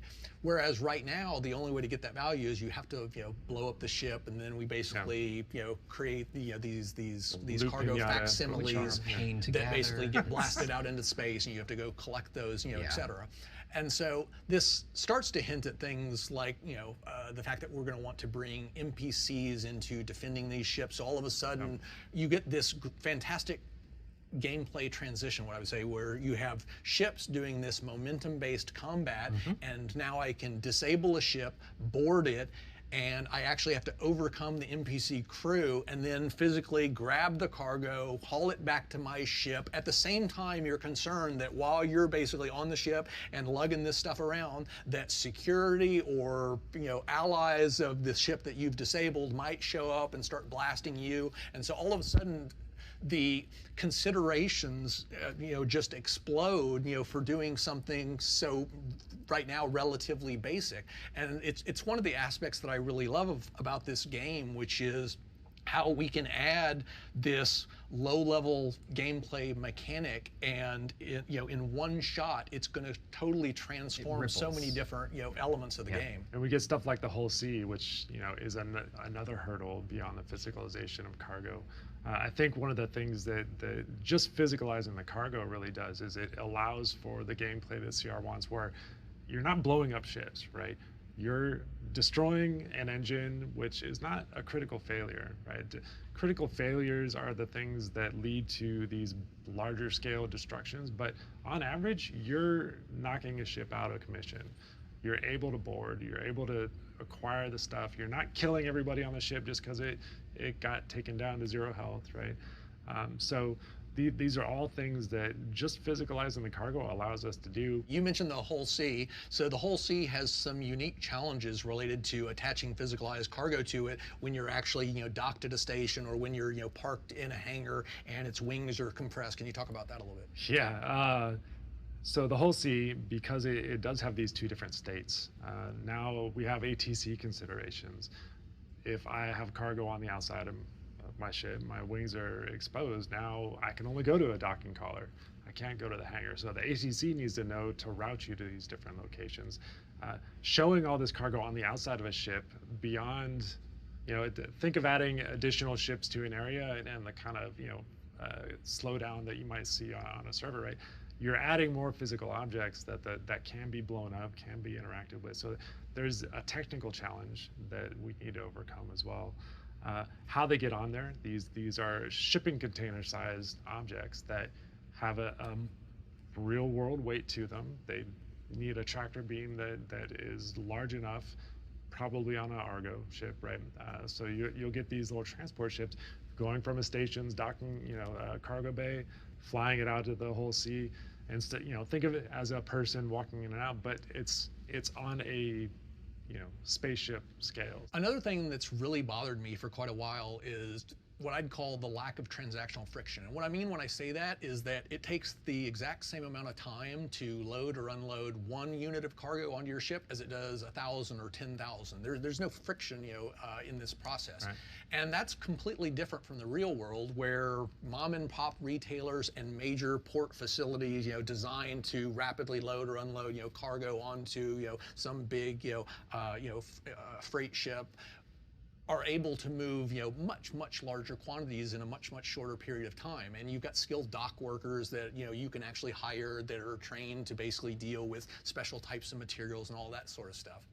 Where we're eventually going with this is that shop purchases are going to inject physical cargo into a storage space, and it's then up to you, the player, to basically move the stuff from that storage space onto your actual ship. And there are going to be, I would assume that at this point in time, half of the people watching this are saying that sounds incredibly rough, awesome, right? Yeah. and the other half are saying this sounds incredibly tedious, and it sounds like a lot of forced like menial wanna labor hire that's going to be somebody completely completely Right. lacking in fun. There is a method to the madness. I mean, where we're going with this is we're going to make the concept of moving freight onto and off of ships not just a logistical challenge, but we're actually going to make sure that it's a fun experience. Yeah. And this would include everything from eventually adding a service beacon so that you could recruit your friends, your org mates, people you don't know to basically come and help you move cargo. We'll eventually add the ability for NPCs to be hired at that location, and the price will fluctuate depending upon how many other players are requesting similar services. And you can use those types of capabilities if you simply want to pay a certain amount, have your ship loaded or unloaded, and you're going to go fly around and do something completely unrelated. So Dorsey, how is physicalized cargo going to impact the gameplay experience? I mean, in a bunch of ways. As you kind of touched on, there's the whole concept of needing to move cargo from one of those storage areas into that ship. We've actually run into a lot of problems where when you come across a derelict, for instance, we have all these crates on there that you can offload in a lot of the events that we've done. And that amount of time that it takes to do that makes it so that when you then go to sell those crates, they aren't worth the time, frankly. It's because money over time. Exactly. It is so much faster to just park your ship and click the button and have it instantly get filled, and then drive over to another place and have it instantly be unloaded, that we can't make that process pay well enough to also be balanced when you're getting 16 to 20 crates off of a ship and it's taking you half an hour to do that. But once you make it so that there is a much more similar timeline between those two, you can make it so that there's a much bigger reward on a crate by crate basis, and that allows us to make it so that derelicts become a lot more common and offloading stuff becomes a lot more common. There's also just some really great benefits in that we can make missions reward you by putting cargo out there. That's right. Doesn't have to be that the UEC reward of a mission is the only reward. This mission gives you 5,000 every single time. No, there's a ship that gets blown up, or you blow up or disable a ship, and especially disable a ship, and then you can board it and take that cargo off. For pirates, that becomes then the goal. Like, blowing up a ship now becomes almost a failure. You don't want to. You want to disable it, you want to be able to get on it, and then you want to take that cargo off. And of course, the crew is going to be fighting you the entire way there. They're gonna have their people to try and fight off your boarding parties. You've suddenly transitioned into an FPS map by doing so, which is this really great transition that just doesn't really happen in a lot of games, and that's amazing. And even just from a pure like gameplay system standpoint of carrying that crate, that is a very powerful state for the player to be in that they are vulnerable. You can't be shooting a gun and carrying a crate at the same time. That's actually one of my favorite, things about this entire process is the fact that we're finally going to reward the player and basically provide this differential in the challenges. You know, where we've long had, blow the ship up, the ship basically ejects some cargo, you tractor beam it up, and now you basically got your reward. But what it's missing is that transition from FPS from ship-based, momentum-based, combat to where you're shooting your big guns at these things, etc. And now you're sneaking around corners, and you may or may not try to be stealthy, and you're basically trying to extract the cargo out, and the crew's basically coming out of the security areas of the ship and patrolling for you and trying to stop you also you. got friends trying to protect each other too, while the other people are trying to move stuff, right? And tractor beams are based on weight, so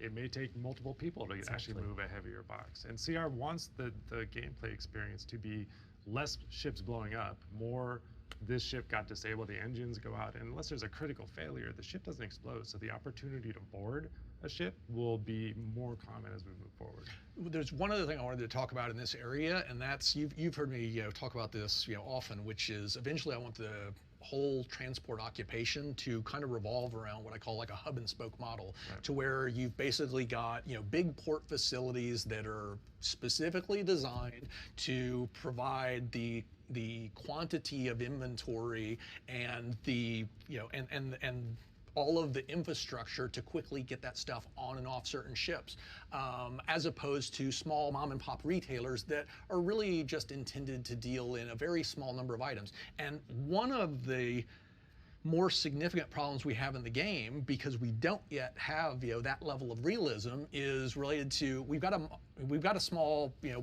mom and pop retailer, and we need to have a decent amount of inventory so that it can satisfy demand across potentially 100 different players, all grabbing theoretically 1 or 2 or 3 items. But what happens in the real game right now, because there are none of these limitations, there's none of this transactional friction, is one big ship comes up and it purchases all 300 of them because it takes absolutely no time to do that. It then flies to a destination and it immediately sells it, and it collects only the slimmest of profit margins. But because there was no loading time, there was no unloading time, they can still turn around and make a fairly good return on the amount of invested time they put into it. And turning all of this cargo into physicalized entities and basically adding these logistical challenges to where you have to move stuff on, move it off, you have to be more careful with volatile cargo. Bigger crates will require Argos to move them, or cranes, or forklifts, or whatever the case may be.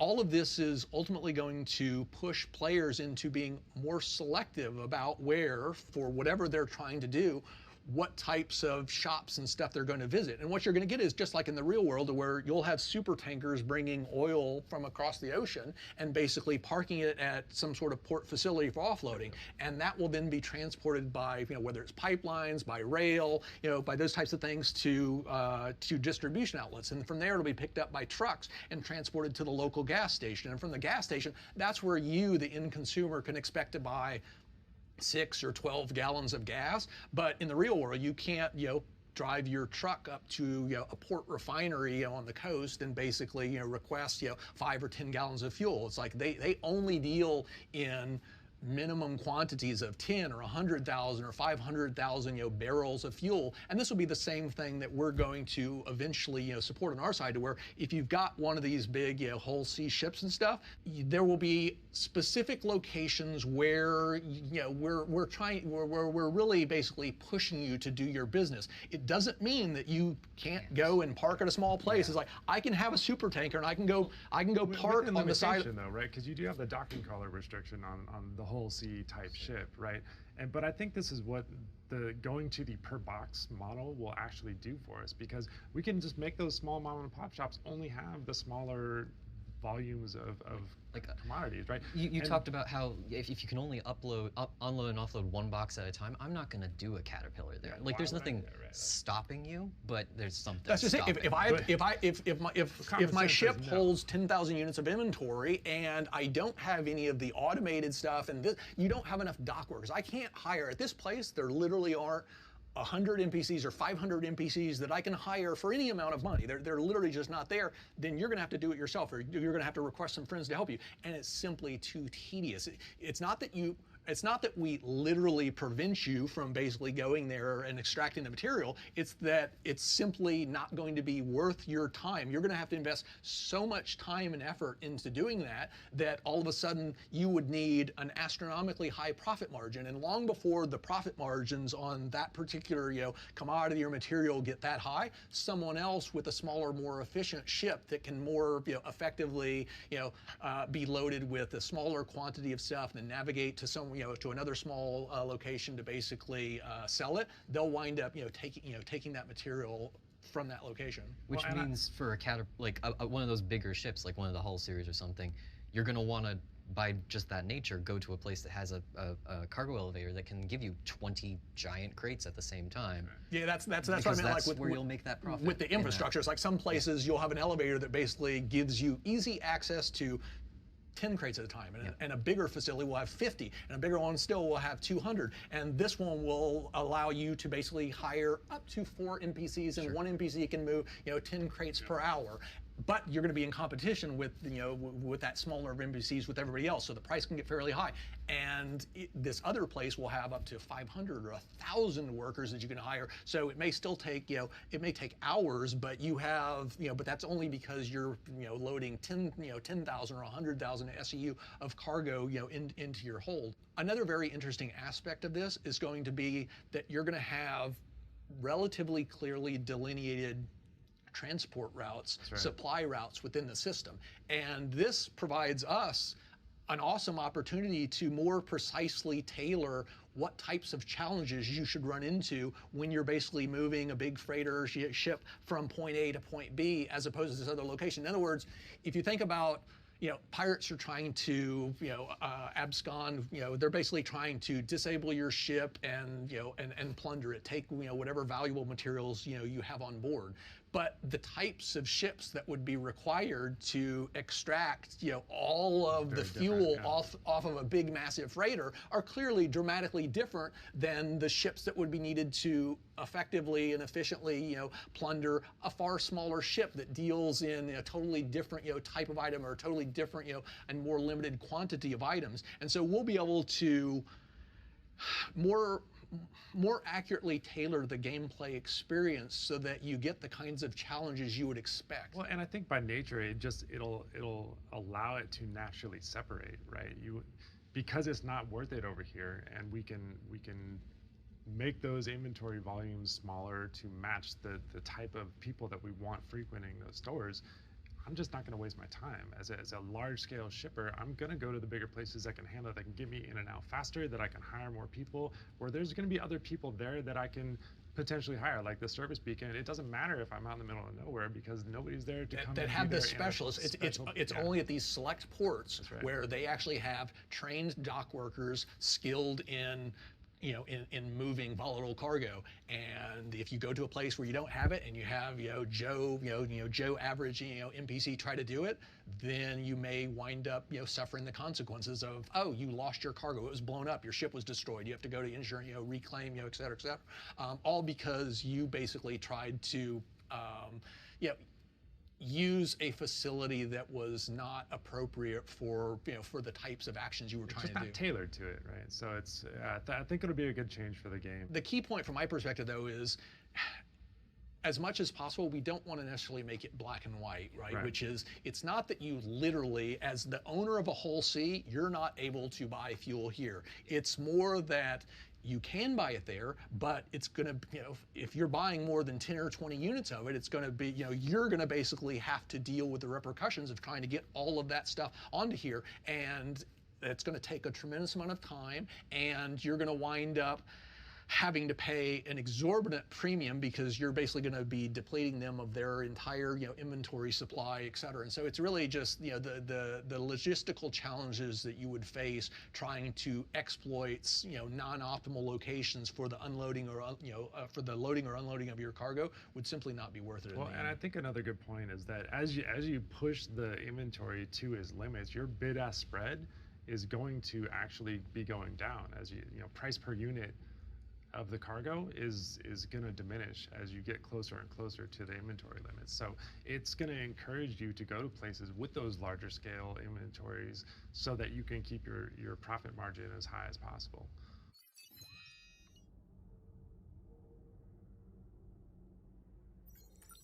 We completed the basic foundation for reputation late last year, and followed that up in the first quarter with the release of the Delphi Mobiglass app that allows you to see exactly how different NPCs and organizations feel about you.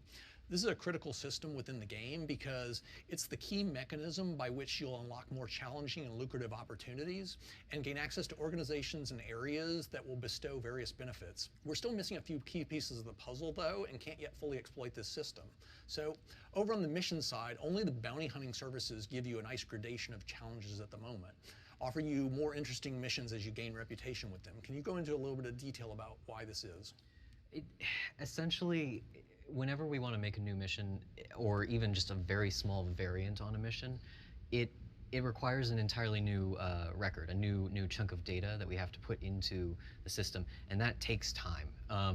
To build out any kind of ladder is an awful amount of time, honestly. Some things that we want to do is just kind of make it so that some of that is more systemic and a little bit faster, and by doing that we will be able to kind of explode wide, making it so that we make one mission, one template, and then just give it some variables that have some ranges. And by doing so, we can then allow it to almost generate its own chains of missions with difficulties that are driven by how much reputation you have, and those can give you different amounts of rewards and spawn different amounts of enemies and put things at different distances, etc. Just kind of dynamicizing that mission variation. Yeah, and there's actually a lot to this, a lot of additional complication besides the mission itself, because when you think about it, you may have a mission giver, and the mission giver looks at your reputation and decides that he's only going to give you the junior starter missions. And so he calls up the, go kill bad guys in this particular section, and he basically says, you know what, given your reputation, I'm going to assume that you can only take, a difficulty value of 1.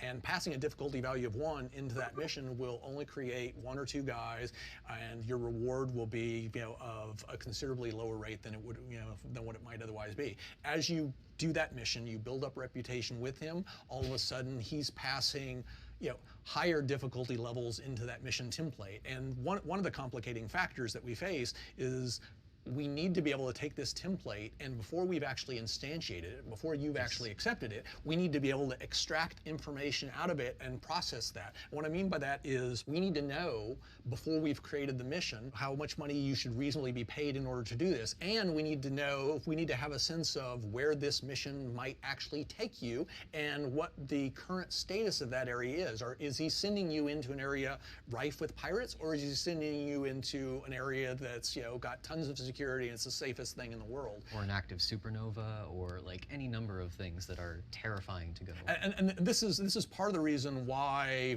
we've actually made some significant progress on this particular problem, but there are multiple facets to dealing with it. And I'd actually say that at this point, we're in a relatively good place on the underlying the dynamic mission side, and we've still got a considerable amount of work to do over on the actual UI side to take a mission template, look at your reputation, create some proxy references to that mission template with different metadata associated, and then assuming that you actually select option number 3, which has metadata this, then we'll instantiate the mission, pass in the metadata so that it actually customizes it as appropriate for the selection that you were just shown, and you can then go off and execute that mission, and you'll be paid the correct amount, and you'll encounter the appropriate amount of difficulty for what you were promised and for what he thought you were capable of doing given your reputational level. Because we already do have in-game something that players can kind of play with right now, the bounty hunter chain, which is effectively what this will look like to players. It's just a matter of that took a lot of setup, and now it should be something that we can pretty much like click a few buttons and we're good to go. That's exactly like in the end, it's all about allowing you to as quickly and easily express a solution to the problem of, I've got a mission giver. This mission giver is going to dispatch you to deal with with bad guys. the variables wind up becoming, well, how many bad guys and how quickly are they going to reinforce themselves, and are they going to be are they going to be flying capital ships or little small hornets, and what kind of stuff will they have on board, and in what areas of the solar system will this conflict be taking place. So these are all things that we can bend as appropriate depending upon what we think you're capable of, or what that NPC would theoretically think you're capable of. Yeah. Well, and we talked a little bit about the procedural character generation in the last USPU sync that we did for Star Citizen Live, but that's going to be taken into account. The back end is going to be generating more and more difficult NPCs based on the gear, based on the quality of the stuff that they can do, their behaviors. So all that needs to get fed into the mission and become part of how we reward the players and enhance that experience. But these are all things that are going to be fed into the mission instead of just the static data that we kind of have right now. Like you literally have to place nodes in the mission script logic that says like spawn this kind of thing if we roll this, and this kind of thing if we do that. And it's just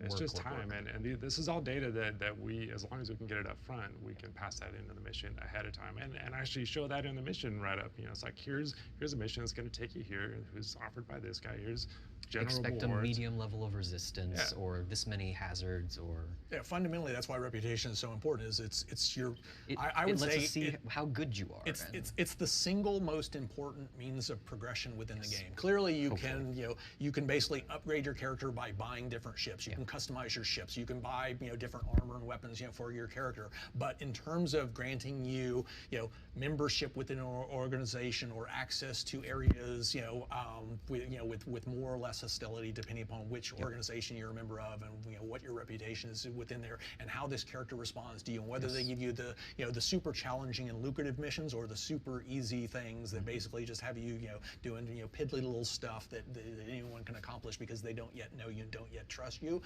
That's what the reputation system is all about. We completed as I said earlier, the basic system last year. We incorporated the reputational logic into the subsumption mission and AI language. We got the Delphi app so that you can actually see what your standing is with all these different NPCs and organizations. The one piece, the key piece of the puzzle that we're still missing is the ability of the mission system to basically, one, have the mission templates created that actually take these inputs and then be able to feed them in and have it customize itself as appropriate. And related to that is, and it's no small challenge. It is going to be a fair bit of work to adapt the UI to actually allow for this. And that's just on a brief aside, one of the big tasks remaining on the USPU group for next year is going to be refactoring the entire mission interface and converting it from the old Flash tech to the building blocks tech.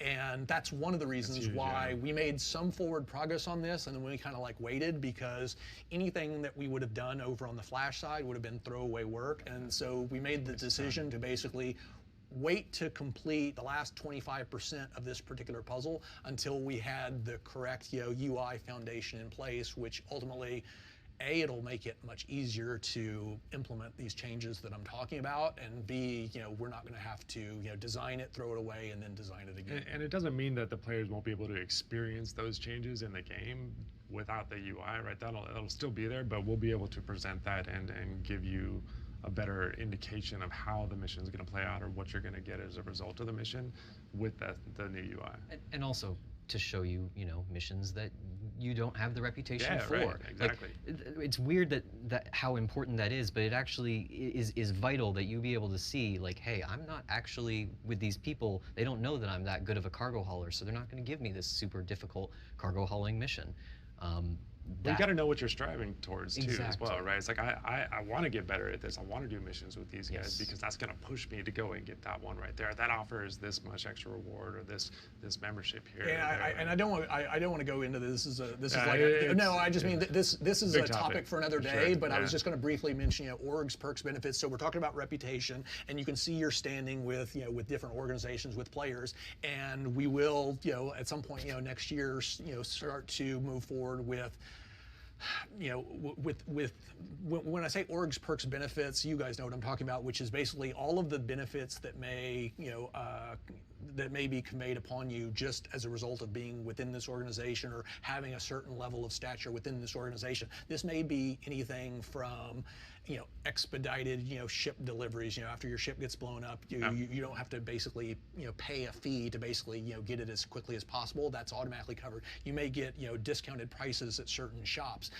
You may, simply not get a hostile response from pirates in this area if you're a member of, of the Pirates Guild and things of that sort. And so this plays into what we're talking about here, because you're able to look at an organization, you're able to understand what kind of benefits it conveys to its most exalted members, and then you can decide whether or not you want to basically try to increase your ranks within there. And in terms of doing that, the challenge is simply having enough mission variety and diversity to enable the player to feel, hey, I started out, he didn't trust me, he gave me the real simple, not particularly lucrative mission, and I've been working on this for days and days and days, and I've been moving up in terms of the difficulty that I faced, in terms of the reward that I was offered, and finally I got to the promised land, and now I basically have membership within the organization, and now I can basically go to Grim Hex and have no concern that the local pirate organization is basically going to assault me. Turrets aren't going to shoot at you, etc. And importantly, like, that is something that makes your character unique. In an MMO, it's very important that you bring something to the table that other members of your friend group might not have, frankly, or your organization. You have to come in and say, hey, I actually have access to this really cool mission or this really cool thing, and by doing that, I can make things cooler for my group, and we encourage that community play that is so vital. Yeah, that actually brings to mind, right now we've historically had this faction system that we use to determine hostility. It's always been one of these systems that we know we're going to change it. We know that it's not sufficient, for where we're eventually going. It's never been a high enough priority. We're getting to the point where we're going to have to resolve this, because the rest of the game is getting complex enough to where it's really starting to fray at the seams. So earlier this year we released the Xenothreat mission, and that was still entirely based upon the faction system of hostility, and that imposed a serious limitation in that while players could join up and basically fight on the side of the UE and try to repel the Xenothreat invaders, there was no real officially sanctioned means of you joining the side of the bad guys, the Xenothreat. You could go shoot the players that were supporting the UE. You could shoot the UE itself. You could get a crime stat, but the Xenothreat would still view you as hostile. They would still engage you, still try to kill you, etc. This was something that we got right up to the very end with Ninetales, and it was driving you and I crazy. Yes. And we wanted to fix it, and we put in what equates to, I'd say, it's a temporary hack to where what we can effectively do is allow a faction to override its normal, dislike of someone in another faction based upon whether or not they have a particular mission token in their inventory. Well, it's if they're doing a certain mission at this time. And that is honestly not how we want to do this. 100%. So in this particular case, if you accept the support Ninetales, mission, then flips. They would normally view you as hostile, but because you're holding that, that token, that mission reference, they'll go ahead and grant you an exemption. But this is, it is clumsy. It was viewed as a very temporary solution. The long-term solution that we've always discussed is going to a more reputational, based, hostility system. Can you go into a little bit of detail about why that's so important and what kind of additional things we'll be able to support in the future when we have such a more flexible system? Sure. I mean, the why it's important is fairly obvious. Like, if I have to make sure that you have a certain mission in order to do something, then I can't say, for instance, you can't go to Grimhex. I'm sorry, you're on the side of the police. Like, they will shoot you. That is a problem. No, right now, like, they are actually just civilians, so that they don't care, essentially.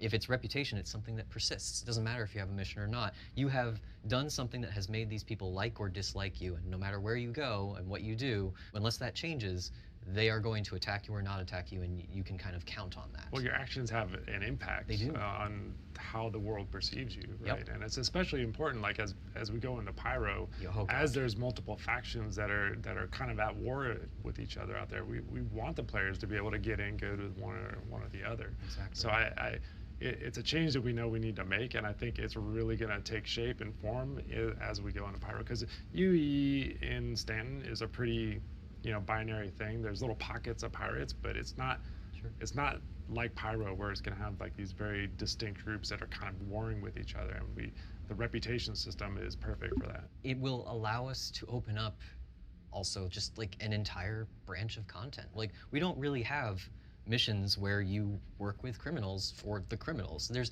nothing that really makes you a long-term criminal player.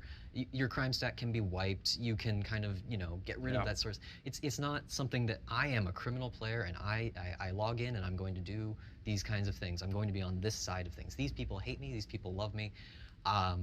That allows you to define your character. That allows you to define your play style. That allows you to define where you're going to do and what you're going to do in the game. The entire game shifts if you have the ability to say. I would say it's much more like the real world, where it's the concept of what hostility, it eventually equates to binary. Either I engage you, either I attack you, or I do not. But in between, there's literally just a sea of grays in terms of this organization hates that one, this one likes this one, this one doesn't like this one's neutral towards that one, etc. And you wind up having inevitably some sort of unique mixture of all of these different things. And so in the end, we will prioritize these things and determine, it's like, oh, well, you're a member of the walk old ladies across the street. Well, I like that. Oh, but you're also a member of the Pirates Guild. I really hate that. So even though I like that one, I'm still going to attack you. And so it's much more flexible in terms of determining all of these complex relationships that players are eventually going to instill upon their characters. Like, it's not going to be either I'm left faction or right faction. It's like there's going to be lots and lots of different organizations, lots of different NPCs, and your standing with those will be all over the map. Some players will be in really good standing with this. Some players, will be really low on this other one. And the level of variability that we'll be able to support with the reputation system is just going to be far, far superior to what we have now.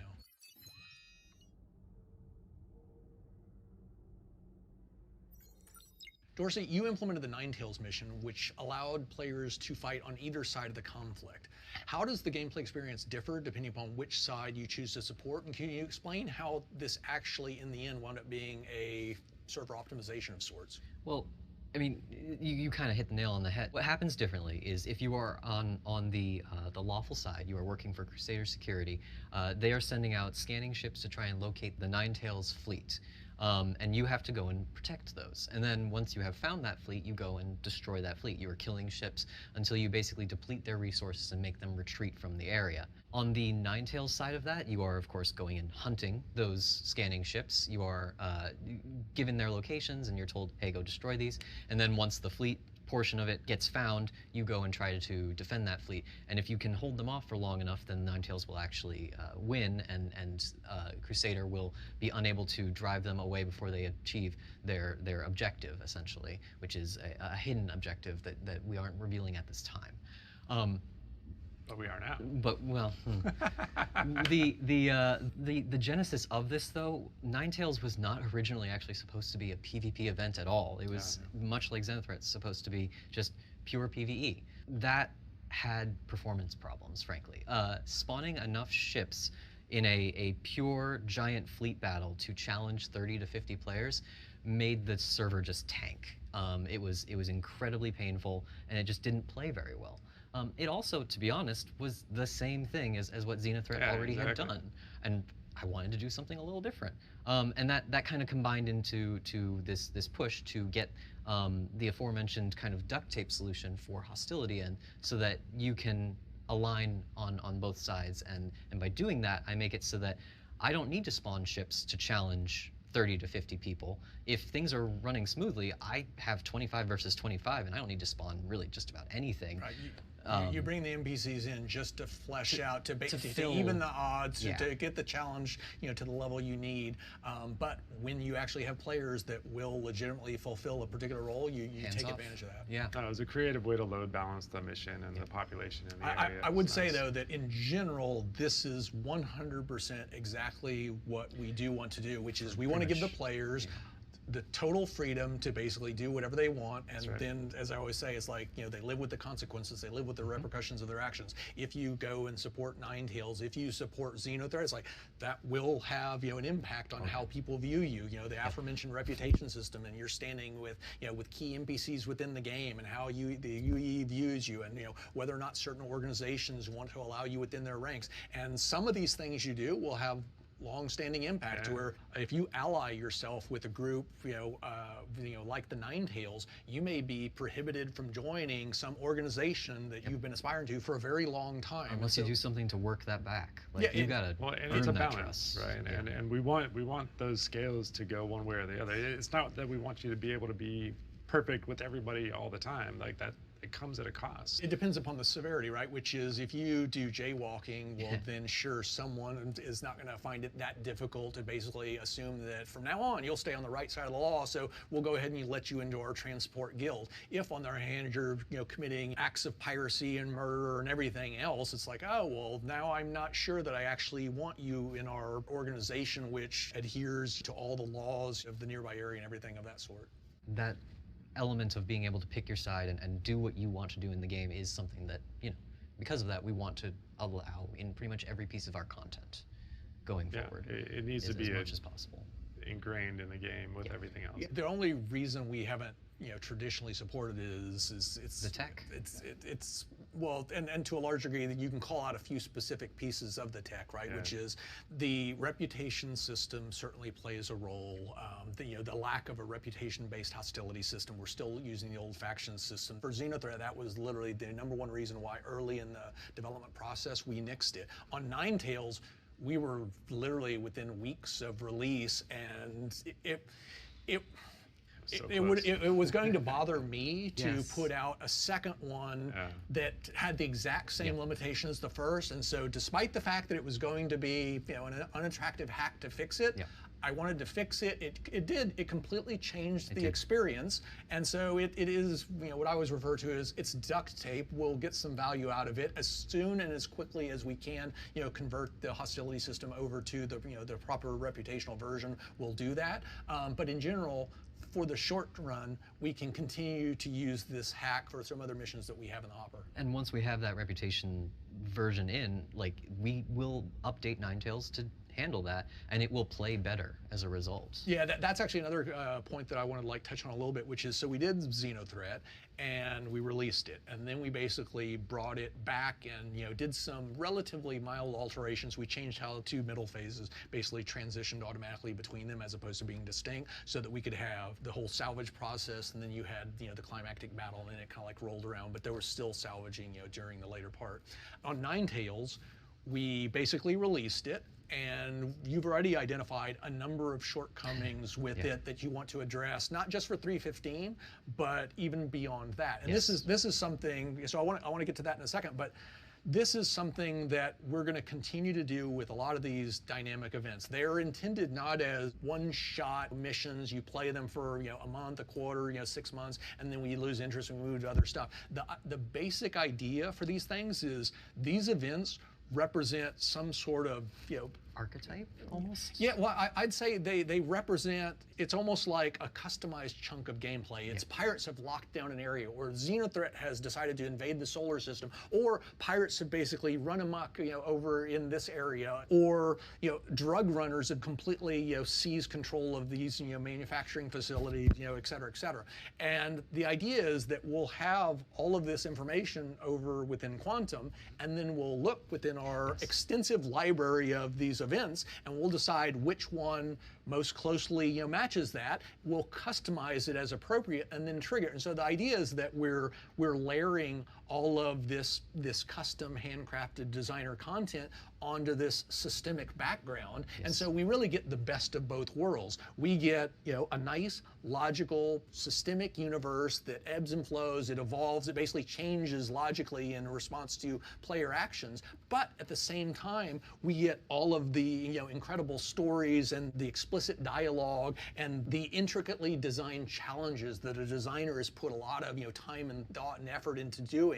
And so you really get both of these blended together. But back to Ninetales, so On 3.15, we're going to tweak a couple of the problems that you've identified. So you want to start with that? They're relatively small things, honestly, just due to the schedule. It's probably the most impactful one and the one that I've seen the most people talking about. There is a portion of Ninetales on the lawful side where you can deliver medical supplies to the blockaded station for a bit of an extra reward. They will pay you a little bit more if you have a certain mission, and also their inventory is just very rapidly depleting, so you can pretty much always sell there, and you will be selling at the best price that they can offer. The problem that occurs there is that everybody buys all of the medical supplies out there. And while that's really cool on a realism statement, with the game in the state it is and with trading in the state it is, that means that a lot of people can't participate in that part of the mission. And that's problematic, particularly at this point where we want to be testing how those play. We really want people engaging in that part of things. Those of you who were part of the first wave of Evocati when we first tested this way back might actually remember that we originally had shop modifiers on the places that were selling medical supplies to make it so that they had a higher inventory that refreshed fairly frequently so that everyone could kind of engage in that. We were asked to remove those so that we could emphasize the derelicts, which are around the station that you can take medical supplies off of, because basically the derelicts made it so that there was another way to get those medical supplies, but they didn't. It took so much more time that there was really no reason to do that if you could do the It actually trading. goes back to what you were talking about earlier, which is I can buy them instantaneously from the shop and there's no loading time, and then I can move them over here and I can instantly unload them. If I had to physically pull them off, you could more easily balance these things. Whereas right now, I really do have to go manually pull each individual one off of the derelict ship. And so I'm incurring all of the the physicalized cargo expense on one side and not on the other. And so in the end, sure, just due to the sheer amount of time, it's like it takes me 30 minutes to get 12 boxes this way, or I can go buy 50 boxes, in a split second. Which one are you going to do?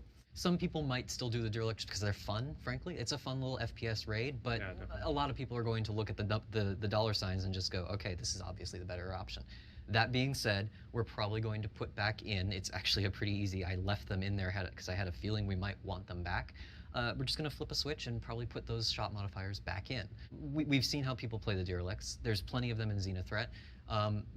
We want to see the trading, frankly, and so that will allow that to come back online. Another relatively small change that is probably going to be coming in, we are seeing that many people are not engaging with the criminal side of things, and that is very much like the whole thing that we were doing with making it into a PvP mission for the purposes of helping performance. We're going to have to better entice them to basically fight on the side of the Ninetales. We need to entice them. So that means, I mean, they already are being paid more than the other side. I'm probably going to up that even more, frankly. They are going to become very lucrative, hopefully. That is the short-term solution. And this is where, like, ideally, you helping out the Ninetales building reputation. Ideally, we would be able to offer other benefits of being in that organization, other things that some percentage of the players would aspire to and want. Other rewards that you get for building up your standing with them. Which won't be for 315, but that is definitely where that is intended to go. The other thing that we might want there is a system to dynamically modify jurisdiction, because one of the big punish points that happens to a criminal when they are helping on that side in that area, despite the fact that Ninetales has supposedly taken over this area, when they get killed, they go to jail, which is a bit weird, frankly. We originally did want to make it so that you wouldn't get brought to jail, but there just wasn't enough time to fit the tech into the schedule. There still won't be for 315, but that is a longer term thing that we want to have, is the ability to kind of dynamically modify these jurisdictions. That's just light on a problem, right? Yeah. Exactly. Yeah. It was one we kind of saw coming, but frankly, it was good to have it confirmed, and now we can hopefully put some pressure on that happening.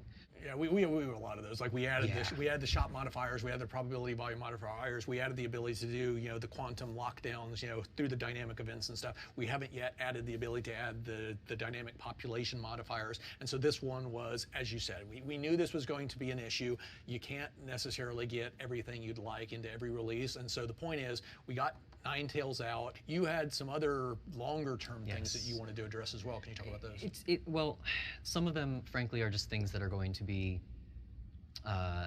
things that will naturally happen, to be honest. performance is still a big problem. I do want to like talk to the performance thing for for a second, which There's is some progress, and it's been definitely better. We basically generated something on the order of 120, 130 different individual gyros that people were addressing in the run-up to Xenothreat. Because what inevitably winds up happening is we get performance to a certain level, and then we're basically adding more locations. We're basically enhancing the AI logic. We're adding new functionality, and so it's always a running battle to where you're adding more you're adding more stuff as you're making other stuff run faster, and so you tend to get a net wash. And we actually found ourselves with Xenothreat. One of the reasons we held it for a couple of extra weeks was we wound up finding ourselves in a very bad spot to where there are problems now. We're very familiar with them. They were much worse, just a few, when we were originally supposed to release it. We fixed it was an endless litany of these things to where it's like, on profiles, things showing up, stalling the main thread 100 milliseconds, 200 milliseconds. Those are getting cut down to a millisecond here, 2 milliseconds, but there's just such a quantity. And so what I want to touch on a little bit is as we finalize some bits of tech, like part of the reason we were able to devote as much time to getting things back into at least what I'd call an acceptable state, not a great state. We've got a lot more work to do to get this thing to the level of performance we want. There's a lot of problems, the rubber banding that we're intimately familiar with. We absolutely positively want to deal with it. It drives us. We all hate it.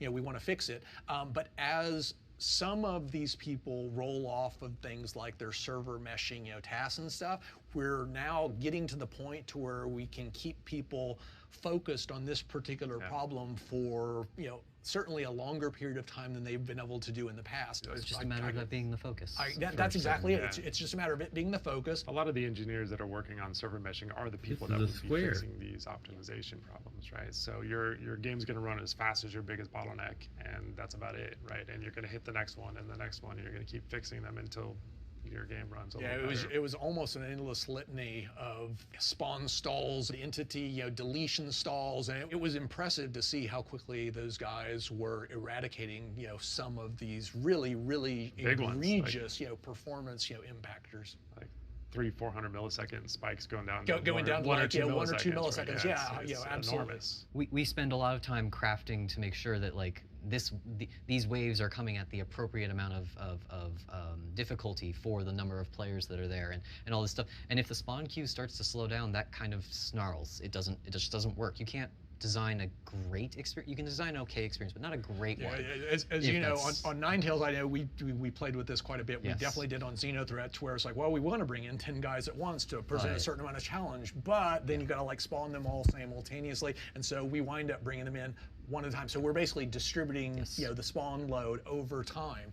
And while it's true that on average the amount of challenge you're going to face will be identical, there is a big difference between 10 ships showing up at once versus 1. And it was the same thing with the number of capital ships was originally larger, and we had to whittle that down. And so as the performance gradually improves, obviously we'll basically start to expand our ambitions in terms of what we're what kind of experiences we're actually putting out there for players. And the existing ones will just improve, frankly. Those missions will almost become new beasts just by the very nature of that happening. And that's what when you say what is the long-term thing, that to me is the biggest thing, because a lot of these events will just be better. You're currently working on a sequel of sorts called Jumptown V2. Can you go into some more detail about what players can expect from that with the initial release? Yeah.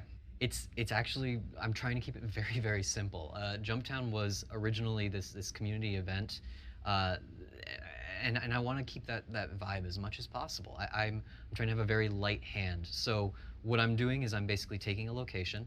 I'm going to make it so that it starts to spawn physically a bunch of boxes of a very lucrative material, in this case maize, commodity, and that will then it'll start to spit that out at a certain rate, which will entice people to go there and collect it, put it on their ships, fly it away, whatever. But the point there is that is an area that will be very, very lucrative for a short period, which will entice a lot of people to conflict over it. when you've got a place that is popping out a box of maize for free that you can just pick up at every 30 seconds or so, like that is dollar signs, and people will kill for that. And not only because it's fun, but also because it's worth it, frankly. So essentially, there is a location, there is a thing that spawns these boxes, and I'm going to turn it on, and that's about it. One of the things I didn't like about the original Jumptown was it was at a fixed location, and it was always on, and it basically spit these things out at a certain frequency. Outside of the fact that it was a bug, but yeah. So, but it was very static. Yes, that's exactly it. And in general, I hate static things because it's always the same. So let's talk a little bit about Jumptown V2 is being designed as a dynamic event, and it's also extremely configurable. So we're going to start with support for any of the drug labs, although that's really just a function of whether or not we could get environmental art team support for the other areas. Longer term, we will be able to activate this at a wide variety of different locations. The concept itself is pretty simple, and it can be worked at all these different places. Sorry. Sure, but there's a lot of things like we put a lot of thought into recording additional lines of dialogue to support different types of drugs or different types of commodities. We have some generic lines so it can apply to all the stuff that's anything. We don't want to be hampered by that because the lead-in time for getting that dialogue can be a little bit damaging to doing just quick ads, frankly. Like, we want to be able to just say during a quarter, hey, it'd be really cool if there was an underground facility that was pumping out data or metal or at a refinery, and we want people to fight over that, and we can just add that because we planned ahead. So we've got dynamism for Jumptown V2 with respect to location. We've got dynamism with respect to what exactly it's going to be pumping out. Another one that I wanted to support was the quantity. In other words, how long will this thing be spitting it out? Is it going to spit out 100, 100 SEU of cargo, or 1,000, 100 units of drugs, or 10,000? And this was something, again, so it's been configured as a dynamic event to where it can have this information passed into it and then configure itself as appropriate. At runtime. Like, that means whoever or whatever. That's the critical part. It currently is launched by a person who is literally like pressing a button on a page.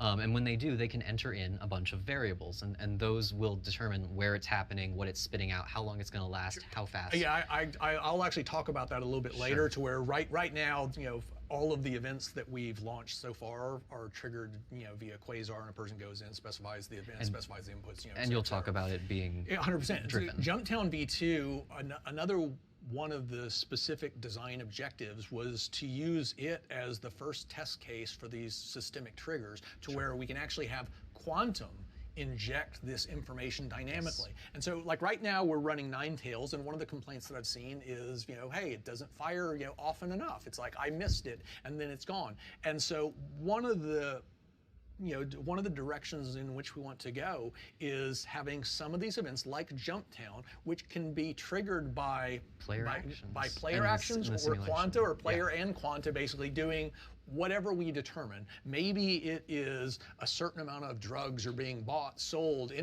lots of drug runners are basically traversing this shipping lane. Whatever kind of conditions we want to put, and then we can measure both on the quantum side, eventually, and then even in the short term, on the players, is like, how many players are basically moving drugs back and forth here? How many players are basically, dropping commodities off at this location? And if we have a dynamic event compatible with whatever these, whatever these conditions are, then we can go ahead and automatically trigger it and inject those customized parameters into it, so that it basically more accurately represents what's actually going on in that area. Right now, we're just shortchanging that, but eventually, yeah. That's actually, I like the whole Jumptown concept, but my favorite aspect by far is the fact that it's being designed as a test case for some of this up and coming systemic technology on the back end, so that we can start to go, oh, at 3 a.m. conditions were met, and we're going to go ahead and trigger Jumptown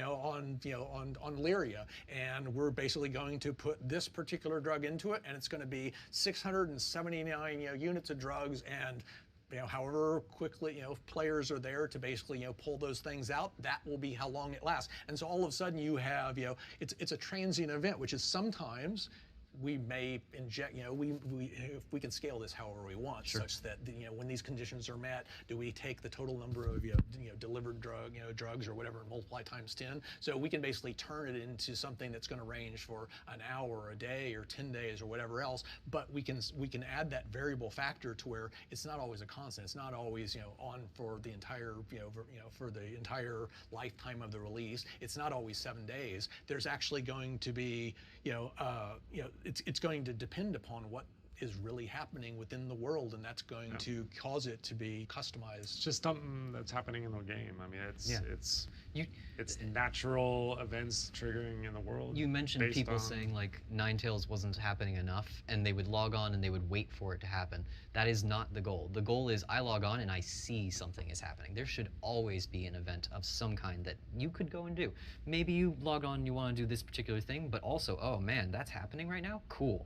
Kind of thing. So yeah, there will be some of both. Xenothreat is obviously the big ones, and then you've got what I'd call like the mid-range things like the Ninetales and stuff, where you're locking down an entire area, and all of a sudden we've cordoned off a region, and we're not allowing you to easily transport status quo cargo back and forth to there, which basically starts knocking the prices up, which is why we added all the the price alerts and things like that, so that you can actually be enticed by the fact that, oh, this area that's been choked off, they really need copper. They're willing to pay this. Don't you want to try to break through the blockade? That actually does kind of get to what you were saying earlier in terms of allowing some of the player ships that are going to, or some of the NPCs that are going to interdict you to actually be more effective at it as we start to expand those quantum interdiction zones, to a larger size. It all interconnects. Yeah, and it could be influenced by players or the back end simulation.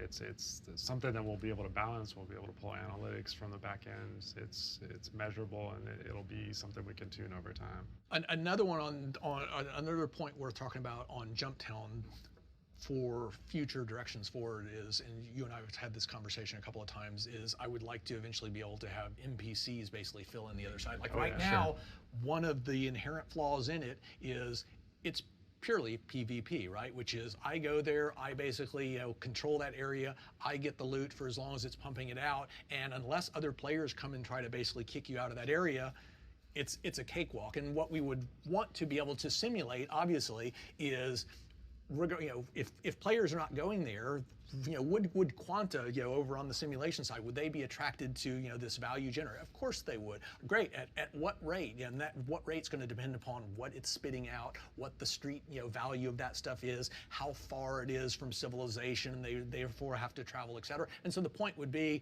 that we want to be able to, just as we were talking about earlier, we want to, with Ninetales, to where we were aligning, players on either side, saying we'll use NPCs to basically, to balance it however we want. In this case, if there are 0 players on on the attacking side trying to take it over, well, we're going to have to fill those ranks with NPCs. That being said, one of the things that is called out very often as being an exciting portion of Jumptown, the original, was going there and not knowing if you were going to find resistance. That can kind of keep you on the edge of your seat a little bit. There's that, it's too quiet. So it won't always be 100%, but you don't need that uncertainty doesn't necessarily need to only come as a result of whether or not players are willing to do it. We can have uncertainty on the NPC side and say, maybe we will, maybe we won't, basically, have them install. Maybe they'll come in a straggler, one guy at a time. Maybe they'll come in a big coordinated group of 12 NPCs, all in heavy armor, armed to the tooth, and and you'll basically be doing your absolute best, to hold that, calling your friends, et cetera, et cetera. The point is, like right now, unless we have the ability to basically set those scenarios up, then some players on some servers will never get that cool experience of a whole burst of guys arriving at one shot, or the stragglers. Now, if players are basically going in there attacking, well, sure, I've already got 20 players on this side. Maybe I don't need to throw any other NPCs out to or maybe I want to add fuel to the fire, frankly. Or maybe you want to throw players were very creative in the first one. And that's honestly what I'm really looking forward to is what is the tools that have been added to the sandbox at this point. It's such a simple event. I really am looking forward to seeing how they handle it. Like, you can come in a land vehicle, and you can set up a tank or a ballista and just pick people out of the sky, defend that area, turn it into a fortress. You can have dogfights in the air over it. You can, if you're stupid and you leave your ship turned off with its shields off, like someone's gonna blow that up. You and I talked in the early stages of Ninetales about the fact that it's a drug lab. Why is it basically spitting these things out? And the idea would be, well, they've produced a lot of them at that location, and so who would be one of the most logical people to come and try to take back control? It would be the guys that that basically originally had control of that drug lab. It'd be whatever criminal organization we want to basically have that thing, or a competition. 100%. And so you could see players are in there basically reaping the rewards. Another player team assaults them, and now the much larger threat comes, and the players it could be a three-way. The players could team up, with each other to basically hold them off and then split the goods, et cetera, et cetera.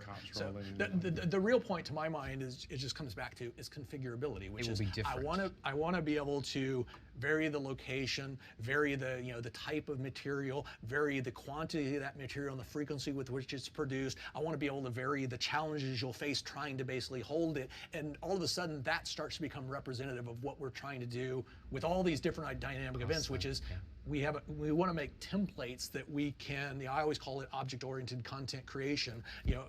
It's such a common concept over on the coding side. You don't really see much focus over on the content creation to basically put all of these rules and procedures and processes in place so that you can basically build nice modular chunks of content and easily link them to other pieces so that you're not reinventing the wheel every time you're doing this. Like a good a good example is the spawn clauses that we're doing over for some of the infiltrator missions that we'll be talking about. It's like that's absolutely going to play a factor in some of these future iterations of things, like whether it's Ninetales. You could see Ninetales eventually supporting on the derelicts. Some of those derelicts actually have Ninetales members on them that we can basically create 2 or 20. We can create them over time. We can basically change or taking over the station. Like there's so many things you can do with that. So.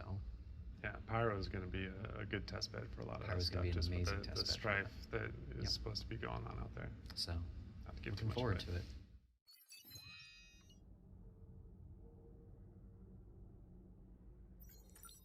All right, let's bring Luke into the conversation now.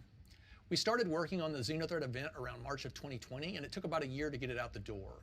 We knew that it was going to be extremely difficult because we were missing so much of what we needed, including everything from the dynamic mission service that would drive the back-end logic to the capital ship AI, target prioritization for turrets, functional countermeasures, tons of dialogue, and countless other things. Part of the allure, though, was that in one shot, we'd have a great test case for a litany of important features, like battles far larger than anything we'd previously done, and a test bed for creating missions that supported a variety of different play styles, like ship-to-ship combat and salvaging. So, Luke, from your perspective, what were some of the big lessons we learned from Xenothreat?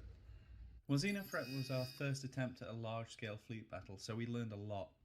The biggest takeaway was that we needed to develop our overly simplistic friendly fire system, which was leading to players receiving unfair crime stats and being kicked from the mission. So in the recent re-release of the event, we made major improvements to our friendly fire detection and tolerances, which drastically cut down on unfair crime stats according to the feedback and analytics we received. What's great is this kind of change improves the whole game, not just the event, and paves the way for more large-scale space battles in the future. I think it's also important to add that another thing that became clear was that players wanted a counter mission involving PvP. So we've started planning with this in mind for subsequent releases. Luke, as the performance gradually improves over the next few quarters, what sort of things would you most like to change about Xenothreat? I think most people would expect my answer to be throw more AI at the player. But it might be that when performance improves, our AI becomes much deadlier, which could actually lead to us reducing their numbers. This balancing is always the most difficult part of mission creation. The AI's performance can be wildly different on our local servers versus what it might be like on an overtaxed live server. And if a mission is too easy, it's not just a case of throwing more AI at it, as this will only compound the performance issues. We were happy with the balancing we achieved, but it wasn't quite what we hoped for. Once performance is improved, we hope to rebalance and deliver the experience we intended. Luke, we've invested a lot of engineering effort into our spawn closet tech, which allows us to precisely and intelligently push NPCs into and out of an area. The first major test of this tech will be the Infiltrator class of missions, which I wanted to provide much more varied and challenging FPS situations than anything we've previously seen. To that end, we can now determine at runtime the type and number of NPCs we want to insert at a location, often at the behest of Quantum. We can also apply a litany of rules to the spawning, like how many can be active at once, how the spawn rate changes when an alarm has gone off, and whether a boss might be found wandering the area with his guards or only after they've all been dispatched. The mission template supports a wide variety of objectives, ranging from killing everyone at that location to only killing select individuals, to protecting NPCs from any harm, to hacking computers, to extracting designated materials. Can you go over some of these mission variations in more detail? Of course, Tony. The underground facilities were the locations we chose for our first implementation of spawn closets, so this is where players will find new missions, as well as some existing missions that have been vastly improved by the addition of spawn closets and non-combatants. One of the new missions sends players to kill a heavily armoured target who only shows himself once his crew have been wiped out. Another involves the players searching a friendly facility for a number of boxes, identified using information provided on their mobiGlass.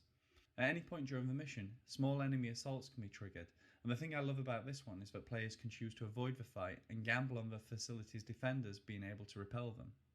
And the last one I'd like to mention is, thanks to spawn closets, we now have our first FPS defend mission where players join friendly AI in defending a facility from multiple waves of enemies. And the nice thing about this one is that in addition to the basic mission reward, players also receive bonuses for the AI who survive to the end. Some of the benefits from this mission template are coming from smarter use of existing tech, like more modular subsumption logic, and some of it stems from new features like the spawn closets. Luke, how has the design setup of the infiltrator scenario varied from what you've done in the past? Well, spawn closets have had a dramatic effect on the types of missions we can build.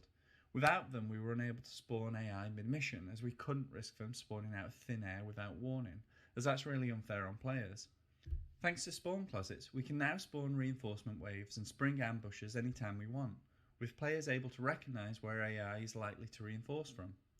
Not only does this allow us to build brand new mission types, it allows us to spawn manageable amounts of AI and only reinforce when some of those are dead, to better balance the difficulty of the encounter. And you mentioned we're building our logic in a modular fashion, and the Eliminate Boss mission is a great example of that, because we've essentially taken the Eliminate All and Eliminate Specific objectives and combined them to create a new experience where players must draw their target out of hiding by first killing all of his crew. Luke, another mission template we're currently working on is called Rescue Transport, and it revolves around getting NPCs to a specified location. One of the variations allows the NPC to request personal transport via a service beacon, just like a player, to a designated location. Other variations involve adding assorted complications to getting the NPCs on board your ship, like having to first outsmart or outfight their captors, unlocking their prison door to release them, safely escorting them back to your ship for transport to the desired drop site. Longer term, we're going to add support in this mission template for a lot of other combinations, like having to drag unconscious characters onto your ship and back to a hospital, and trying to lead NPCs through a burning ship. Luke, where do we stand with the current implementation of this, and what remains to be done before we can push it out the door? Well, Tony, we're at the point where we have a working prototype in which AI can be asked to follow, wait, and take a seat aboard your ship. And even with this rudimentary setup, we've been able to flesh out the mission flow to a very detailed degree, and have made a lot of headway into planning the dialogue requirements. We've gone some effort to make sure that the mission is more than a delivery mission where the box has legs, so the client has patience that can wear thin, with your tip and rating being calculated based on your performance. We'll also be developing AI behaviours to deal with what happens should the player decide to kidnap them. The rescue mission module has been designed in such a way that it can work in conjunction with others like Infiltrator, meaning that we can easily inject some obstacles in your way, like a base full of captors. These missions will drive the development of AI following, so once complete, we'll be able to leverage that throughout the rest of the game.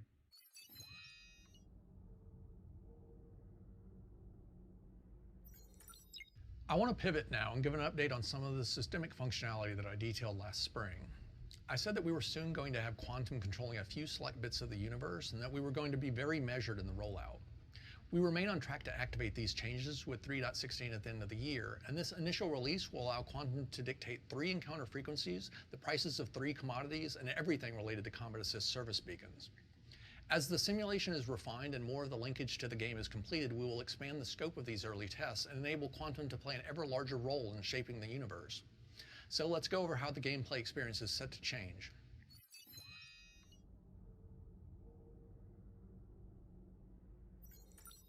probability volumes dictate how the likelihood of an encounter type varies within that region, and historically that information has always been static. Dynamic events, introduced in early 2021, allow that data to be changed by mission logic, but still don't support systemic modulation. You can see the frequency curve for pirate activity in red on the screen here, and the long and short of it is that no matter how many pirates you, your friends, or the entire community kill, the likelihood of encountering a pirate at this spot right here would always be about 5% per minute, and farther out, right about there, the odds would drop to 2%. Now, let's see what happens when we activate Quantum and it starts to provide real-time guidance to the probability volume service that controls this information and distributes it to the game servers. As is often the case with such demonstrations, the simulation is running at an exaggerated rate of speed so that I can easily illustrate some key points. The first thing you'll notice is that the fixed pirate curve just flatlined because Quantum says there aren't currently any pirates in this area. There are some valuable materials on the surface of Cellin though, and that's starting to attract some quantum miners represented in green. The distribution of the miners determines the shape of the green curve, and the quantity determines the amplitude. With the value of the ore available on Cellin sky high and no threat in sight, the number of miners continues to increase, and you can see the encounter curve changing to reflect that. Pirates are drawn to high concentrations of wealth with minimal security though, and are starting to swarm into the area, and as they do, you can see the red pirate curve adjusting. Quanta security, represented in blue, is drawn to conflict, and is thus often a lagging indicator of criminal activity. So at this point, there are several distinct things happening.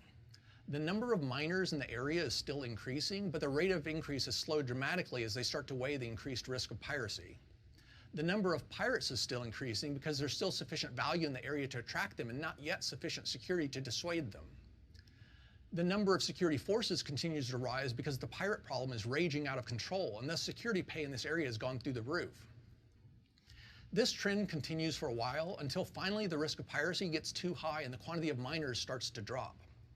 The pirates are doing their own independent mental calculus and still see sufficient value in the area, even once the miners start to fall off, to continue increasing their numbers, but that simply speeds up the rate of decline in the miners, while at the same time, the threat from security continues to grow. So, eventually, the number of pirates in the area begins to fall off as well. As the threat of piracy begins to subside, the impact gradually ripples through the economy, lowering the rate of pay and demand for security services. The quantity of security forces streaming into the area eventually peaks too then and begins to decline. If you watch the curves, you'll see a rhythmic action to it all, with miners looking for high-value ore in safe areas, pirates searching for unprotected wealth, and security chasing conflict. Three different but very interdependent calculations. The system is always searching for equilibrium, and just as in a real economy, sometimes overshoots a bit in one direction or the other, which ultimately equates to opportunity for the thinking player.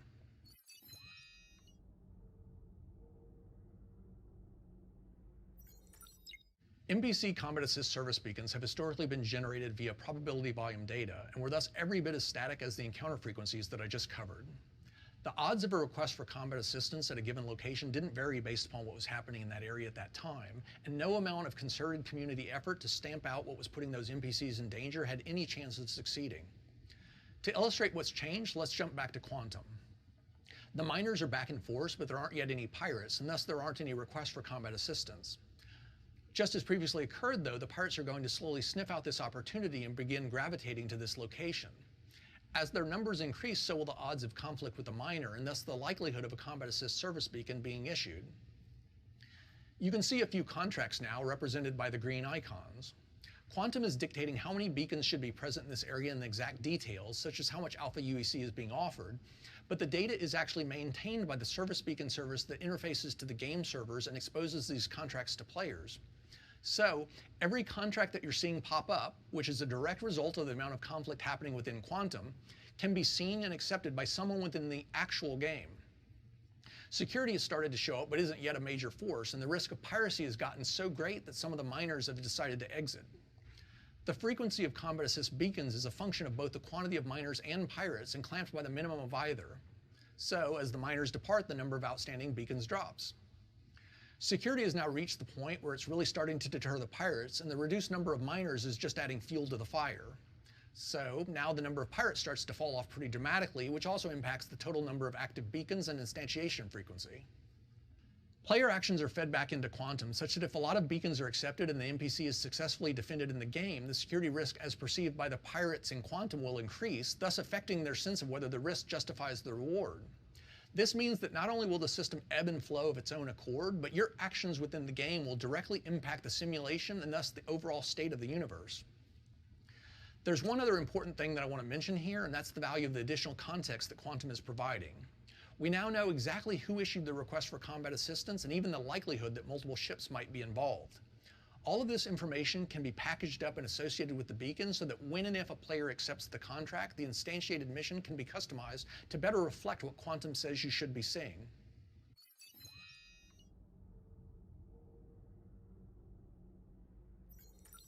The shop service has always had the ability to modulate the price of commodities based upon things like the amount of inventory on hand and its rate of change, but we haven't really exploited that feature for some of the basics like fuel and HPMC, which is the material required to effect repairs on a ship. One of the reasons for this is that it's one thing to have tradable commodities fluctuate in value according to some algorithmic logic that doesn't consider anything beyond the confines of that particular shop, but it's quite another when those materials are critical to playing the game. Now that we can properly gauge demand based upon factors external to the shop though, even if the simulation logic still needs a lot of work, we're going to flip the switch and let the prices of fuel and repair materials start to undulate. So let's bring Quantum up again. The Tram and Myers mining outpost on Cellin has been selected so that we can see its real-time prices for plasma fuel, quantum fuel, and HPMC. Keep an eye on these prices as the Quanta arrive on scene. A few of the miners are from distant locales and will be looking to top off their quantum fuel tanks, and that increased consumption is causing prices to trickle up just a bit. Plasma fuel is jumping quite a bit more though because it's in constant demand due to the fact that the miners routinely have to traverse the surface of the moon looking for valuable deposits of ore to extract. The price of HPMC hasn't budged because there hasn't been any conflict in the area, but that's about to change.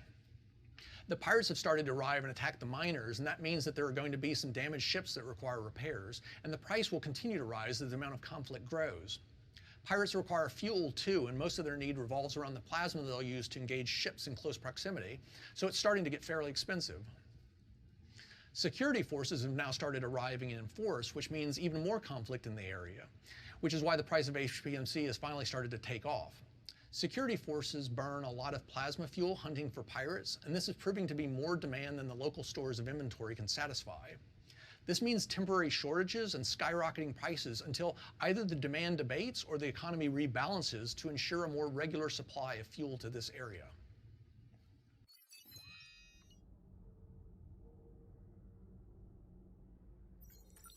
Up until now, all of our dynamic events have been manually triggered by someone loading up Quasar, selecting an event, specifying the input variables, and activating it. This works fine for major events that are intended to run for a long period of time, but it's problematic when the event needs to run multiple times per day or only when specific conditions warrant or needs to be customized based upon the current state of the universe. The solution to this problem is systemic triggers, which are small analytical programs that let us specify what sort of conditions within Quantum warrant the creation of a dynamic event and allow that event's inputs to be mapped to all sorts of simulation state. I'm going to bring Quantum up one last time and highlight the location of the 3 drug labs within the Stanton system. Raven's Roost is on Microtech's moon Calliope. Jumptown is on Crusader's moon Yella. And Paradise Cove is on ArcCorp's moon Lyria. For this test, I've removed all commodities except for drugs, and thus any green quanta you see moving around are focused on moving these illicit narcotics. A systemic trigger has been set up that monitors the total drugs purchased at any of the drug labs, which you can see in the graphs below the star map. If the total amount of drugs purchased at one of these locations over a period of time exceeds the specified threshold, it will trigger the Jumptown V2 dynamic event. The location and quantity of drugs sold would be passed to the event as inputs, which the mission logic might use for any manner of things, such as temporarily overriding the shopping data at that site for the duration of the event. The shop service that communicates with the game servers is linked to Quantum, and thus all player transactions in the game are filtered back into the simulation, and their purchases are therefore just as relevant to the totals as those initiated by Quanta. All of the drug labs are seeing a bit of action, and Paradise Cove looked like it might be the first to breach the threshold. Some red pirates have started moving into that area now, though, and the green freighters have started to flee. It looks like they've decided to focus on Raven's Roost, and you can tell by the constant level of elevated purchases that they're probably going to trip the trigger pretty soon. There, that's it. The conditions for the systemic trigger have been met. You can see that Jumptown V2 has now been added to Quasar's active dynamic events list at the top right, and below that you can see the input parameters that it was sent, which include the Raven's Roost location and a numeric value of 916 for the total purchased drugs variable, which the actual Jumptown V2 logic uses to configure how many free units of drugs the location will produce over the lifetime of the event. The ultimate purpose of systemic triggers, then, is to allow us to easily and programmatically dictate when and exactly how handcrafted custom content will be layered onto the background tapestry driven by quantum systemic logic. As our library of dynamic events grows and the sophistication of the simulation evolves, you'll eventually find that it's difficult to tell where one system ends and another begins, and the whole experience will just feel more engaging and unique than what either technology could deliver by itself.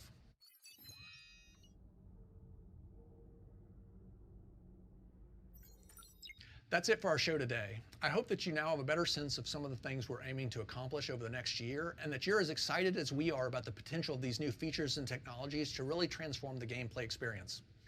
Until next time.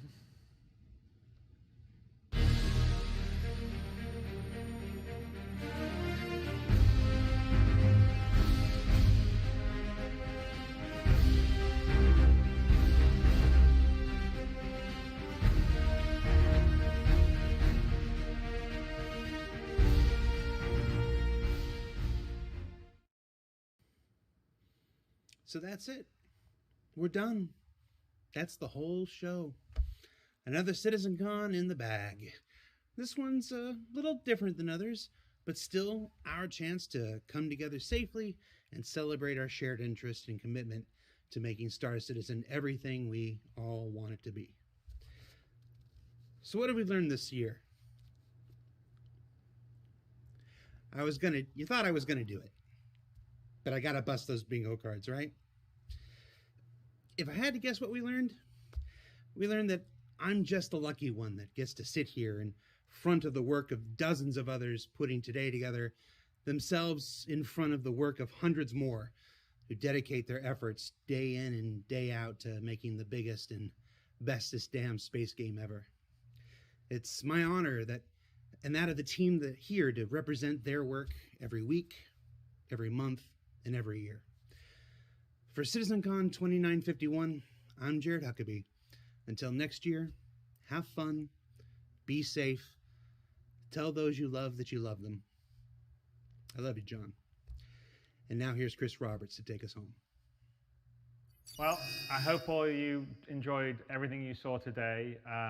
We're very proud of what we've achieved so far, what we're working on, what we're doing in the future, and it was great to be able to get in depth and show and discuss a lot of that today with you guys. And I just wanted to tell each and every one of you how much we appreciate all of you, your support, dedication, the hours you put into playing the game, giving us feedback, putting up with crashes and server disconnections and all the frustrating things that you can get when it's in alpha, as we're striving to make the best game, or well, I think the best universe simulation you possibly can make now. That's kind of where we're going. From myself and the team at CIG, we're incredibly lucky to be in this position, because I think no one else in gaming has the luxury that we do to really sort of dream for the stars and build something of the ambition that Star Citizen is. It's been a longer journey than I imagined at the beginning, but the game we're building is far more complicated, far bigger, far more possibilities than I conceived I would ever get to do. But it's because of your guys' support, and everyone at CIG feels the same in terms of they get to work on a dream game. They get to do all these things. People don't say, oh, you can't do that. We've got to make it for this quarter. It's got to come out. And the investors need their profits this year. It's like, no, we want the best game possible. That's all we at CIG care about, and it's all you guys care about. And so to be in that position is because of you guys. And I really, myself and everyone at CIG appreciates that. So thank you all very much. And I'm really looking forward to doing this in person for you guys next year, as opposed to digitally. And hopefully, all things, fingers crossed, we'll get on the other side of this pandemic, and we'll be able to do that. So for me and everyone at CIG, thank you so much for watching.